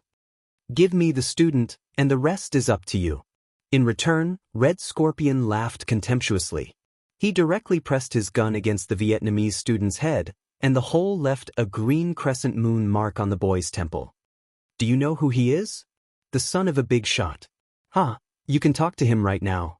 See if he wants his son back alive, or shipped back as a corpse. His words made K7 furrow his brows without leaving a trace. His thin but extremely delicate face became even colder. The hostage in Red Scorpion's hands is said to be the son of a big shot. They've hidden the identity of the Vietnamese student. Fuck, I knew these bastards were unreliable, G3 sneered, and said to K7, the hostage is in our hands. Stay calm and wait for us to arrive.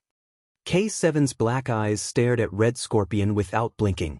His hands that held the gun were also aimed at the center of his target's forehead. No need. Clean up the weapons outside. Leave this place to me. This was the room where Nick had first made his deal with Red Scorpion. The tense atmosphere became increasingly tense under the boy's terrified gaze. Time ticked by, and after about 5 minutes, K7 heard the identity of the hostage. His brows were tightly knitted together. He seemed to be in a difficult position, but in fact his tensed gaze had relaxed a lot. The vents of every room were connected. Yi Jian, who didn't jump down from the vents, moved her body gently under Xia Jinyuan's instructions and entered the central air conditioning vent that was so narrow that only girls could enter. Continue forward, Yi Qian.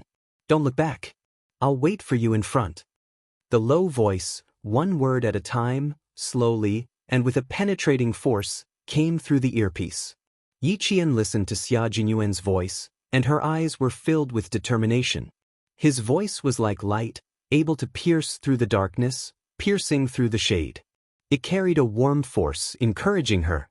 Chapter 196. With him behind her, as well as the soldiers that belonged to her own country, she felt so at ease.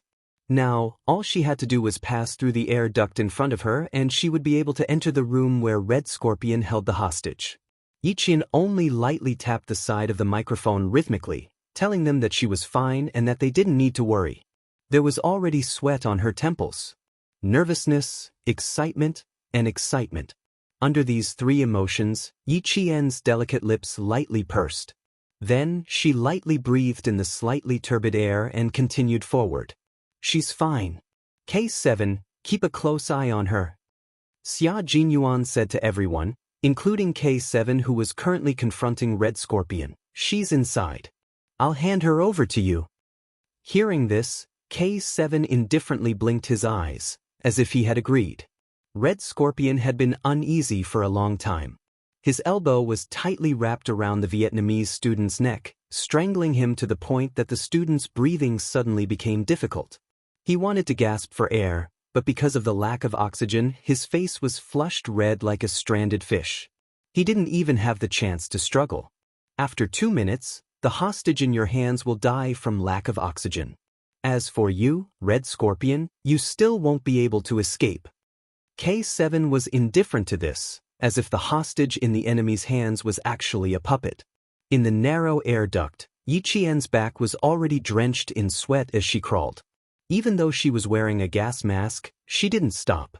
Using her shockingly flexible body to pass through a right angle, she paused for a moment to adjust her breathing. Then, she moved to the air duct where she could clearly see Red Scorpion's back. Outside, everyone was on high alert. The representative sent by the Vietnamese military was already so anxious that his forehead was covered in cold sweat as he prayed non-stop. The Vietnamese special forces that had already entered the building rushed in front of the international police, using their own bodies to prevent the international police from ignoring the only son of one of their country's military ministers in order to eliminate the drug kingpin. This was a battle of wits. For the Chinese military, they were fully prepared. Eliminating all of them in one fell swoop was definitely not a problem. Outside, the international police and the Vietnamese military watched through the thick smoke as they held their guns tightly and guarded the side of the engine room. In front of the hidden cabinet door that led to another room, a police officer stood up and said in a very troubled tone, "Right now, there's only one target left. We don't want to steal your credit, but we want to complete the mission perfectly. Chinese military, the only son of our country's minister, if anything happens, can you take responsibility?" The Vietnamese soldiers were extremely nervous. They were currently riding on a tiger's back, so they had to be extremely careful. The confrontation between the two sides, Xia Jinyuan's eyes, and their gazes became colder and colder. J5 laughed coldly. "What's credit? Sorry, I don't understand. And you, all of you, if you want to rush in, sure. Come, take a look at the situation inside the house." J5 walked to the only surveillance screen that hadn't been destroyed. His 10 fingers tapped on the keyboard for a while, and the originally still surveillance screen flickered a few times before it instantly cut into the next room. "Use to us," he said to the two to read to look. "Of course, you'll have to deal with the consequences yourself." J5's smile was like a spring breeze, but the meaning behind his words was as cold as ice, suffocating the people around him. Xia Jinyuan had already put away his gun, and said indifferently, "I think, with the strength of the international police and the Vietnamese military, and with so many people charging in together, it shouldn't be impossible to save a hostage. G3, inform our people to retreat." Chapter 197. This was a good move, allowing them to clearly see the situation in the room across the surveillance screen. Xia Jinyuan calmly ordered the Chinese people to retreat in English. However, the first to panic were the Vietnamese soldiers. "Wait, please wait." Afraid that the Chinese soldiers confronting Red Scorpion would retreat, the Vietnamese soldiers quickly apologized. "Sorry, I apologize for our recklessness." When the international police also apologized and pleaded with Xia Jinyuan for help from the Chinese soldiers, Yi Qian, who was holding his breath, smiled. He had said before that he would make those who looked down on the Chinese side beg the Chinese soldiers to help them. Tonight he really did it. That's right, not only were his words worth 1,000 pieces of gold, every single one of them was true. How could a great country be looked down upon by others? The dignity of the country, the dignity of the people, how could they be looked down upon by other countries? Yi Qian put away the faint smile on his face. The cold black bullet hole aimed at Red Scorpion's back through the slender gap in the ventilation net. There was no wind, the temperature was normal, the visibility was high. The distance was close, one bullet hit the heart, and the other hit the back of the head. Now was the time. Shooting at close range didn't require any scopes to observe, it relied on aiming and strength. When Yi Qian, who maintained a high level of calmness, fired the first bullet, the second bullet was only 30 seconds away from the first bullet, and the second bullet hit the back of Red Scorpion's head. Blood, like a mist, exploded with a boom. Even though there was clearly some distance between them, Yi Qian felt as if the blood had filled her eyes, and the entire world was blood red. It was as if she didn't know anything, but also as if she couldn't see anything. Only the mist of blood and the exploded head and neck kept brushing past her eyes. Close-range shooting. 2 consecutive shots. No matter how tough his life was, he should be dead by now.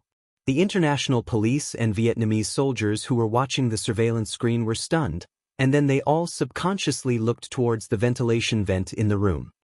Judging from the position where Red Scorpion was shot, there was another soldier on the Chinese side hiding in the central air conditioning vent. How could he crawl through such a narrow space? Outside, the sound of sirens could be heard. Inside, it seemed to be exceptionally quiet. Yi Qian blinked and looked at the handsome face that had suddenly appeared before his eyes. He blinked again and then chuckled softly. Sweat flowed into his eyes, but with the mask on, it was not convenient for him to wipe it off. Looking at him, Yi Qian was breathing heavily, as if he could not catch his breath. Red Scorpion's miserable state was still lingering in his mind, as if it was branded in his mind. Even though she knew that she had made the right choice, just like how she had shot the 2 of them earlier, when she saw the huge, bloody hole on the back of his neck, It hit her heart and made it difficult for her to breathe. What a bold little girl. She was scared. Don't look, girl. Xia Jinyuan, who was standing on the table and using violence to remove the ventilation blades, looked at her palm-sized face that was completely drained of blood. He stretched out his slender hands and said in a voice as calm as the morning bell, "Come, give me your hands. I'll carry you down. Don't look, close your eyes." 2 consecutive shots, especially the gunshot wound on the back of his neck. It was especially terrifying and bloody. This child was scared. Xia Jinyuan, who was suppressing his heartache, grabbed Yiqian's hands and coaxed her gently, as if he was coaxing a baby. "Come, a little closer, I'll hold you. Be good, just a little closer." Chapter 198. He didn't say it out loud for fear of hurting her, so he spoke carefully, as if he was protecting the apple of his eye. Xia Jinyuan's voice not only had the power to penetrate the darkness, but it also had the effect of calming people's hearts. Yiqian thought to himself as he blinked his eyes. He exhaled a mouthful of foul air that seemed to be stained with blood. When he saw Junius' worried eyes, he smiled slightly. "I'm fine. It's just my first experience, so I'm still in the process of adjusting." She had shot 2 people in a row previously because she knew that if she was discovered, both she and Gao Yang would die. She had no choice but to deal with the enemy and save her own life. This time, she was fully prepared, but she still overestimated herself. Yiqian reached out and grabbed his hand tightly.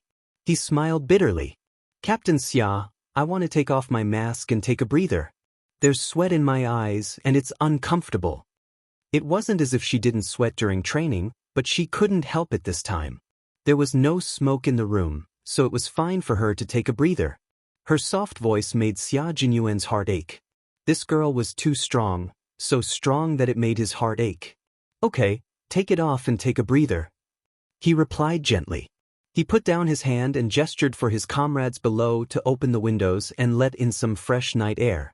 Su Yu and the others heard her words and could hear the slight tremor in her voice. A 14-year-old girl should be wearing a beautiful floral dress with her black hair tied up high. She should be the apple of her parents' eye. This girl, even if she was afraid, she still knew how to comfort the men first.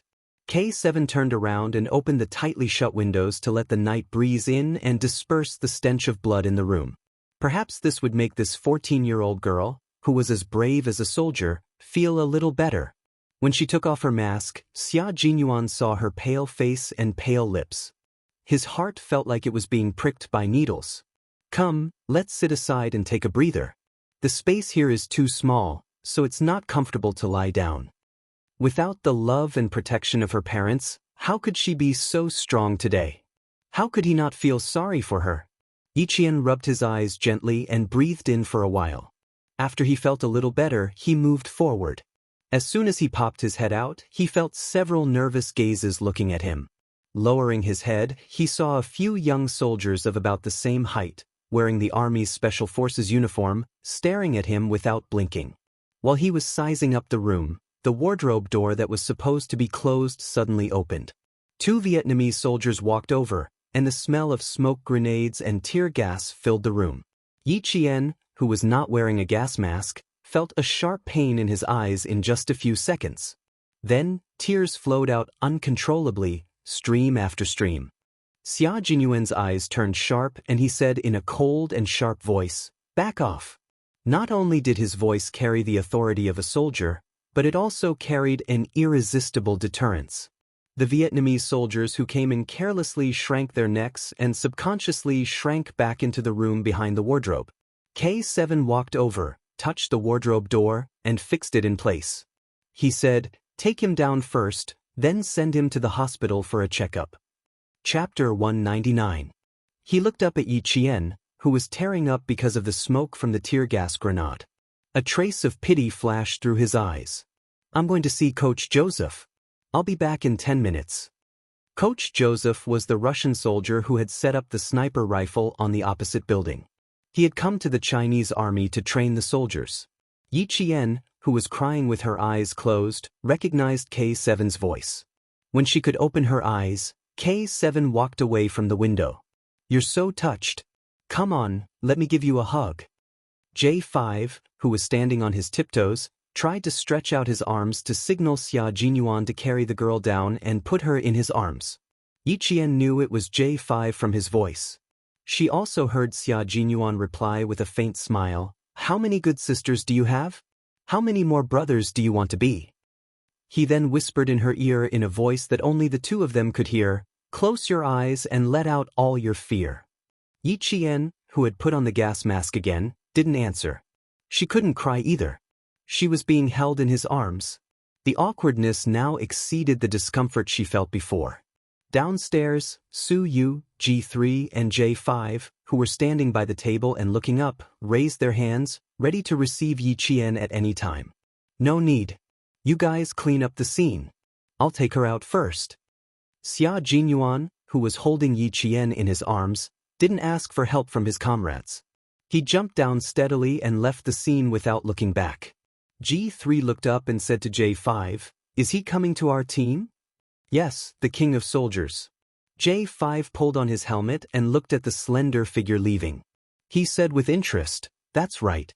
I heard he's only 20 years old. His personal information is confidential.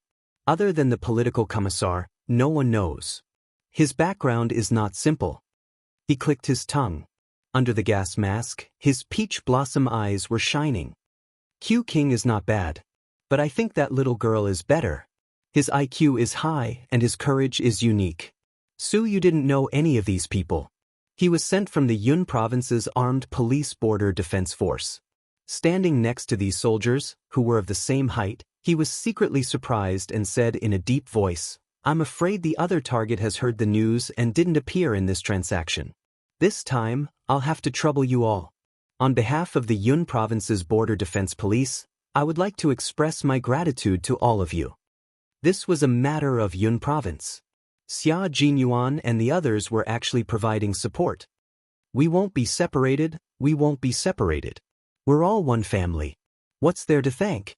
J5 laughed heartily as he spoke, pointing at Red Scorpion's corpse. "Let the Vietnamese army take care of this themselves. Let them bring this student back as well. Our final mission. Let's go, my comrades. Let's go meet the insufferably arrogant white commander." After waiting for a few minutes, the Vietnamese army and international police came in. All they saw was a Chinese soldier, a hostage rescued by the Chinese soldier, and Red Scorpion's corpse. After watching the two special forces soldiers leave the window, Su Yu turned around and began to talk to the Vietnamese army. The international police ran to the open window and looked down. They found nothing. The Chinese soldiers who appeared on the surveillance screen had suddenly appeared and mysteriously retreated. It was as if they had never appeared. Chapter 200. The night breeze with the smell of gunpowder blew in through the open window.